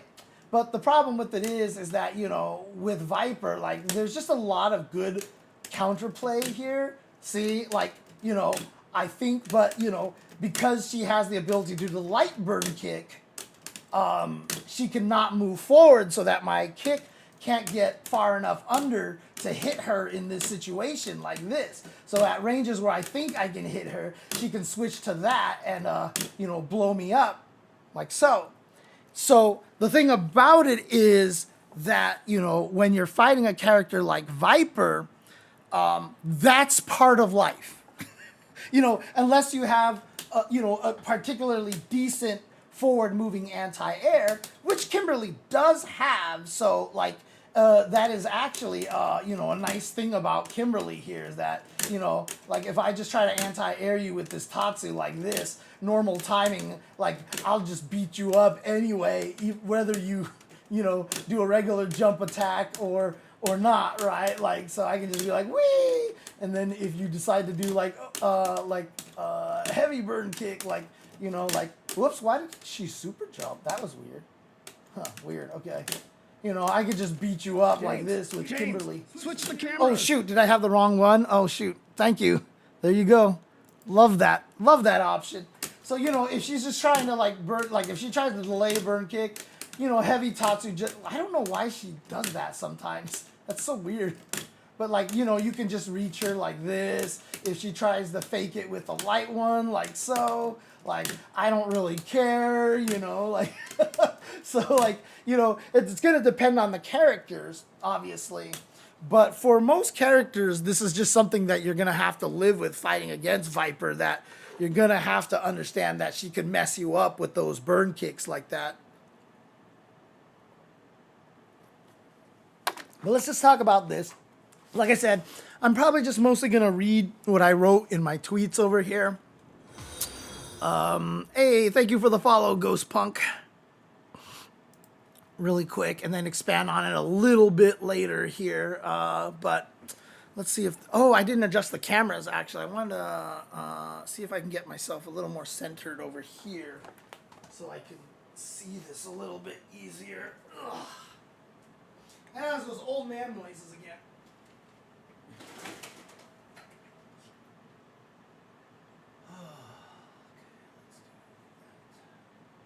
Oh, right, but it's mostly that my camera is cut off a little bit.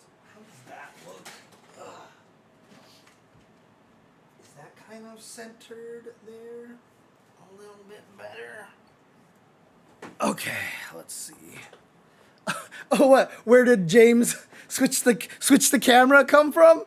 Adversary one. It's something that you can redeem. So when you go down there and try to redeem channel points, one of it. Whoa! Why isn't it at the top? I thought it would be at the top. Where is it? Switch the monitor.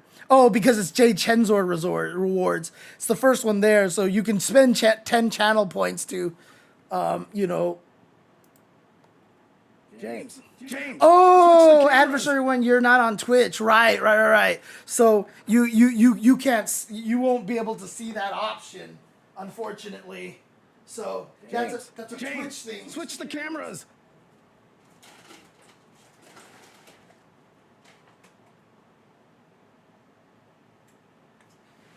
Obviously, if anybody abuses it, I'll have to get rid of it or make it even more expensive or something like that, or limit how often you can actually play it, you know, in a row kind of thing. So let's see here.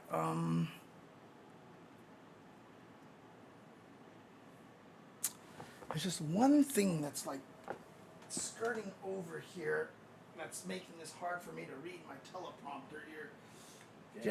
James, switch the cameras. Oh, God. Now everybody's getting obsessed with it. Does that make it a little bit better? James, switch the cameras. Okay, guys, please. please. Do not abuse. Exactly. Don't ruin it for everyone. Come on, man. Come on.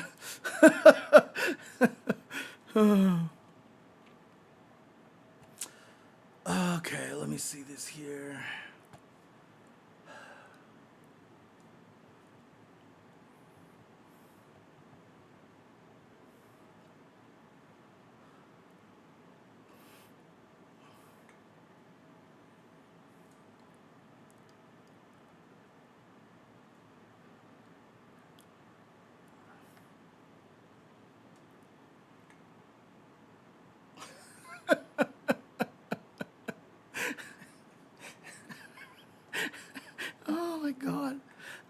why, like, this cat just makes me laugh. Like, I just looked at him and he just stared at me. And yeah, now he's doing the thing where he wants to thank me because I fed him.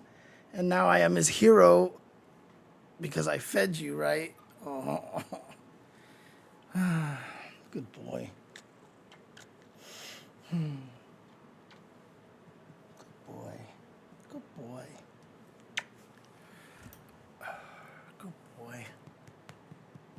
Hi, buddy. Hi.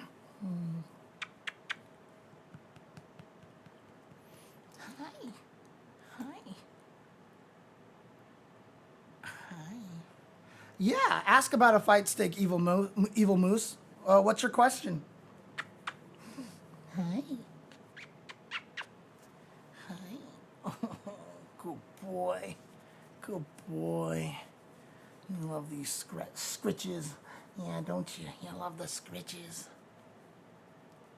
It's funny because like Nathan doesn't do it as much. Like he doesn't like lick you like as a form of affection, but Jasmine does all the time. She likes to lick as a form of affection. So Nathan just likes to headbutt you. That's his main affection language.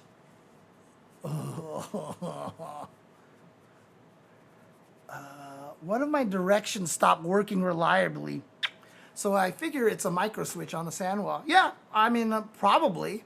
I would imagine so. What you can do to really test it, Evil Moose, is I mean, are you good at modding joysticks, or at least like it's not hard. Joystick modification and that stuff, as long as you have access to it, is very, very easy. Oh yeah, well, cats' tongues basically have little brushes on them, like bristles. It's like a hairbrush, and that's what helps them comb their hair. That's why they lick themselves when they clean themselves. It's just a bunch of tiny little hooks on the cat's tongue. That's why it feels that way, especially when they lick you on the eyelid, which is really sensitive, which Jasmine likes to do, and it hurts.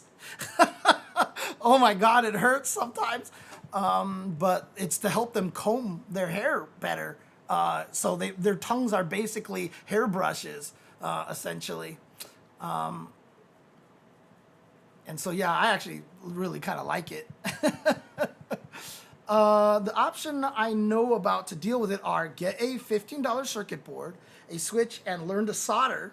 Or have you tried optical sensors, or is this what I see with that? So please, Nathan, don't use the keyboard to scratch yourself. You're going to do stuff to my thing. I really need another keyboard to have cat subterfuge keyboard. What I was going to suggest you do, because, I mean, the thing about it is, and this comes from my QA background, like, I wouldn't do anything to your stick unless you know what the problem is, right? And so what you actually want to do, my suggestion, is if it's left that's not working, is it down that's not working? But if you can get into your joystick, a very, very easy thing to do is swap two of the switches. So if it's left not working, switch it with the right one. Just swap them. And that requires so little like crazy soldering skills or whatever. You just, just unscrew it, quick releases on them, switch it, and then just see if right stops working. If that's the case, then, it's clearly the micro switch, and all you have to do is just buy a new switch and replace that. Easy. But if it's still the left or whatever direction isn't working, then that might be a problem with your circuit board.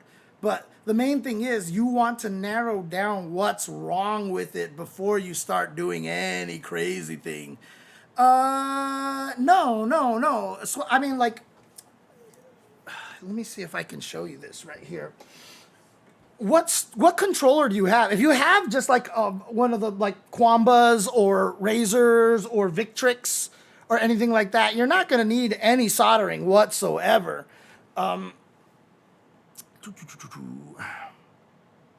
You don't need a multimeter. No, you don't need anything like that. That's too much work. Like just plugging it into the console or the computer and testing it out is just an easier way to do it. But most joysticks, if you actually look at this, you know, I'm gonna be holding this upside down here just because it's easier for me. Oh, that's actually too confusing. Let me do this way, sorry. So this is what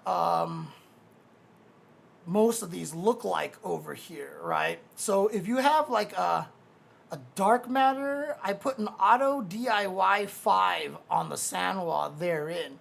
I mean, is this kind of what it looks like, Evil Moose? Is this kind of what it looks like? Because, hey, what's up?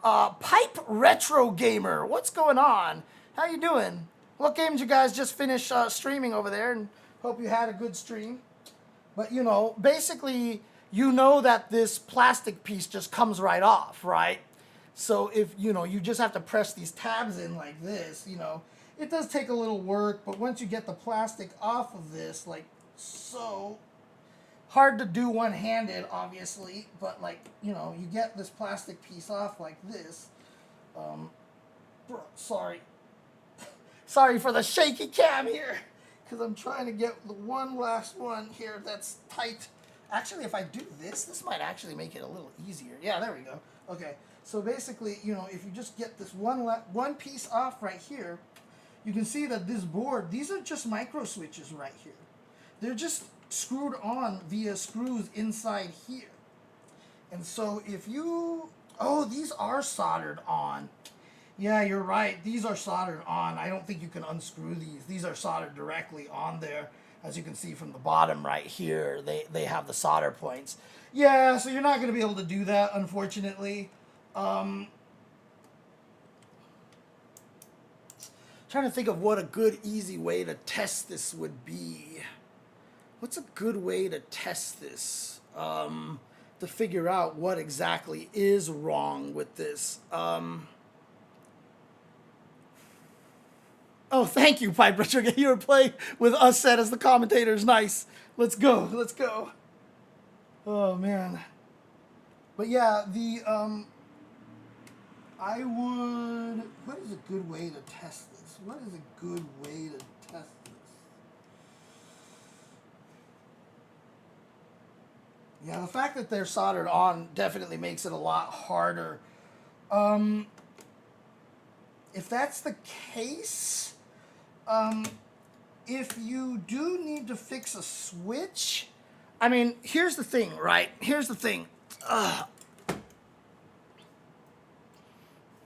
Yeah, you could do that. You could do that with a multimeter, actually. Now that I realize you can't unscrew this, that definitely would be a better option. But also, you know, just remember that, you know, like, where do you don't live in SoCal, do you, Evil Moose? Just out of curiosity. You don't live in SoCal, right? Yeah, like, okay. Because, I mean, I just run over to Arcade Shock, and that's easy, but you can probably get one of those things on Arcade Shock. So, yeah, I mean, again, Nathan is pushing his head on my hand, and he's not even hungry this time. He's just trying to be affectionate, so I'm having trouble using my mouse over here. But if I, oh, God, see, he's doing it again. I can't click on the thing that I'm trying to click on. Okay, there we go. If I come over here, and then I do the... Nathan? Okay, there we go. So Arcade Shock, yeah, like if you wanted to buy like certain parts, arcade hardware, converters. Oh, hi, Nathan. Oh my God, you're so adorable. Now you're coming after that. Arcade stick parts and accessories. Which one would I go for here? What would it be? High grade and replacement part. Nathan, Nathan is attacking my carpal tunnel wrist thing, dude. Like he's going after this.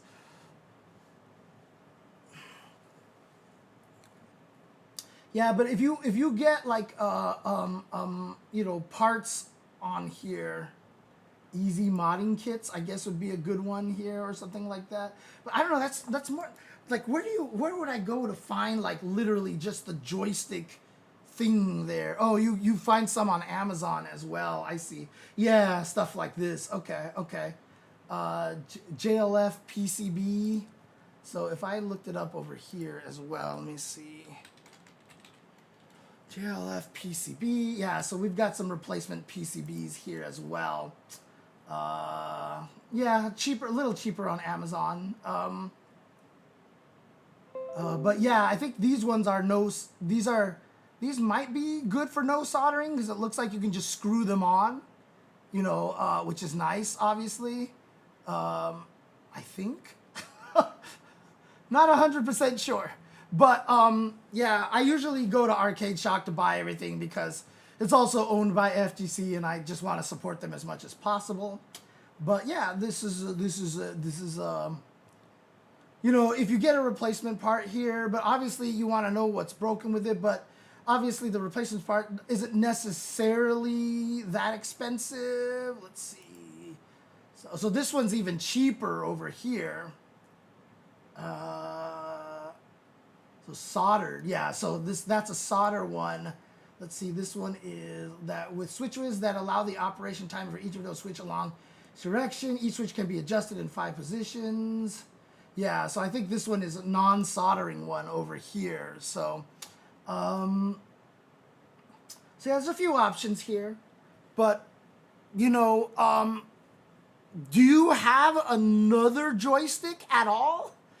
Anywhere by any chance that you can try swapping them out and seeing what happens when you swap them out? You know, that's always an option.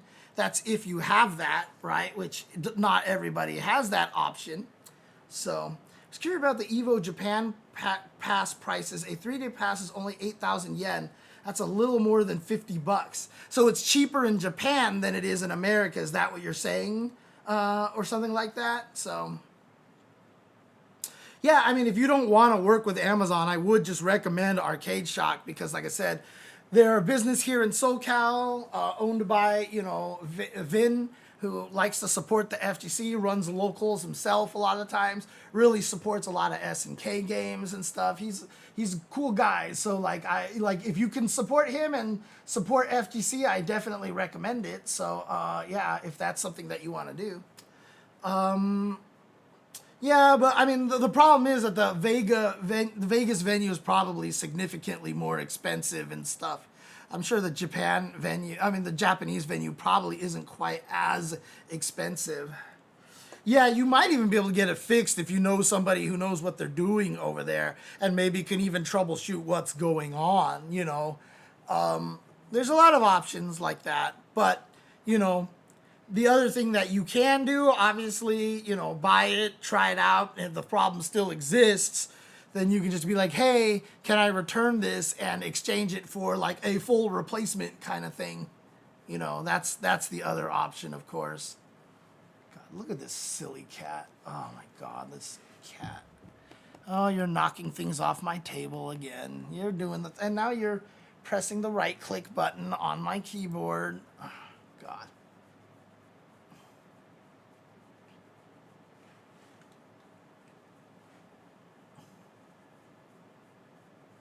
I mean, honestly, you could probably just even ask, you know, some knowledgeable people online and stuff. There's a lot of people out there who would probably know the answer to your question. Like, I would even suggest, you know, messaging Markman is a good one. You could also message Arcade Shock directly. If you at Arcade Shock and just be like, hey, you know, what do you think of the non-solder or the optical, et cetera, et cetera. Or if you want, just tweet at me and I'll just retweet it and see. I'll be like, hey guys, do you have an opinion on, you know, that kind of things. So Jasmine, I think she ran off to the side somewhere. She's hiding right now. So if I laid down on my couch, she will appear and jump on my chest almost instantaneously, because that is what Jasmine does. Oh.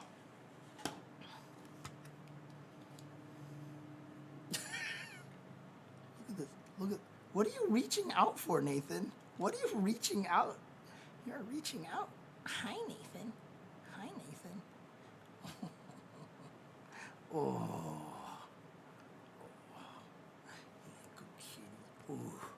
Ooh. Ooh. Oh, good kitty. Good kitty. Look at you. Oh. God, what a cat. What a cat. Oh my God.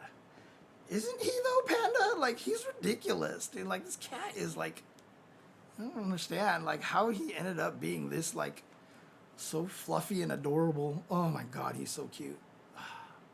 Yeah, I'm talking about you, Nathan. Yeah, I'm talking about you. I'm talking about you, Nathan. I'm talking about you, Nathan. He doesn't like me trying to stare deep into his eyes with the cat. Oh, he pawed at the camera. He was like, stop it. Stop. I'm not your dancing monkey, James. I'm not, okay, if you scratch my head, I'm okay. Oh,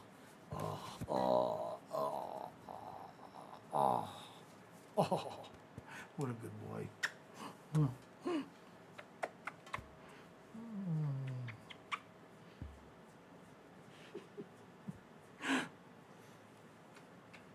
what a good boy. What a good boy.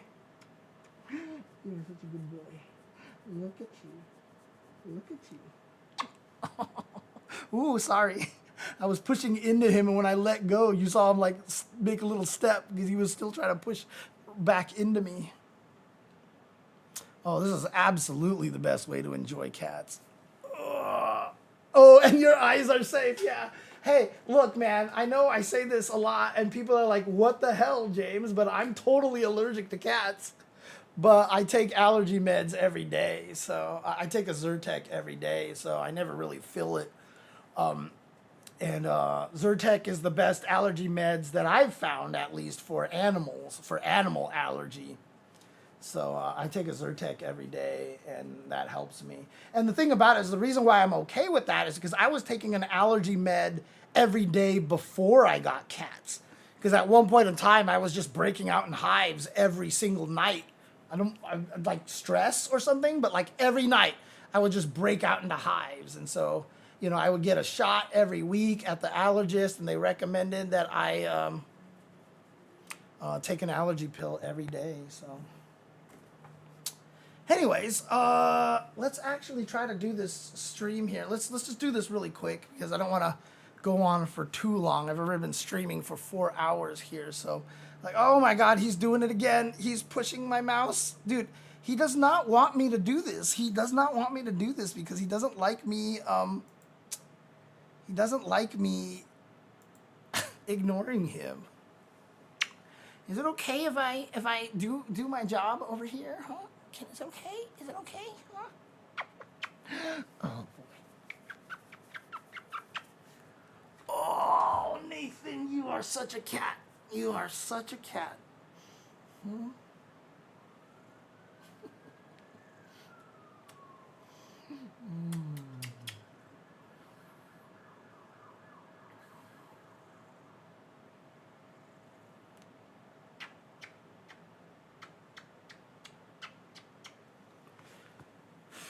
All right, okay. Let's do this.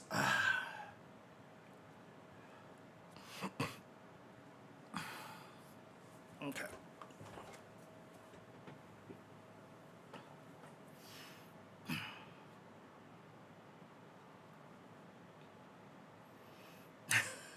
Nathan's not gonna let me do this. Oh my God, because he just looks at me and I'm like, God dang it, I gotta support the cat. Hey, thank you for the follow, Princess Rina. Thank you. Hey James, hope you're having a good week. Anything excited planned for the holidays?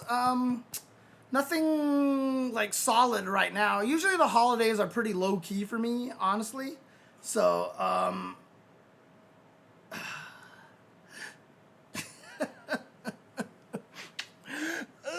God, you are such a goofy cat.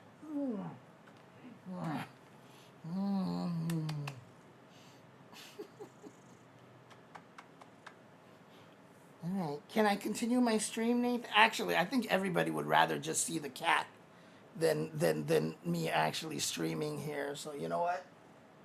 I guess we'll hold on to you for a little bit. Yeah. Look at this boy. Look at this boy.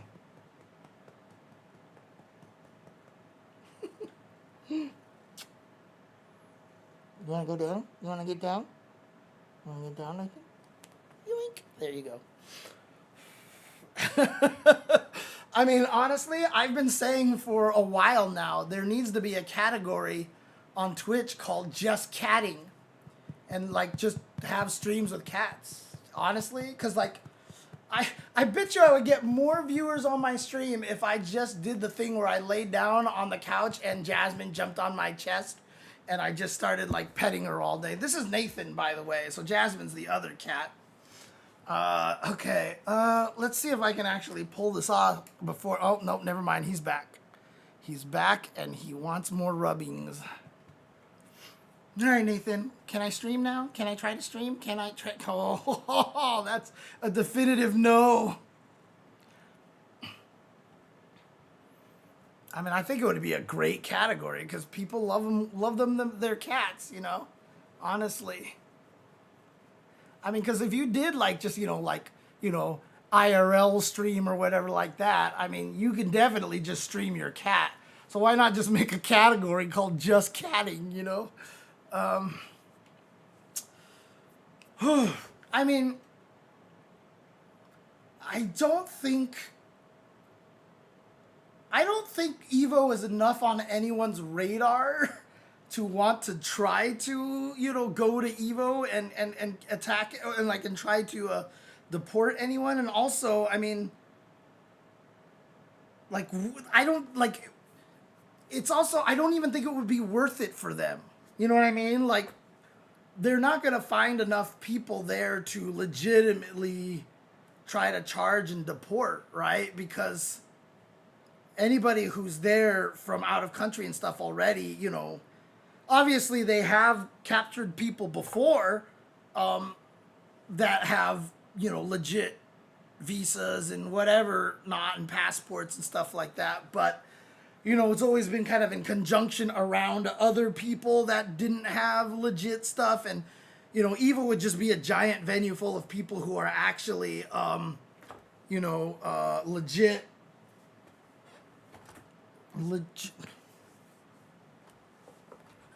You must be sitting on it, Nathan. I can't find my glasses wipe. Okay. Right, exactly. But, for an international event, I don't know if that's like the way to do it. So honestly, but in any case, while Nathan is just sitting here, let's see if I can actually do this really quickly here before Nathan starts to prevent me from streaming again. Okay, so I'm gonna kind of read this a little bit here. But kind of go off of it a little bit. I've definitely talked about this before in the past, but it was in a big giant video. So the reason why I'm doing this one is just mostly reading my tweets because I wanted to make it small enough to be in like its own little 5-minute video or maybe even just a YouTube short or something like that. So, so over this past weekend, obviously, was the Tokon beta as well as the Avatar Alpha. So both games, not in final form yet. And of course, we had Invincible and, 2XKO has just come out. And one of the crazy things that we've been seeing a lot on social media these days is for some reason, like, it seems like with all these different games coming out and people having the opportunity to prefer one game or another, we've been starting to get a really like negative, like hateful rhetoric coming from the FGC recently. And it's like, it's always been there. There's always this like, I hate your game, my game's better kind of thing. But like, I feel like it's like getting worse right now, especially because, like 3 of the games that I just mentioned are all tag fighters and such. And, Avatar is a very Marvel-like game as well in terms of just like crazy combos and such. And we're just getting to this point where people are starting to like, they seem to use one game to prop up, like use games that they don't like to prop up other games and such. And you're just getting a lot of negative talk and it's really kind of driving me crazy. And then L.I. Joe tweeted out, he was like, crazy take, but different games can coexist. I don't understand the point in trying to prove what you like is better than what someone else likes. And, you know, this just really kind of opened up the floodgate for me to kind of piggyback off of that.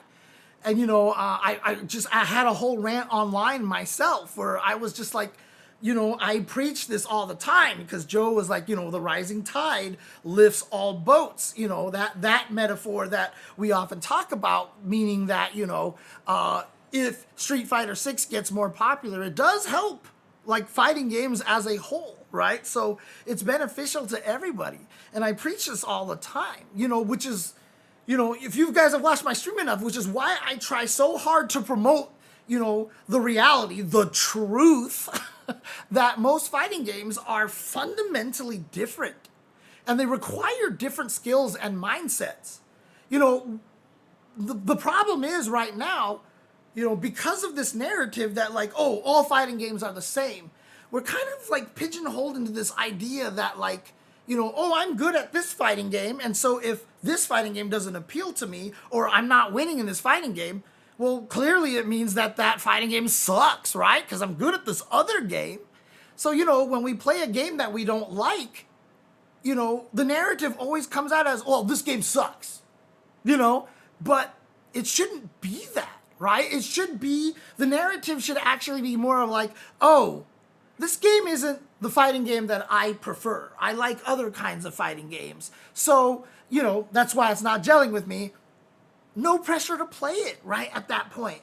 But, like, because everyone keeps talking about fighting games, it's the same, etc., like, you know, because we promote this idea that all fighting games require the same mindset, same skills, and that, oh, if you're good at one fighting game, you should be good at another fighting game, then it pushes that idea that if a game doesn't appeal to you, then it's a bad game, right? Because, I mean, what other conclusion can you come up with, right? Like I said, when you're good at one game, you play another one, and it's not gelling with you or you're not succeeding, then obviously you're good enough to win at another game. So, you know, the fact that you can't win this game means the game is scrubbier, that the game is, you know, degenerate or whatever like that. And you have these kind of narratives where like I said, it's more leaning towards hate on the game that doesn't work with you.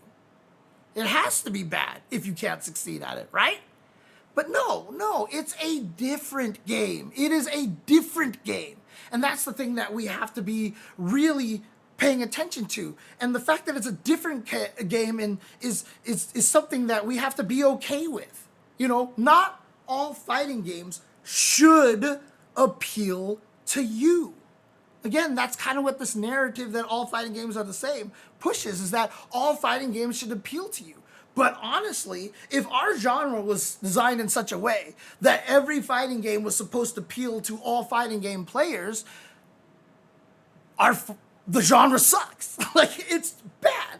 I think we would be worse off for that. I think it's better that different games reward different mentalities and psychologies, right? I preach the heart, mind, body thing so much because I'm trying to help categorize how fighting games play so that you can understand the difference between the games and why a game appeals to you and why other games don't appeal to you.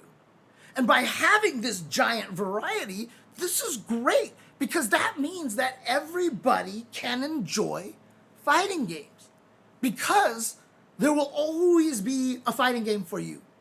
Undoubtedly. You know, if you are this kind of player, this fighting game will work for you. If you're that kind of player, that fighting game will work for you. You know, to have that variety so that we can welcome all different kinds of play styles, all different kinds of mentalities, all different ways that people learn, that's what makes our genre so much stronger. And that's where the advantage of having so many different fighting games comes from. And I think that's great. And when you don't realize that, you know, what happens is because you think fighting games are supposed to all be the same and you want to play them the same way, you start creating expectations. And we shouldn't keep expecting things out of our fighting games. Like one of the common things that you see out of like Invincible, 2XKO, or even Marvel Tokon is like, why do the assists work this way? It should work this way. Why? Like, maybe this game wants to keep it a different way, right? It doesn't have to work the way that you in particular want, right? Too often we tell ourselves what a fighting game should be like. And I've, I was talking to someone on Twitter one time and they were like, this game has no neutral. And I was like, this game has the real neutral. And I was just like, what is real neutral, right? So like, I've famously said that the definition of true neutral or real neutral is the neutral that you play in your favorite fighting game, right? Because whatever's your favorite fighting game, that's real neutral because that's the game that you're playing and you enjoy the most. But in reality, there's no such thing as real neutral or honest footsies, right? Like every game, fighting games are designed in a way that you're trying to be as dishonest as possible. Like, you can't name me a fighting game that is like true honest footsies, right? Like, they're all kind of messed up in their own ways, but within their ecosystem, they work well. So again, like, someone could watch Marvel 3 and be like, this is the scrubbiest game ever. And I think Marvel 3 has one of the most nuanced neutrals out there, right? Like, I think the neutral's really good, but at the same time, I think the neutral is really good in, like, say, Hyper Fighting or Third Strike. But they're very different neutrals, and they don't have to be the same thing. They don't have to reward the same skills. And this doesn't, and especially within the same series, right? This happens a lot in the same series because, like, Street Fighter, I mean, we've all talked about the circle of fighting game life, right? Like, everybody who played Third Strike hated Street Fighter 4. Everyone who played Street Fighter 4 hated Street Fighter 5. And now everybody who plays Street Fighter 5 hates Street Fighter 6. Like, it just keeps happening. And, one of the things I want to make sure that I establish here is a lot of people are always like, oh, you boomers, or you're just mad because... No. Because this thing that I'm mad about, it's actually the old players, it's the boomers who I feel like are guilty of this more often than the newer players are. Because the old players are always the one that are like, this version is so much scrubbier. This version is stupid. Look at this neutral skipping thing, blah, blah, blah, blah, blah. Like, if Third Strike came out today, the fact that you can parry in the air would be a neutral skip. Everybody would be like, it's so easy. I can just jump, and if they try to DP, I parry it, and I can punish them. Like, you don't even have to play neutral. It's so scrubby, right? Like, every game that we talk about, you can describe how there's a neutral skip or dishonest footsies. Because again, there's no such thing as real footsies or no such thing as real neutral. It's just the one that bothers you the least, the one that is most fun to you, right? So, like I said, older players are guilty of this the most because every time a new game comes out and changes anything about their game, they're like the loudest people complaining, right? I mean, you saw it with Exerd to Strive, right? Like, the way that Exerd players talk about Strive, I mean, it feels like Strive killed their dog, like, Jesus. But there's a lot of people who enjoy Strive, right? Like, it's just... The main point is this, all right? Look, I've been saying forever now that our scene still needs to grow in the way that we talk about fighting games. I think that we're still very immature discussing this topic. We have to grow more mature, more intelligent about the way we talk about fighting games, about, our entire genre. There's so much depth and there's so much, like, reasons and aspects that really kind of drives every individual of why they do or do not, gel with certain fighting games. And the way we talk about it, it's always if, like, this doesn't appeal to me, it sucks, right? And that's what I want to try to eliminate because I just think it's wrong. It's like, different fighting games will appeal to different people. And the reason that a fighting game doesn't appeal to you is almost never, ever that the game is actually bad. So that whole conversation of like, oh, I like this game more. This one's bad because it doesn't let me, or I don't like the way, like there's a difference between the game is bad and the game doesn't work for me. And that's the important thing that we got to discuss, because right now the narrative that we have causes people to put down other fighting games. The way that we present fighting games, the way we talk about fighting games is, if this fighting game, if I don't enjoy this fighting game, or if I can't win in it, clearly it's bad because I can succeed in this game, not this game. But that's you wanting the new game to reward the exact same thing that another game rewards you. And no fighting game has any obligation to do that, even sequels, right? And if there are people out there who do enjoy it, like, you always see people like, oh, well, they're scrubby. Like, I bet you they couldn't win at this other game that I play that requires the real skill. No, stop it. Look, fighting game genre is beautiful. It is. It's beautiful. We have so many games, so much variety that rewards a lot of different skill and talent. We should be soaking up the fact that we are so blessed to have this many different fighting games that reward different things, that appeal to different people. We have like one of the only genres I feel like that has this kind of depth within the genre, you know? So like, we should be taking advantage of that and not using it to put down other games. If a game doesn't appeal to you, you don't have to compare it to another game. You don't have to talk down about other games. Just understand that the game doesn't necessarily appeal to you, that it's not what you enjoy. And let the other people enjoy their game. And again, just because it doesn't reward what you think should be rewarded, doesn't mean that the game doesn't reward a lot of different kinds of skills and talent and mindset that the players who are succeeding in that game, you know, are using.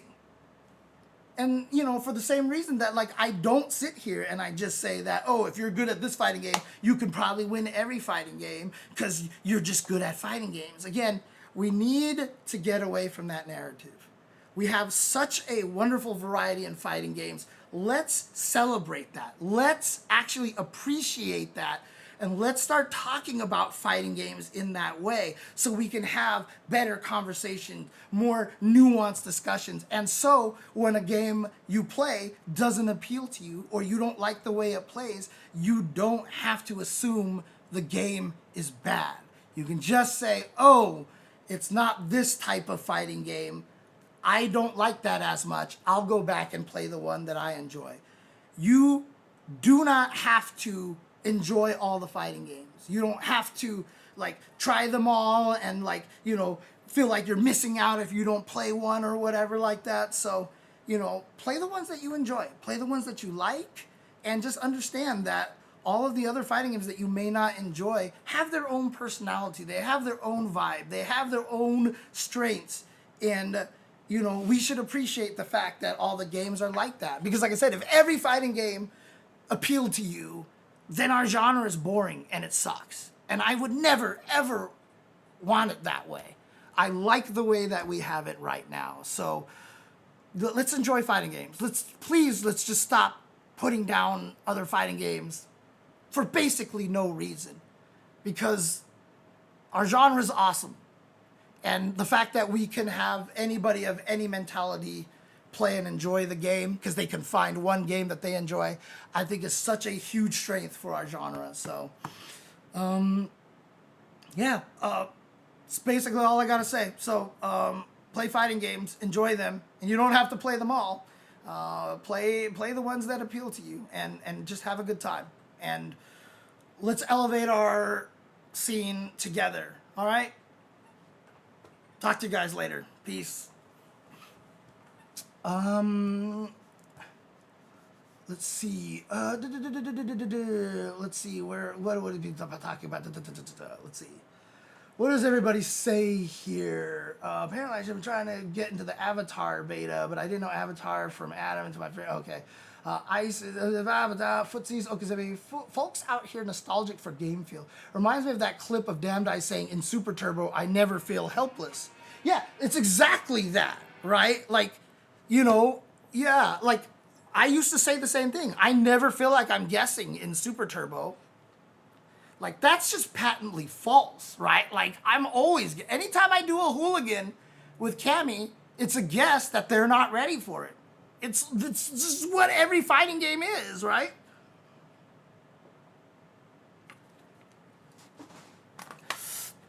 But honestly, yeah, I mean, I don't think SF4 has the best footsies. There's a lot of things about SF4 footsies that I actually actively dislike, because SF4 footsies was kind of like, you find one good button and you abuse that button. Like, it's like, you know, it's kind of how it was. Like, Adon just sat there and hit, like, standing heavy kick all day. Like, I don't think you did much else with that, right? So, oh yeah, like, it's crazy, right? So, dude, James, I am so excited for VSAV. I want to do the commentary. I want to do the commentary on that so badly. You don't even understand.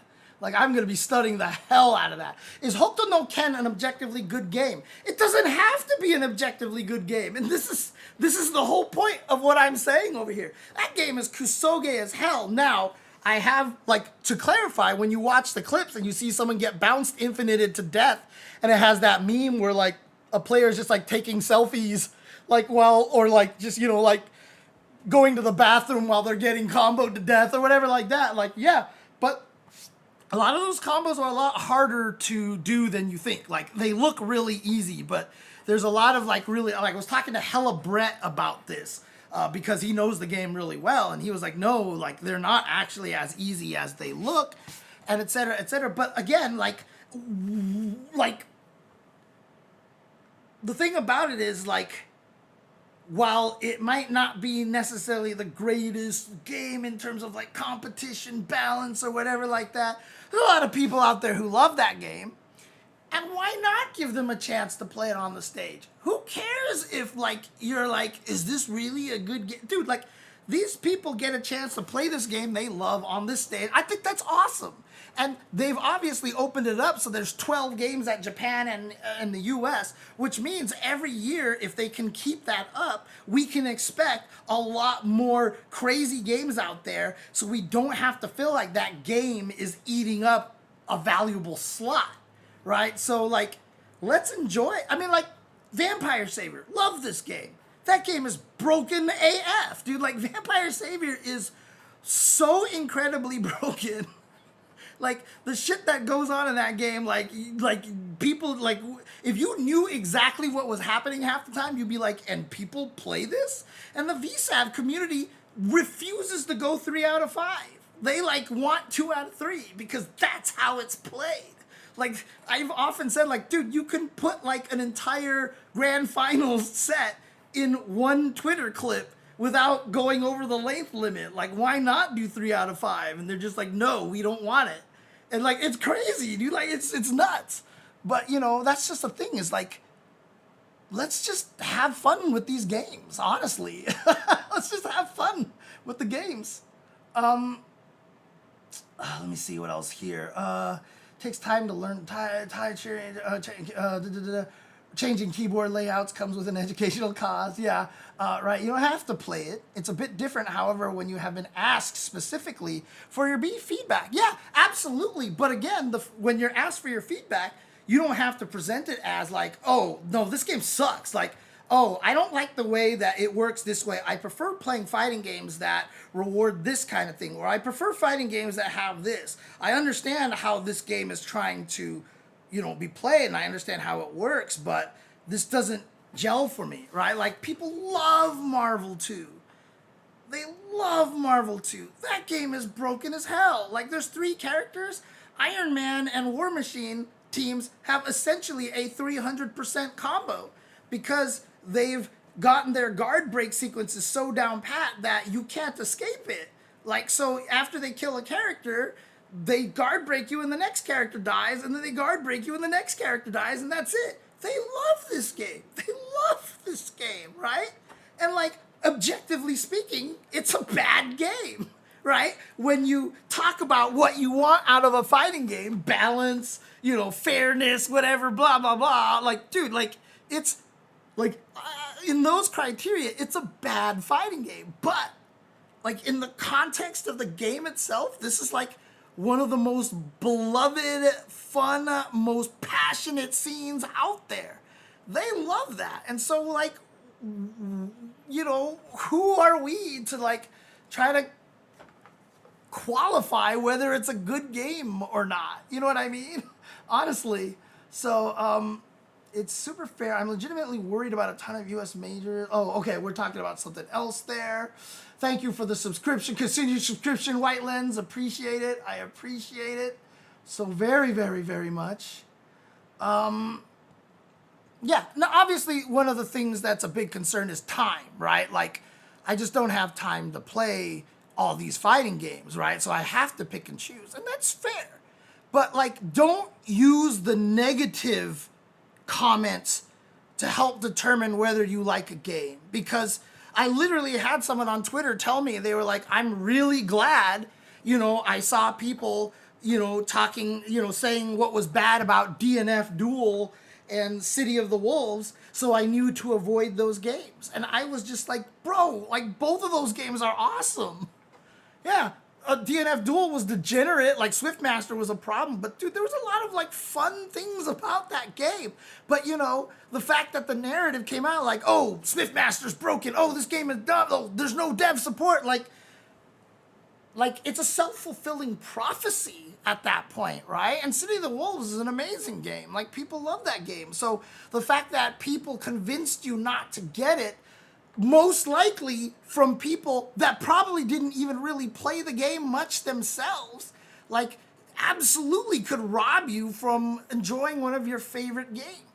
Obviously, you're gonna have to do some research to figure out if this is a game you like, but again, if we matured the way we talked about fighting games, then influencers can be more like, hey, I feel like this game plays more like this. If you enjoy this, you should enjoy that.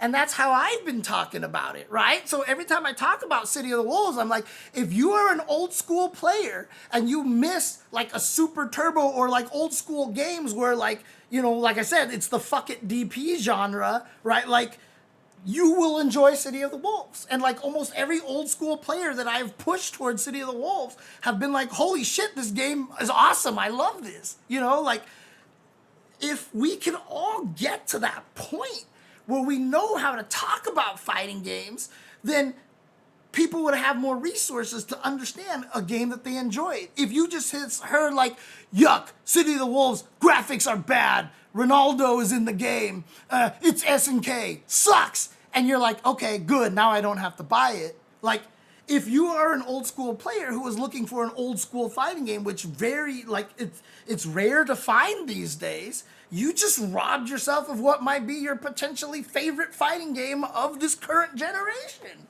right? Why would you use the negative things when, especially when a lot of negativity is mostly just parroted and repeated from what they've heard from somebody else, right? So we have to grow, talk about fighting games better so that we can more accurately relate certain games to other games. Oh, dude, Avatar's gonna be degenerate. That's awesome. It's like the new Vampire Savior. It's like when I was talking about DNF Duel, that's what I kept saying. I was like, this is like the new Vampire Savior. Because in Vampire Savior, everyone's broken, and in DNF Duel, everyone was kind of broken. And like, there is a contingent out there that enjoys that. But if all you listen to is people saying, like, this game sucks, and they don't even have a real reason for that, like, you're not going to be able to find some of these gems that you might actually enjoy. So, you know, I hope we can grow and get better at talking about this because, yeah, it's hard to play everything. So you're never really going to know if you enjoy every game or what game to enjoy, but at least we would have better context. And in the end, the best thing to do is don't buy it on launch. Don't worry about falling behind. Like, so many people have started games late and ended up being really, really good. Don't worry about falling behind. And then, straight up plug, go to Tampa Never Sleeps, type that game into the search, because they'll have a tournament for it. Undoubtedly, they'll have a tournament for it, because they have a tournament for everything. And so for a lot of the games, when I'm learning it, I'm like, I go to Tampa Never Sleeps, I type in the game, and I watch their most recent tournament, and I get such a better idea of what the flow of the game is. You hear the commentators who are good at the game be like, oh, that was such a sick mix-up because, and like, the information is all out there for you to figure out if this game is worth testing. And then, of course, on Steam, you have a window that you can return games, dude. Like, you can't ask for a better way to test games out. Like, literally, you can just test it out and then just return it if you don't like it after a while. So, again, so you don't have to play all of them to find your favorite. You can easily weed stuff out. Like, if you are not into Marvel mix-ups, you will watch 2XKO and just be like, and people are going to be like, oh my God, this mix-up's so cheap. Oh my God, that was so crazy. Like, how do you block that? You know, whereas they're saying it like, how do you block that? This game is awesome. But like, if you're a person who's like, I don't like that, you don't have to play 2XKO to know that you're not going to enjoy it if you don't like Marvel 3, right? Like, it's that easy, right? Like, the games clearly have very distinct personalities that, you know, I know I'm taking for granted, you know, because I've been playing fighting games so long that I can categorize these so easily and stuff like that. But, you know, it isn't as hard as a lot of people say. Like I said, Tampa Never Sleeps, type in the name, watch it, listen to the commentators, and you can learn a lot. Like, when City of the Wolves first came out, I was experimenting with it, and I was like, oh, I feel like this would be good. This might be strong. And then instantly, I went to watch a Tampa Never Sleeps beta tournament. Yeah, when the beta came out, when I was messing with it. And I watched what they were doing, and I saw Reynolds going nuts with Kine and just doing, like, feint cancels and shit. And I was like, oh, whoa. I was like, this is not moving or playing at all how I thought it was going to play. Interesting. You know, like, there's a lot out there for you to find information. So, unfortunately, Bull Sad Guy, I didn't get a chance to play any of the betas. So I can't say anything about Tokon and Avatar, but I'm looking really forward to both those games. I really liked what Tokon was doing when I played it at EVO. And I know there's a lot of complaints about it, but I know it's also because people are trying to, again, just like I talked about, they want it to be another tag fighter Marvel game. And while I agree, like, the mid combo assists, it would be more fun if you could not just do the canned one that everybody has, so everything feels very samey. But again, like, maybe that's not what they're trying to go for, right? Maybe they're trying to make a fighting game that has, like, crazy mix-ups, like, you know, or maybe they even try to nerf some of those mix-ups, but they want to make it so that, like, it's a tag fighter that non-tag fighters can get good at. And since I suck at tag fighters, I'm kind of excited about that. Because honestly, if it is that, maybe that game helps get me more into a tag mentality that actually helps me get to the point where I can play, like, Marvel and actually not suck. You know? Oh, man. Let's see.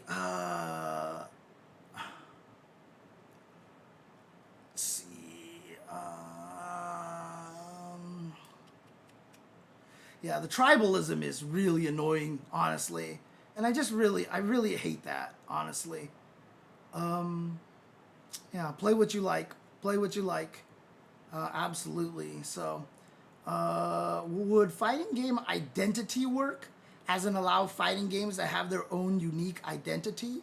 I don't know what you mean by that, but that's how I look at fighting games. Oftentimes I say when I'm learning a brand new game, I like watching those tournament footage because what I want to do is understand the rhythm of the game.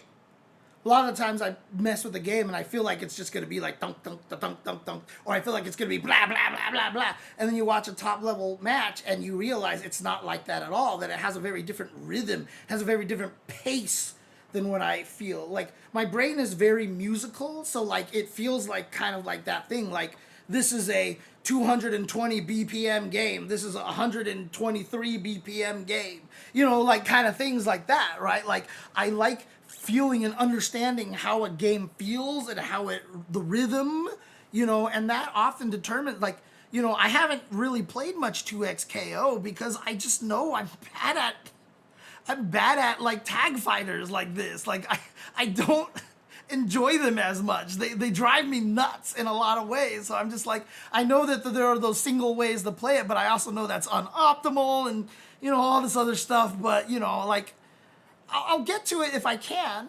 but, you know, I have other games that I'd rather focus on, in my opinion, so. 4-in-1 life bar is not a tag fighter. I mean, I'll be honest with you, Mike Jones, if I made a tag fighter, I would do the same thing, because I want to create something very, very different. Have a good night, bull sad guy. I want to create something very, very different, because I think it would be fun to have a more hectic tag fighter. Oh, there it is. That's one of the things Nathan knocked onto the ground. I would love to have a tag fighter that doesn't have the concept of anchor, point, etc., etc. And that's the kind of tag fighter I would want to create. I would want to create a hectic tag fighter that doesn't have a point or a anchor character, because I think that would be fascinating. I think that's really cool. So, you know, I like the one life bar thing. I mean, honestly, like, like one of the concepts that I really wanted to talk about, you know, if I made my own Rival Schools games, I've talked about this forever, and if I made it a tag fighter, it would be a one bar life bar tag fighter, because I'm curious on how that would be, on how that would play. You know what I mean? It's just not like, you know, you have to have this role for this character. And while that's cool and it's fun and has depth in its own way, but if you have the variety to not have to worry about having a good anchor character, like, does that open up the character variety for some people, etc., etc.? Because, like, in a lot of Marvel games, like, there are just some characters that don't work as anchors. And so, like, you might not have a space for them on your team or something like that. You know what I mean? And so, like, that's the thing. No, I'm not making just an anchor, because, I mean, if you still have to keep switching characters, right? Obviously, the worry is that you don't have to switch characters, but that's where my innovation for the game comes from. If I designed a game that was like that, I have a way to force you to switch characters, you know, without having to worry about the life bar. Again, you can do anything you want. If you're just smart enough, you can make a fighting game to work however you want it to work. And again, that's one of those problems, is that if you just think only in terms of the way that it works now, then yeah, if I gave everyone one life bar, you're like, why do I ever need to change characters? Dude, like, you could put a freaking time bomb on every character that if they're on the stage too long, they just explode and die. Like, there's like an infinite different ways that you can force people to switch characters. It's not hard. And that's the thing, is that we just have to understand to think differently and accept different, you know? And again, so you're like, just give me access to them all off the hop. I love what Tokon's doing, because by trying to build your team, it gives you micro goals, which is one thing that is missing from fighting games, and that is one of the things that makes fighting games so hard to play. When you play all the other genres, it's like, okay, FPS, go find a good choke point, or know to get to these things, scout out this area, whatever, like that. It's not round one fight, you're sitting next to the guy with the gun, and there's micro goals to start. MOBA's the same way, RTS is the same way. Build resources, mine this, kill, last hit a bunch of, like, minions, whatever like that. But in Tokon now, what happens is for people who are not familiar with fighting games, if the goal to build your team is like something now they know, like, oh, okay, so what I want to do to start is to land my A target combo near a wall or throw them to get more characters. And so now you have a micro goal to build up to try to get stronger by the end of the round. And it's going to be one of the first fighting games that has that kind of a narrative, which is going to be really interesting. And it's one of the reasons why I really love that, is because now players, you know, aren't just thrown in like, oh, fight, here I am, I can do everything, they can do everything, what do I do? Right? Now it's fight, shoot, I only have 2 characters, and I want access especially to that last assist, because the last assists are usually the most broken assists, so I want to build my team. So I know I need to throw or to combo them through a wall, and like, that's going to be a really powerful draw for people new to fighting games.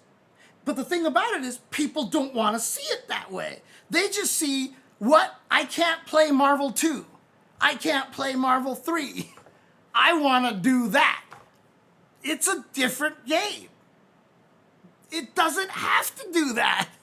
It doesn't have to do any of that, right? Like, it just doesn't. So, you know, I really like what it's trying to do. I really like the concept that it's building it, because obviously when you get more teammates, you can also cool down your combos a little bit better, so it doesn't cause them to flip and combo. And again, having these kind of micro goals to let it so that you can get to a point where you can do something stronger, I think is super fascinating. Yeah, and it really does feel like you need them all active. Exactly. So that's cool. Right? I think that's awesome. Again, like, you may not like it, but that doesn't make it bad. Because what if that does work? What if a bunch of people are like, oh, cool, I can play this fighting game because, you know, no one says it out loud to you, but you just naturally think, shoot, I want to build my team. I want to build my team. And you get your team, and now you can do all this cool shit. There's like a progression there, right? You feel the progression.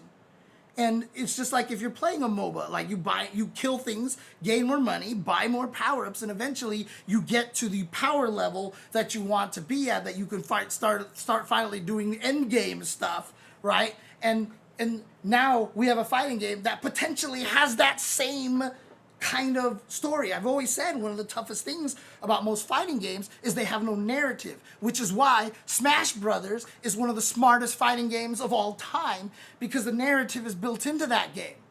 Because when you start fighting and hitting each other, you don't launch anybody anywhere. And then as the game progresses and people take more damage, they get launched further, now all of a sudden the narrative changed to, I need to get back on there and prevent the guy from edge guarding me. And now you have a different game that you're being played, right? And that's the whole cool thing. And then you play this, and then the guy dies, and you come back in, and now it resets. And now you're not as worried about getting launched out anymore, so you can be a little more aggressive. There's a narrative. There's a path to playing the game. It feels like it happens in phases that doesn't happen in most fighting games. And so I'm really curious to see how that's going to work with Tokon, honestly. So, anyways, that's kind of what I want to talk about with fighting games are different. I really wanted to talk about something else, but I could be talking about this forever, and I don't want to do that. So I'm trying to think. I'm just gonna have to find another day to talk about this, because I really wanted to lock down something, but it's a conversation that's going to require a little bit more time than I want to have, because I've been streaming for 5 hours already. But, you know, when we play a game like Marvel Tokon, a lot of people go into that expecting something. When a lot of people went into playing 2XKO, they're kind of going in there expecting something.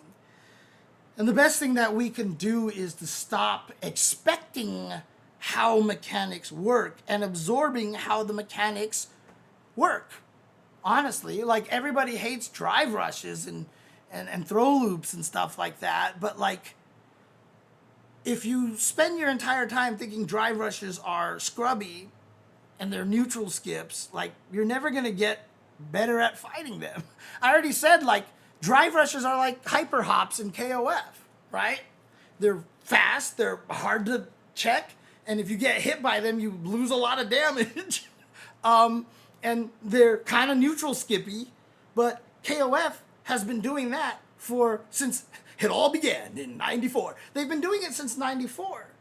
So they've understood how to fight against it. So, like, nowadays, if a brand new game came out with a hyper hop, it would be a neutral skip. Like I said, jumping air parry is a neutral skip. Hyper hop is a neutral skip, right? And so if you spend your whole entire time complaining about raw drive rush because you don't feel like it should be in the game and it's scrubby and it's a neutral skip and blah, blah, blah, you're not going to truly fully embrace it and you're not going to learn how to fight it, right? Like, every time you get hit by it, you're just going to be mad. And you shouldn't be mad, you should be evaluating, like, is it worth trying to check the drive rush? Because there's so much depth to it now. Drive rush into special move to slow you down and I hit you kind of thing. Like, and so you're like, shoot, should I not try to check? Like I heard Japan doesn't try to check drive rushes as much because Japan doesn't, like, they'll complain about stuff, but then they'll just keep playing it and they'll keep using it and they'll figure out and they'll abuse it and they'll figure out the best strategy against it. They might not like it, but they'll learn how to play against it. And that's how 6 is supposed to be played. When people are like, just take away drive rushes. Why? Now the game is boring and it's just like Street Fighter V. Like, who cares? Like, it's interesting because it has drive rushes. Drive rush canceling and raw drive rushes, etc., all lends itself into the burnout stuff and the really smart ability to know how to use your drive gauge properly. Like, there's a lot of cool factors. Just go watch a bunch of Ringes videos and see how players are manipulating their drive gauge to maximize how much damage they can do with raw drive rushes and drive rush cancels and all that stuff like that. It's interesting. It's fascinating. And so instead of complaining that raw drive rushes are a neutral script and they're scrubby, that's how this game is played. And learn how to fight it. Because like I said, if KOF came out today, everybody would think hyper hops are the dumbest thing in the world.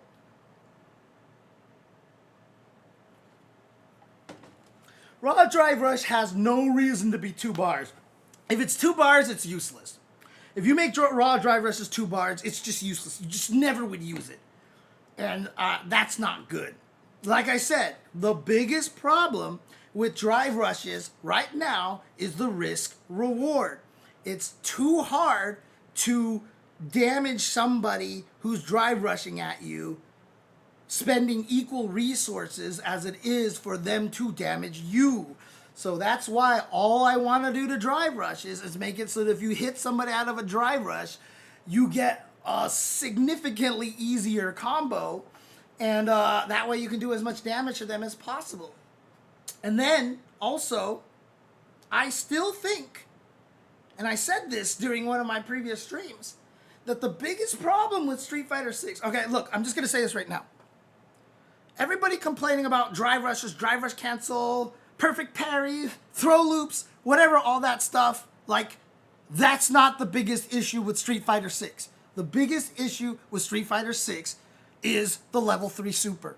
That's it. Like, honestly, if you fix the level 3 super and how easy it is to land them, everything doesn't have that same effect. Like, if you get perfect parried and, like, you know, the route doesn't let you necessarily get to a level 3 as easily, so you just do this combo into a level 1, like, the perfect parry is not as bad. Throw loops wouldn't be as bad if you didn't die from shimmies because you just combo into a level 3, right? And raw drive rush wouldn't be as annoying if the guy hits you, could just burn all this drive gauge and then just go into a level 3 and you lose all this life.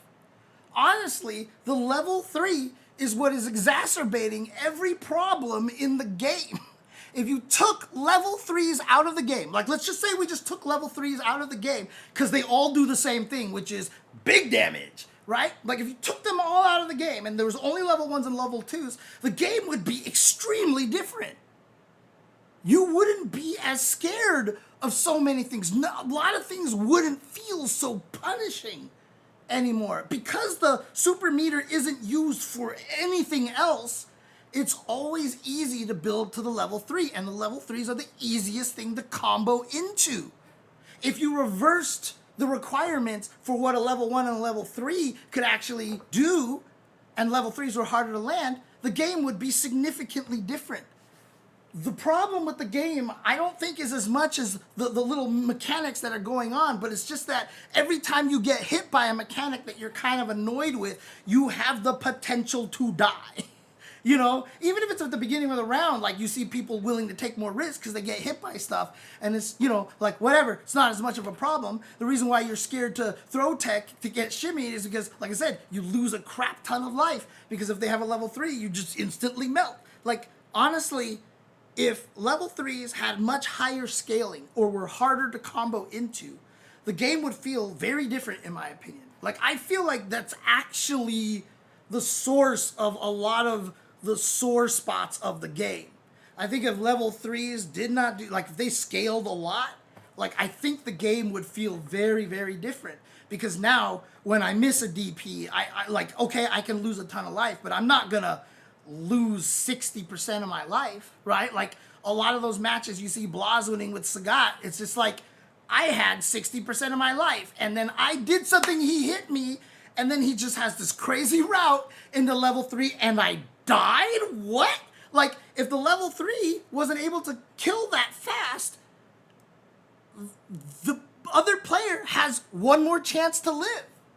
The level 3 severely reduces the number of interactions that happen in the game.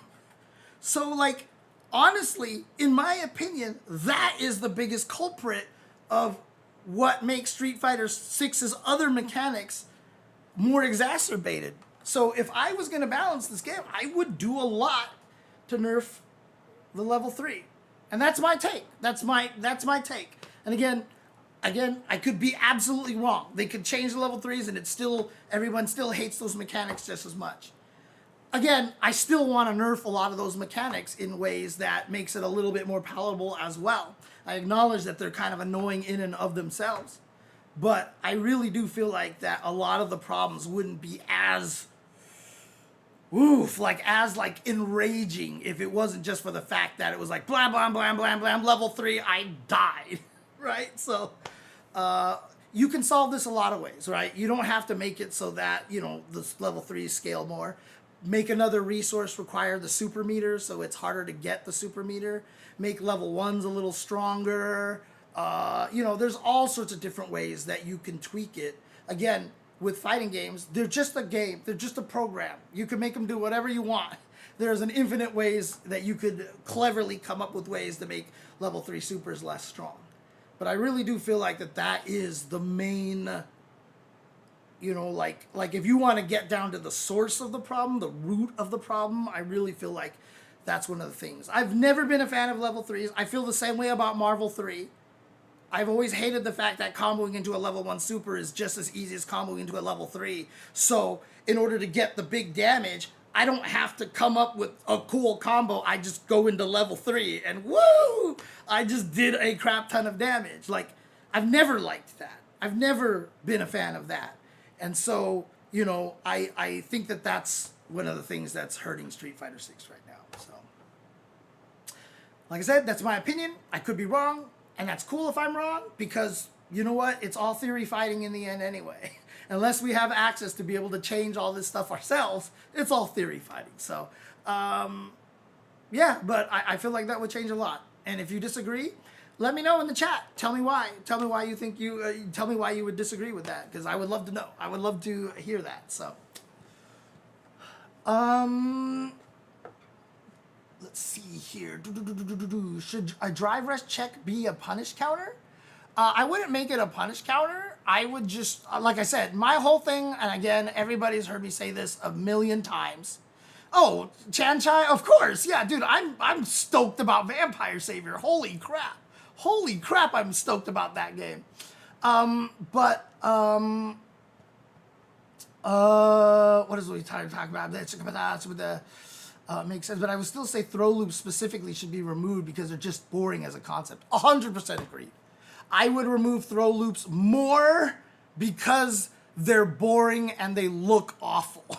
Or I would make it so that every character would require drive rush at least to get a throw loop. So I'm planning to publish this pretty soon.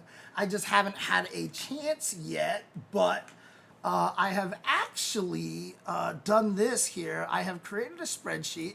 There may be some errors here, hard to see on this spreadsheet, of course. But this is my throw loop spreadsheet, basically. So this is how everybody can actually do throw loops. So Aki can do a walking throw loop. It's a 2-frame window. Yes, she can shimmy. She can't dash throw loop, but she can drive rush throw loop. Akuma can walk, he can dash, he can drive rush. They're all 4-frame window. Really, really strong. Except when he drive rushes, the only way he can shimmy is if he whiffs a throw. Then he can shimmy because it just stops him moving forward. You know, Blanca can do these, etc., etc. And I've written down all these, the ways that everybody can throw loop. And if we can just get to the point where, like, we literally just remove walking throw loops and made it so that they're only drive rushes, because again, drive rushes are harder to shimmy on when you throw loop. You have to whiff a throw or something crazy like that. But if you predict that and they whiff a throw and you wake up and do nothing, you can kill them, right? Like if they do the drive rush, whiff the throw, yeah, if you wake up and throw, you can get punished. But if you do nothing and they whiff the throw, then you can punish them. So like having a driver, like nobody can actually drive rush and legit shimmy you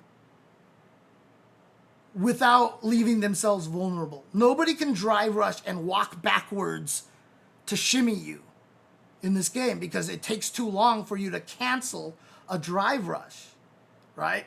And so like if we just like, and so like I said, I've just been doing this research because I'm just trying to figure out what the varieties are, et cetera, et cetera. And so like if we just made it so that you drive rush, and so even if you let them drive rush, throw you, drive rush, throw you, drive rush, throw you, at that point they've spent a lot of their gauge at this point. Oops, what am I trying to do here? So for example, like if you actually look at this here, like let's just say I use the drive rush as a throw loop, right? So I do this here. Like 2 drive rushes and then 3 throw loops. Oh, actually, let's do this. Actually, I'm not going to use Kimberly because she's a bad example here because her throws do less damage. So let's just do Ken, right? Like, or let's do Ryu because Ryu is obviously a very strong character here. And we'll just have him blow up Sea Viper, and then we'll do this. We'll do standard here, like so. Let's just put everything to standard like this. So if I do this,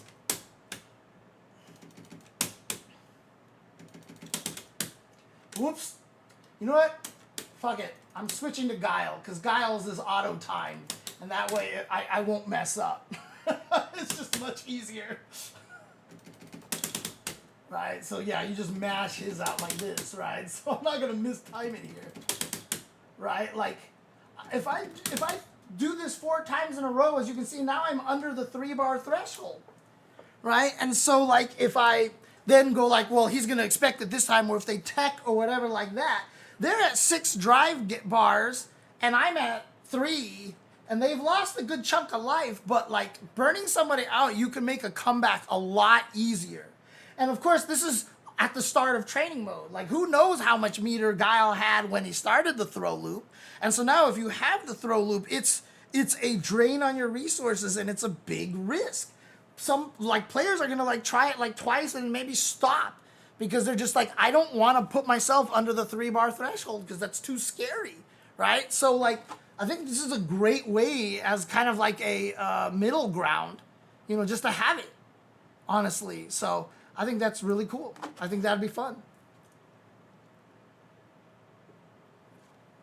And of course, as I've said a million times, my fix to drive rush is, yeah, it would just be that if you hit someone out of a drive rush, they stumble forward. You don't get a punish counter, but you get the +4 that they get if they drive rush and hit you. And yeah, so it'll be a lot easier to murder people trying to drive rush, and I think that's fine. Now, that will nerf some characters too much, and it might buff some other characters too much. That's fine, because you nerf the things or buff the things that, you know, would make them too strong in those situations. Again, this is not a blind, you know, change. You change it and see how it affects the ecosystem, and then you tweak it. And that's it, right? Like, again, like, we have the ability to balance a lot of this stuff. But I think inherently the problem with drive rushes is that there's too much reward for too little risk. Same thing with throw loops. Again, if you are a character and you don't have your level 1 ready and you don't have an ODDP, if I throw you and I walk up and I perfectly time the next meaty throw, if you knew I was going to throw, if you just knew in your heart of hearts or you're psychic and you read my mind and my mind was like, I'm going to throw again. If you know I'm going to throw, there is absolutely 0 ways you can drain my health. If you don't have a level 1, 2, or 3 super, and if you don't have an ODDP that beats throw, you have 0 ways to hurt me. There's 0 possibility of you actually doing damage to me, even though you knew I was going to throw. And that's one of the problems. That's what I mean. Like, it's just too high. And even if you had an ODDP, you know, like, you're not psychic. And so if you're wrong, like I said, you die, especially if the opponent has a level 3. Then you really die. And so, you know, it's just...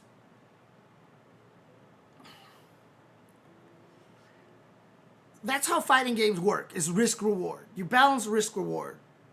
And that's usually how most things work out a little bit better. So, again, you know, there are lots of ways to fix a lot of these problems here, and fixing throw loops, etc., etc., fixing raw drive rushes. The raw drive rush, like I said, it's just the risk and the reward is too skewed.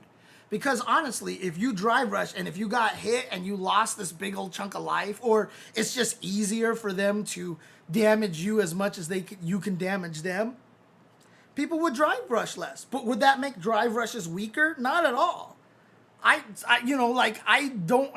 lot of times I drive rush when people aren't expecting it and I hit them because they try to check it and they're just too late, right? You can still use it intelligently, but now if you use it stupidly, you die, which is, I don't think anyone's going to complain about. If you abuse it and use it with no strategy and you die, is like, yeah, I think that's fine. Would the throw escape drive bar gain be worth attempting? I mean, why not? I mean, it wouldn't necessarily be terrible. Like, if you know they're just going to keep trying to throw you, and especially if you see them drive rush forward. Like, if you see them drive rush forward, you're like, oh, well, most likely they're going to go for the throw because they can't shimmy me, right? Like, and so that kind of limits a little bit of the option as well. But like I said, if you, not Guile is a bad example because he is just perfect timing on this. Let's go to Akuma here, for example, because I know he has the ability to do this. You know, he can dry rush and just be like, wee, and then throw you like this. But the problem is that Viper wakes up with a throw like this, and I do something like,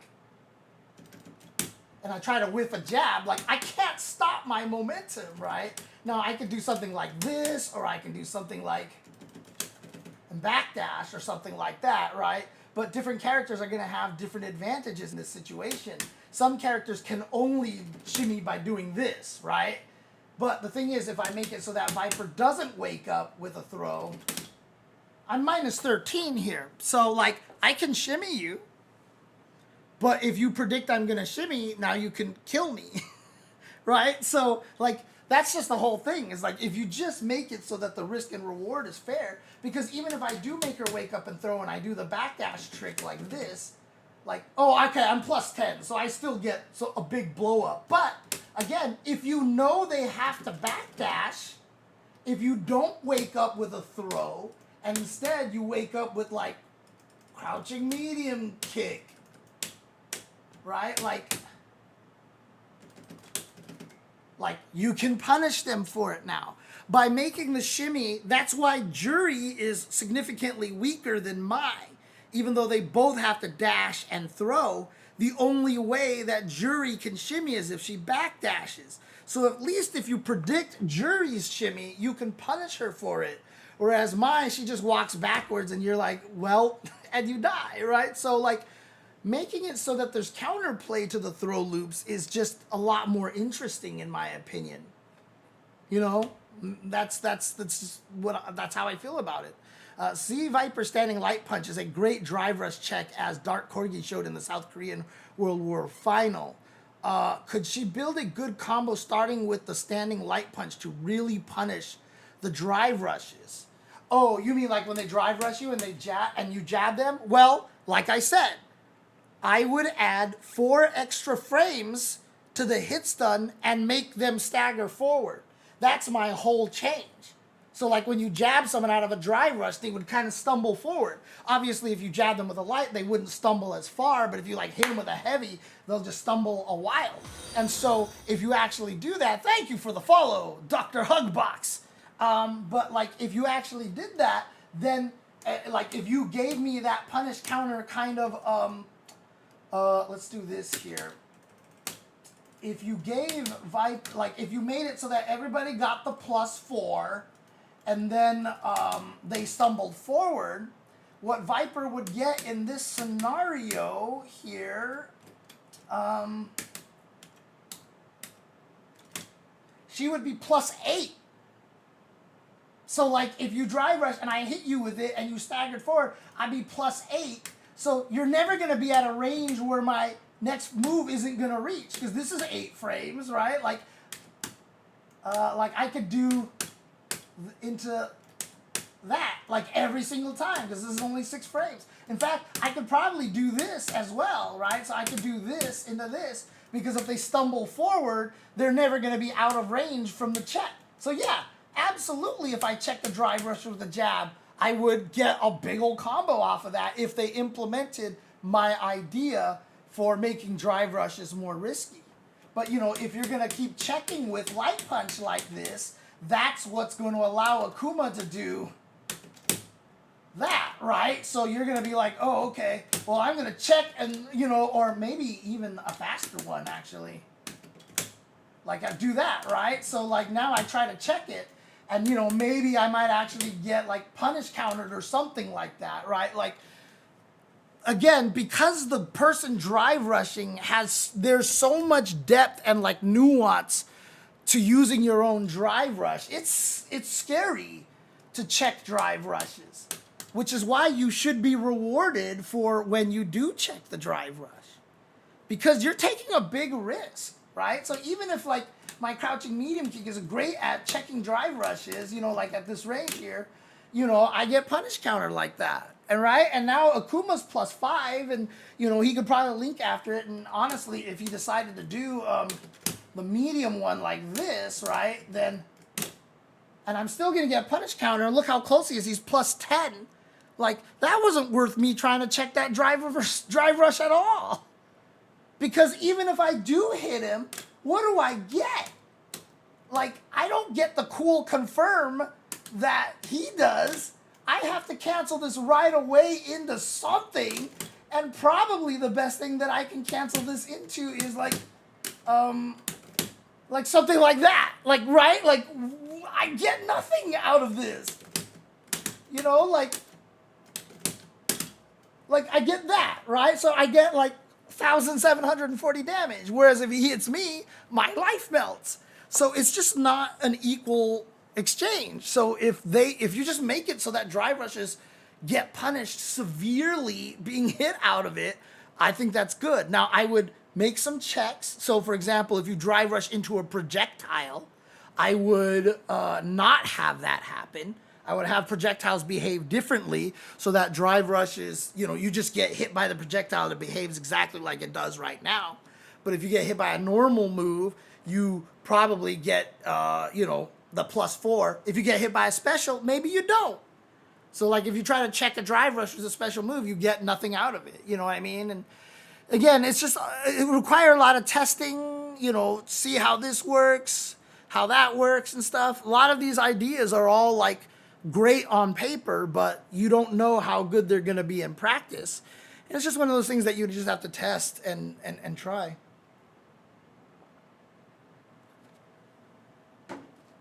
Yeah, drive rushes take up a lot of practice for sure. It's worth to do it.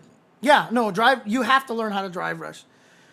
If you don't drive rush in this game, you're hurting yourself. You have to learn how to drive rush properly and know how to use drive rushes, when to use drive rushes, why you want to do drive rush light attacks, why you want to do drive rush heavy attacks, why you'd want to cancel a heavy into a drive rush as opposed to a medium to a drive rush. Like, if you actually don't know all the nuances in that situation, like, you have a lot more knowledge to understand. And again, like, I think that's cool. I like the fact that drive rushes have, like, all this play. It adds a new layer to the game. Why do we want to take that away? Because you think that drive rushes are scrubby.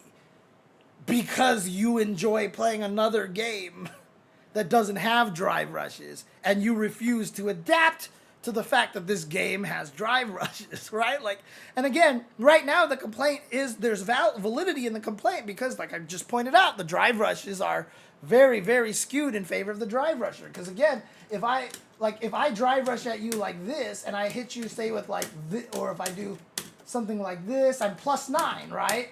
Then I can do combo like that and into crouching heavy punch, and I get cool stuff. And if I want to extend the combo even more, I can do stuff like this, right? So I can do, go crazy with Viper, right? But if I check the drive rush with a crouching medium kick, I hit you from this far away, and it's only a counter hit, so I'm only, like, I basically won't get any, like, I get +1.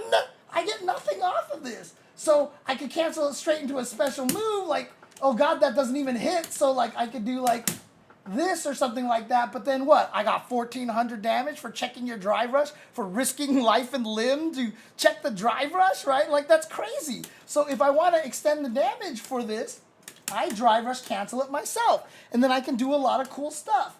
But look at what happens, right? Like, I am now drive rush canceling after my crouching medium kick, and look at the scaling on this, right? If I do this, it's already at 68%. Do you see that? My standing medium punch is at 68%. Whereas if I'm Viper and I do this,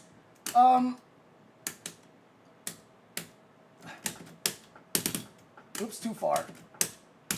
If I do that, look at that, it's at 80%. My crouching heavy punch is at 80%. It didn't get scaled as much, and we're both using crouching medium kick starters, right?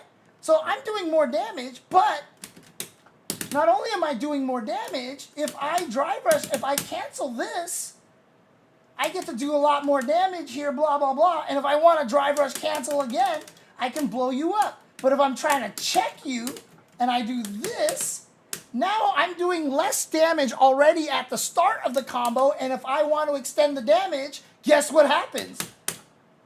Like if I did, I'm burned out. I have to burn myself out. If the person doing the drive rush does this and drive rush cancels one time, to get a lot of extra damage here, like something like that, they don't have to burn out. But for the person checking the drive rush, in order to try to even do as much damage as the drive rusher burning one bar, I have to burn myself out.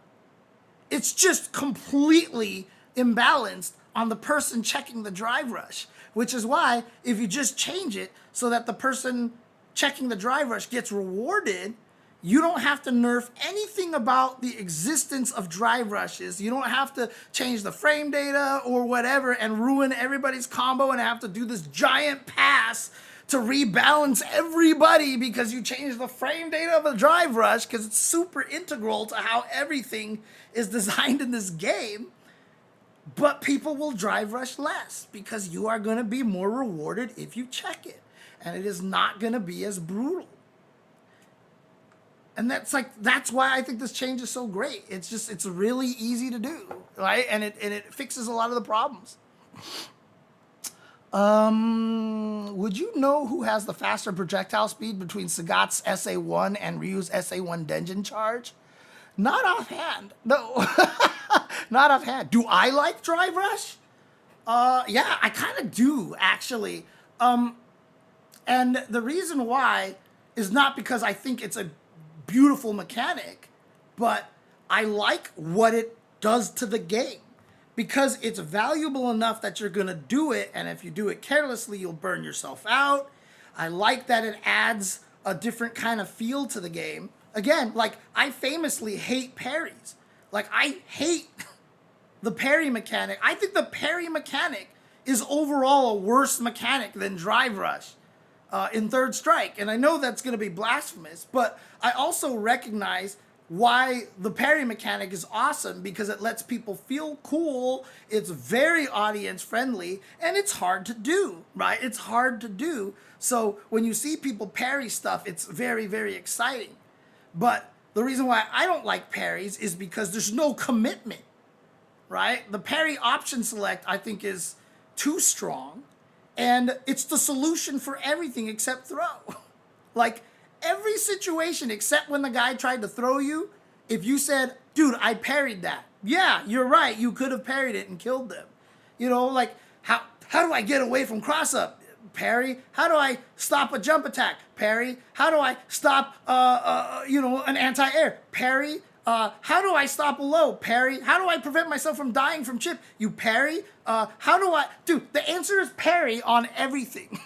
And that's, and the fact that it has such little risk associated with, I made up the bullshit stat, like 40% of parries in Third Strike were not intentional, because like it happens a lot. You're like, I'm gonna walk forward, and the guy hits a button, you go parry, and then you kill him. You're like, yeah, I meant that. Yeah, I meant that. Like, I don't really like that. But again, I understand what it does for the game. I understand how it gives it its personality.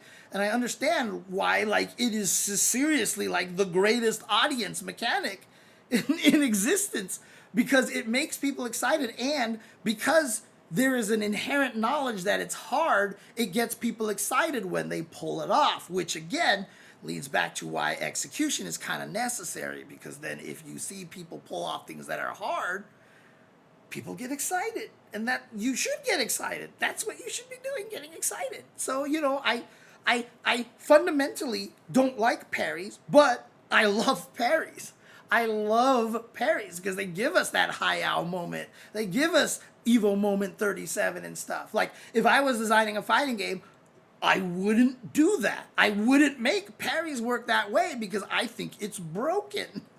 But I recognize, and again, it's very fortunate, too, that Third Strike is the third version of the game, because, believe it or not, parries were far more broken in New Challengers, in Street Fighter 3 New Challengers. Parries were way better in that game. And, over time, they figured out ways to make it better, the universal overheads being a thing, and, they figured out good ways to do it. And, honestly, like, I hate the fact that I can lose to a guest parry, right? Like, I was fighting my friend who, is good at fighting games, but he's not, like, competitive level. But when I fought him in Third Strike, every time I knocked him down and I wanted to do something meaty to him, he just didn't care, right? He didn't care if he lost or died or whatever like that. So he just always tried to parry a direction when he got up. And so, like, I would throw him sometimes, but then sometimes he would just parry me and then he'd hit me and then I'd die from a super, and I'm just like, oh, this is so dumb. Like, but like, at the highest levels, it's not going to come into play and stuff like that, right? Because, like, there's a lot of ways around it. But again, if these games were released today, people would be so mad. Like, dude, why?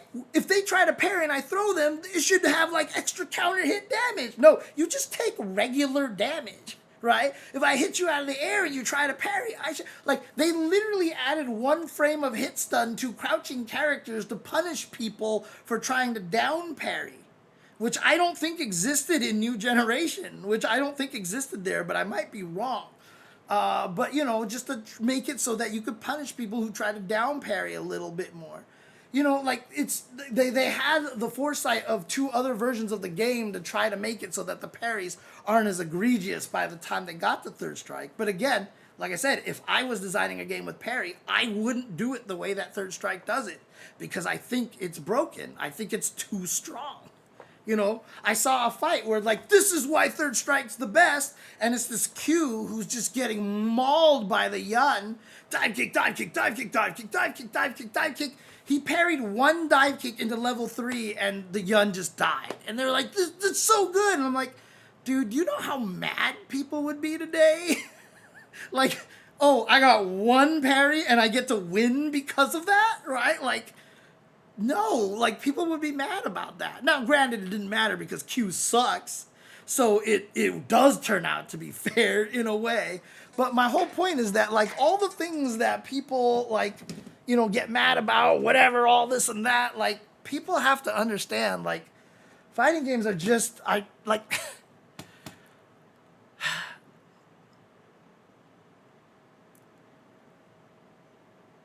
everything is broken in fighting games. Everything is broken in fighting games. Honestly. If an opponent is a grappler, how does that change the risk and reward of parries? For which part are you talking about? Are you talking about Third Strike, or are you talking about my suggestion for like drive rushes in Street Fighter 6?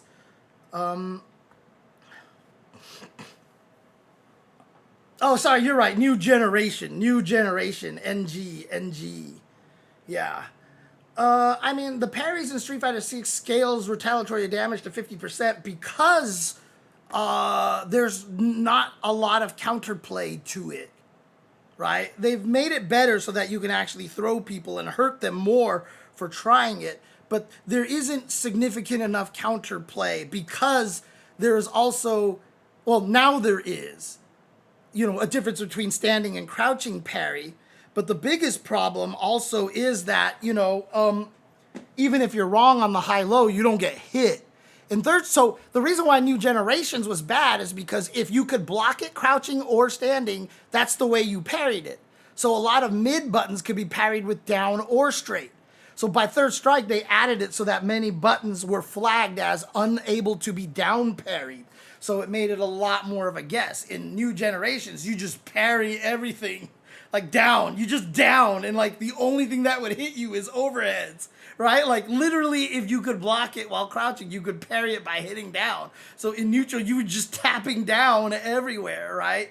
But, you know, in Third Strike, since they changed it now so that you have to be intelligent and, you know, to know that you have to parry forward or down, makes it a little bit higher risk.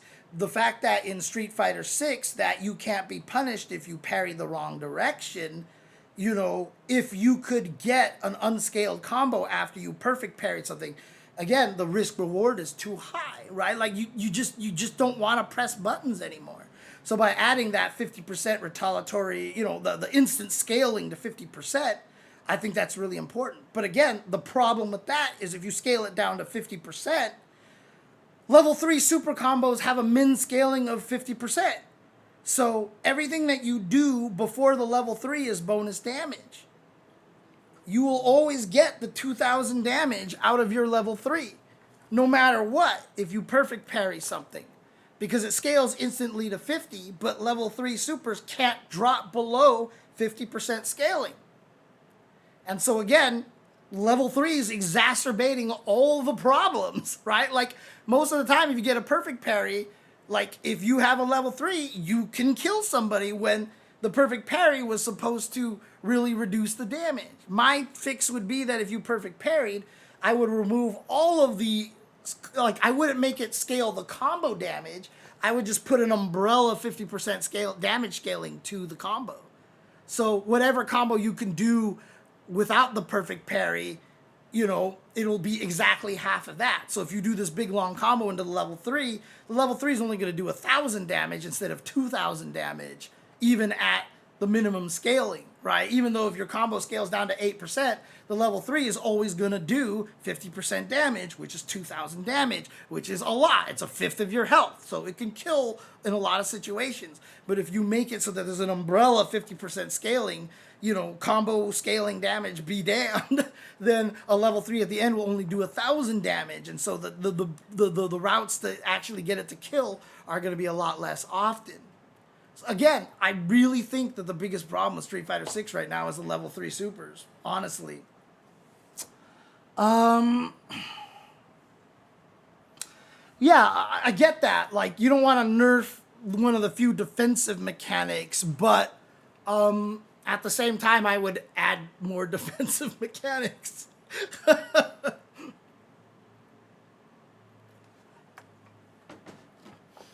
Oh, the answer to everything except throws is parrying. What if the defender is facing a grappler? Yeah, I mean, that's a concern. Fortunately, most of the grapplers are not good in the game. And so they don't have the ability to overwhelm you. But the fact that Yin and Yang have command throws and Makoto exists, yeah, I mean, they're super annoying. Again, the balance in Third Strike is very interesting because literally the balance in Third Strike is how good are you at dealing with parry attempts? That's how you're ranked. Honestly, like that's how you're ranked, right? And so that's why Chun-Li is so good. Because Chun-Li, if you can make sure you're in the range to get close-up medium kick, has one of the best Kara throws in the game. And because of that, and she has a confirmable crouching medium kick, that's all you need, right? You don't have to worry about that's a great 50-50 that Chun-Li has. Like, you don't have to worry about parry because you throw them, and then if they try to do something else, you hit them with a crouching medium kick, easy confirm into the super, and she dies, right? And then the other guy loses this big giant chunk of health. So everybody in Street Fighter Third Strike is basically tiered on how well do you deal with parries. Worst character in the game deals with parries the worst. Best character in the game deals with parries the best. And that's like, that is literally how the game is tiered. And, kind of as a result, like people have said, and this is coming from Third Strike players, so even if I'm wrong, don't blame me, blame Third Strike players. But they have said that everybody in the tier list beats everybody below them. Like, the matchups aren't necessarily, very character specific. Like, if you're the 7th best character in the game, you beat everybody below you and lose to everybody above you. If you're, Chun at the top, you beat everybody below you because, the once they knock you down, their ability to deal with parries just kind of, supersedes a lot of stuff. There's a lot of, thank you, Hoover the Gamer, appreciate it. Appreciate it. I had a lot of fun. For that. But, a lot of what, again, this is why I don't like parries, because parries are just so there. They just, you can hate raw drive rush as much as you want, but, it's not the thing of the game, right? Third Strike is all about parry. Your tiering is determined by parry. Your this is determined by parry. Blah, blah, blah, blah. It's just such an ever powerful presence in the game. However, by having the 2 years of knowledge from New Generations, Giant Attack, Second Impact, I should say, and, smart design, they've made it so that the parries weren't as strong in Third Strike. They could be fought. And again, it creates, some of the best moments we have in fighting games. So even though I personally wouldn't design a parry system that way, and I may dislike the way it is, I'm not going to be like, it's a bad game. I'm not going to be like, this is a bad mechanic. It's a very, very cool mechanic. It works great, and, that's how I wish people would see Raw Drive Rush, right? Because it defeats what you liked about another fighting game or what you think is honest fighting game, then you think the game is bad. But that's not the case. It's a different game. Drive rushes behave differently. They add a different level to the game. Like I said, yeah, fundamentally there's a pretty significant difference between them, but hyper hops in KOF like are kind of drive rushes, and you know, kind of in the same way, because a lot of times the only way to check them is to preemptively check them, and when you do, it's usually like throwing out a standing light kick that hits up there. So when you hit somebody out of a hyper hop, you're not doing any damage, but if they hit you out of a hyper hop, you could like lose 100% of your life depending on the combo, right? Like, so like hyper hops are pretty powerful in KOF, but that's the way the game's played. They've learned how to play it that way. It's been that way for 30 years now. So like that's how they play, and like they're okay with it. Even though if KOF never existed and a KOF came out today and had hyper hop, everybody would be complaining that it's a neutral skip. You know, like because the mechanic doesn't necessarily behave in a way that you think is fun or whatever, like doesn't make the game bad. It's all I'm trying to say. So anyways, it's 11 p.m. I have been streaming for 6 hours now, so I need to call it a night. I need to take a break. So I will try to talk about there was another topic I really wanted to talk about today that I just didn't manage to get to. So I'll save that for another time, maybe later this week or something like that, because I'm definitely going to try to play some more, play a little bit more, like try to find the next character to get to master in Street Fighter 6. And also, like I said, I'm going to try to play Fightcade. I'm trying to get into Vampire Savior, because Vampire Savior is at EVO Japan and at EVO Worlds. I'm so hyped. I'm so excited about that. Oh my God. Street Fighter 3 parry looks so cool to me when used effectively. Could that version work with adjustments in a modern Street Fighter, or is Street Fighter 6 version superior? No, neither of them are superior. It's just that if you put parries into Street Fighter 6 as they were in new generations, they're broken. Like, they're too powerful. The game would suck. Like, nobody would ever want to attack. Nobody would ever want to attack. It's just too easy to parry things, because you know, especially in New Generation, you just down parried everything. New Generation parry was super busted, okay? If Third Strike's parry system worked the same way it worked in New Generation, nobody would be enjoying Third Strike that much, okay? The big change in Third Strike was that now certain moves are flagged to have to be parried forward, you know? And so that's one of the important things. And because that's a brand new flag, I think that's also what created the unblockables from Oro and Aegis, you know, Urian's Aegis, because moves now had to be flagged with a specific direction. Normally, you would just parry the Aegis. Like, if you got turned around, you would just parry the Aegis normally. But because you have to have, like, this direction aspect built into it now, you can't parry left and right at the same time, you know, all this other stuff. But in any case, if they put, and again, like, I don't like Street Fighter 6's parry system all that much like, I think that there's a lot of things they could do to make it better. So I don't think either of them are better. And that's just the thing. This is the key thing about fighting games, is like, you know, you can never say a system mechanic implemented one way is better than when it's implemented another way, because everything else in that game determines how that mechanic fits in. You know, like if you made a parry that down parry parried everything, like in New Generation, but it was in Marvel, who the freak cares? Because the high-low mix-ups are all over the place, right? You're just going to get tri-jumped all day and die. So, like, that system of implementation would kind of be okay in Ultimate Marvel vs. Capcom 3, but you implement that system in New Generation and it's super broken. So you can't ever evaluate a mechanic isolated, like, you know, like on its own. It's always, everything is always in the ecosystem of the fighting game, which is why it drives me nuts that people are like, this mechanic is bad. Like, throw loops are bad, right? They're too strong. No, throw loops aren't too strong. Throw loops are possible in a lot of fighting games. It's just that, you know, there are ways to blow up throw loops. Like, you know, if you're in Super, like, you can't even throw loop in Super Turbo. But let's say Street Fighter 4. You can absolutely throw loop in Street Fighter 4. One, it's harder to time. Two, a lot of characters have invincible DPs. I don't care if you're going to try to, like, I'm just gonna wake up DP FADC Ultra you, and you know you tried to throw loop me and you died, and if you blocked it, like I DP FADC forward and I'm minus, I lose my turn, but you can't necessarily punish me.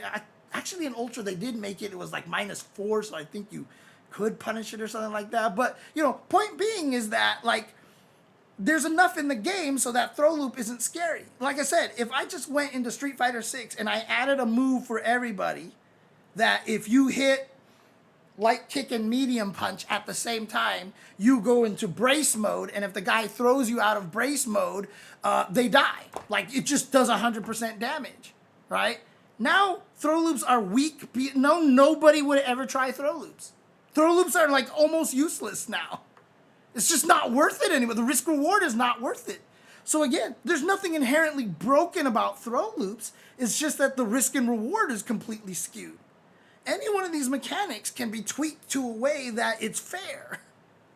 The mechanics themselves aren't inherently broken. And again, that's part of that whole conversation. I wish we could just learn to talk about fighting games in a more mature, intelligent way. No, it's not broken. No, it's not cheap. No, it's not too powerful.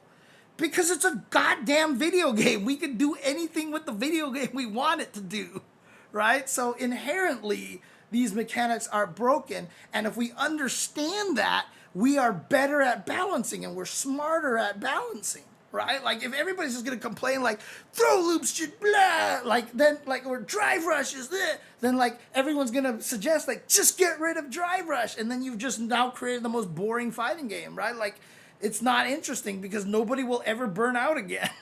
Right? Like that's where most people spend their meters, drive rush cancels and stuff, right? You know, like the game would just be super uninteresting. I'm amazed that the drive gauge management is so vital to this game, because when it was coming out, I was scared it was just going to be like, people are just going to be so good that they'll never burn out, and it's just not going to matter. But like, it's really significant. The push-pull on the drive gauge meter is like the best thing about Street Fighter 6. And if you take away two of the main ways to use the drive gauge, especially one as expensive as the drive rush cancel, you've just made the game severely less interesting. But like, people hate raw drive rush, and so they're just like, I hate it, get rid of it. Do the blah. Yeah, like, people don't understand, like, it's not a broken mechanic. It's something that should exist in the game, and we can make it work. It's just gonna take a lot of trial and error. And again, it's a brand new mechanic, right? Capcom didn't know how it was gonna behave at first, so they're trying their best to tweak it as much as possible. Not right now, because obviously there's, you know, this will get into the conversation of its success in Japan. They're scared to change it. They don't want to change it before Capcom Cup, etc., etc. So that's a whole different conversation altogether. But, you know, like, I'm sure if they didn't have a lot of that going on, they probably would have tried making some changes to it already. You know, but like, if the game is so successful in Japan, it's scary. It's scary to try to change the game, right? What if it being a neutral skip so conveniently is one of the things that makes it so that people really enjoy playing the game? Maybe they have data that, you know, a lot of people who play the game are just like in the earlier ranks are just drive rushing everywhere. And if you make it so that if you drive rush and you get hit and all of a sudden you die, like, it's just like, ugh. But that's the thing. That's the reason why I don't think it'll be so bad, because at lower levels, people aren't checking drive rushes intentionally. So I don't think by adding it so that they get punished more, it'll affect the beginner level. I think the beginners are, if they're having fun with drive rushes, they're going to have just as much fun. Because like I said, at the beginner level, the only time they're checking drive rushes is largely going to be accidental. And are they going to know enough about combo routes, etc., and meter management, whatever, to take advantage of that extra stun gauge and all that other stuff and whatever, you know, blah, blah, blah. Probably not as much.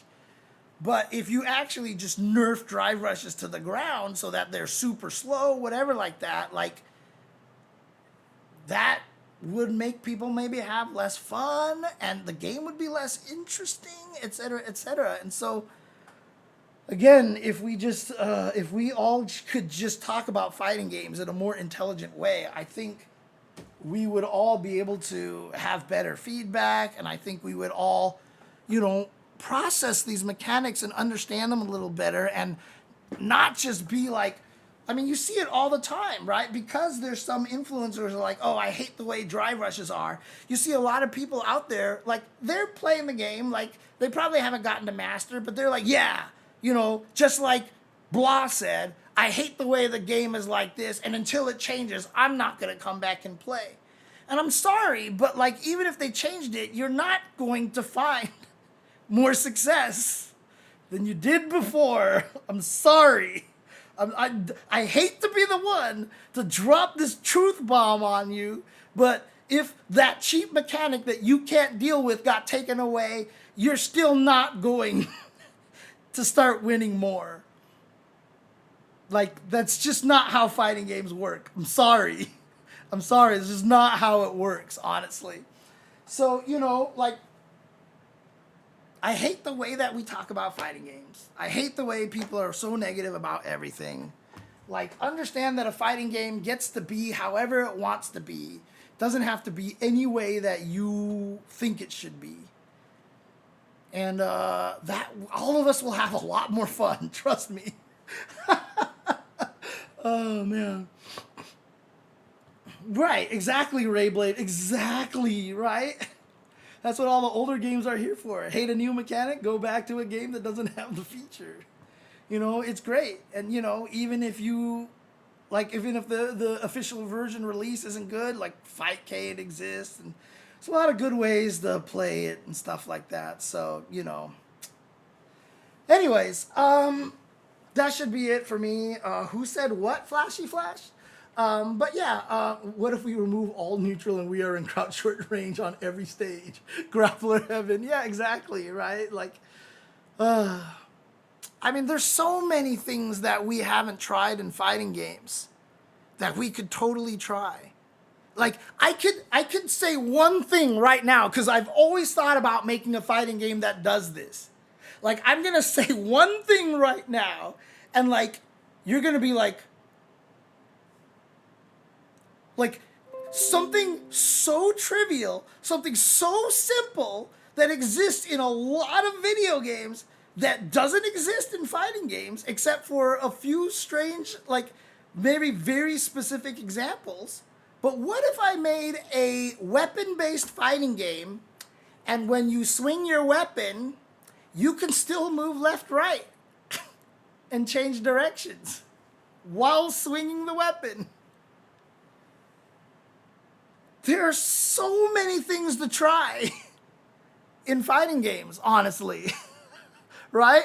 No, Soul Calibur's not like that. It's not like that at all. Because when you swing a weapon, you're stuck doing the thing you're doing. I'm literally saying that I can press a button and keep moving forward with a stab, or I can move forward and backwards, or like swing, like literally, like anytime I hit a button, I can just keep moving. Like, I never actually get stuck, right? Like, dude, nobody's done anything like that.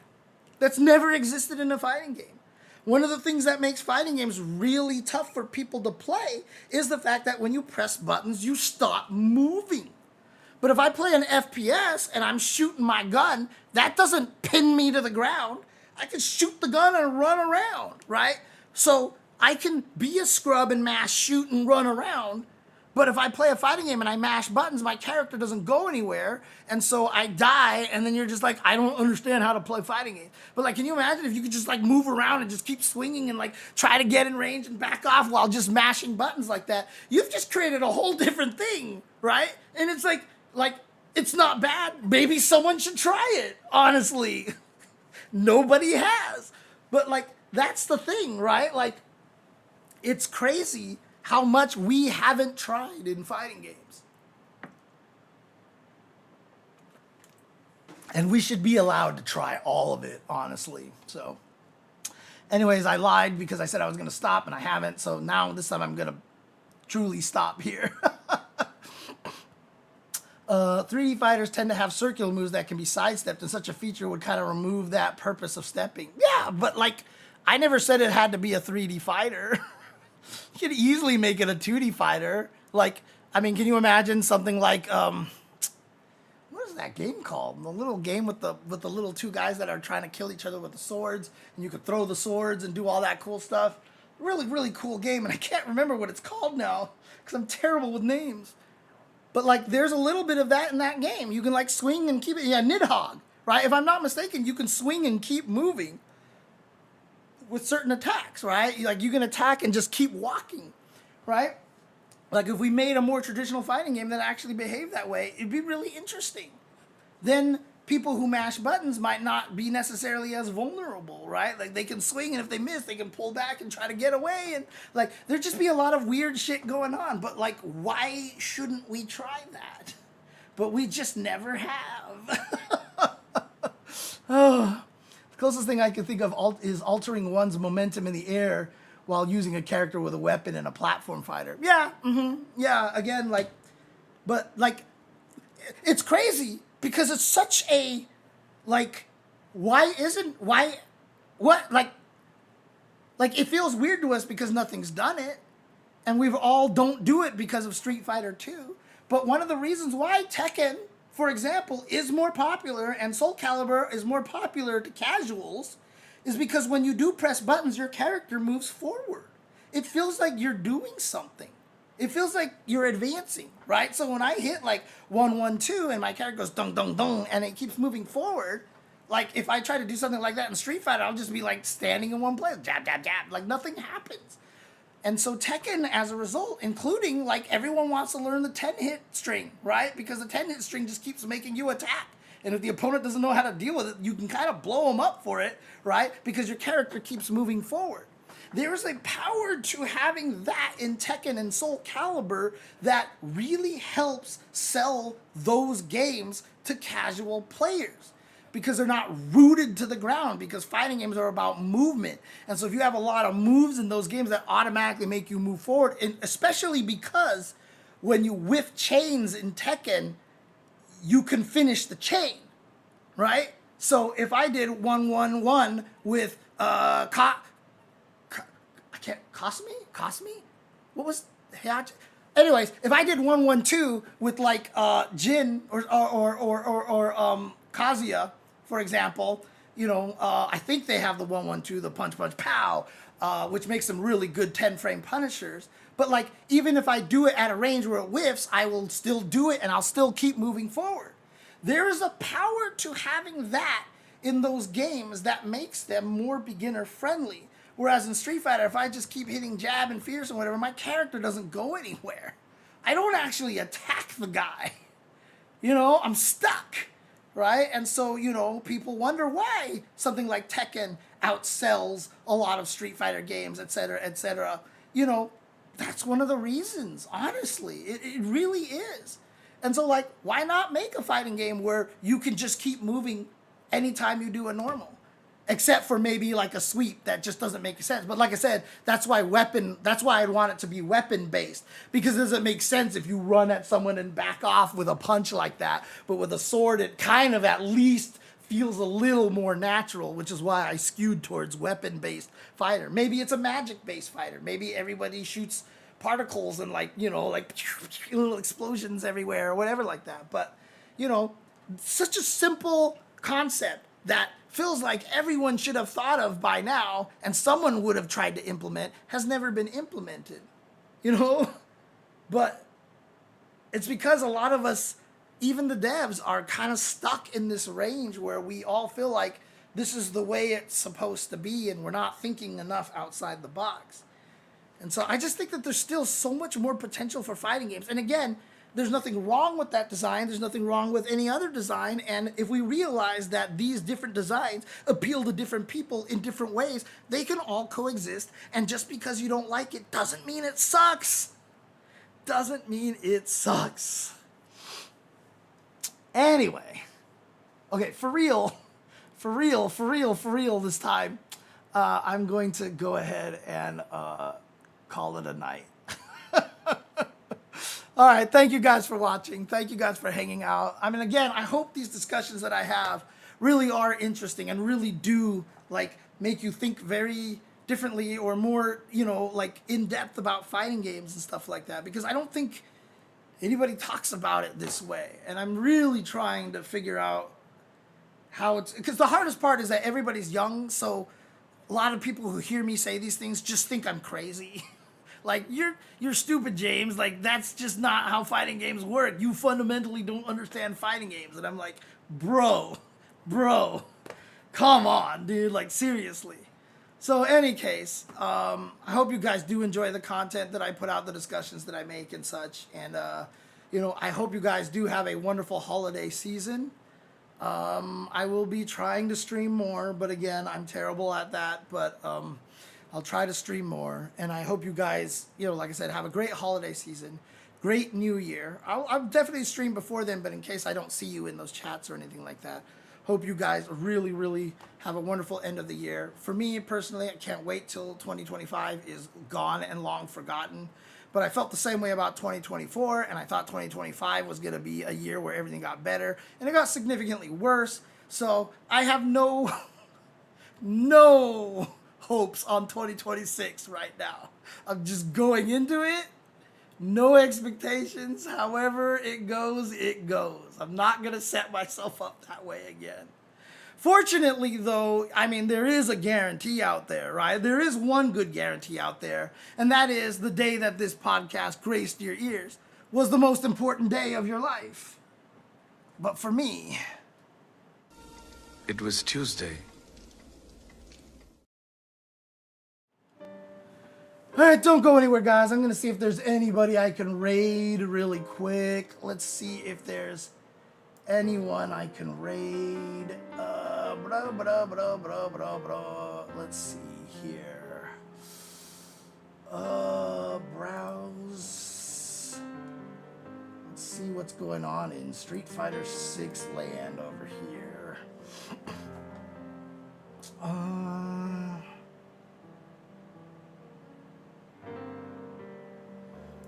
Okay, I've been seeing Amor talk a lot about stuff on fighting games online and stuff like that.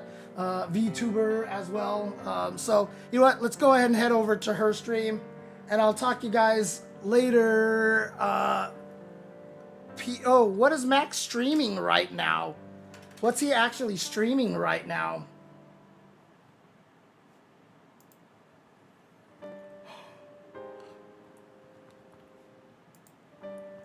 Oh, filling out avatar survey. It's fine. Look, he's got a lot of viewers. He's not gonna be like hurting that I'm not going to, and I'm sure he would. He doesn't really mind. You know, like I said, transformative content is just such a common thing these days that I don't think it's really like it's a weird world. Streaming is a weird world, and it's just part of the culture now. So. We'll head over to Amor and definitely tell her I said hello. And I'll see you guys later. Peace out. Take care. And I'll see you guys next time. Peace. Like, all those Dawsons only appeared when I was playing Honda.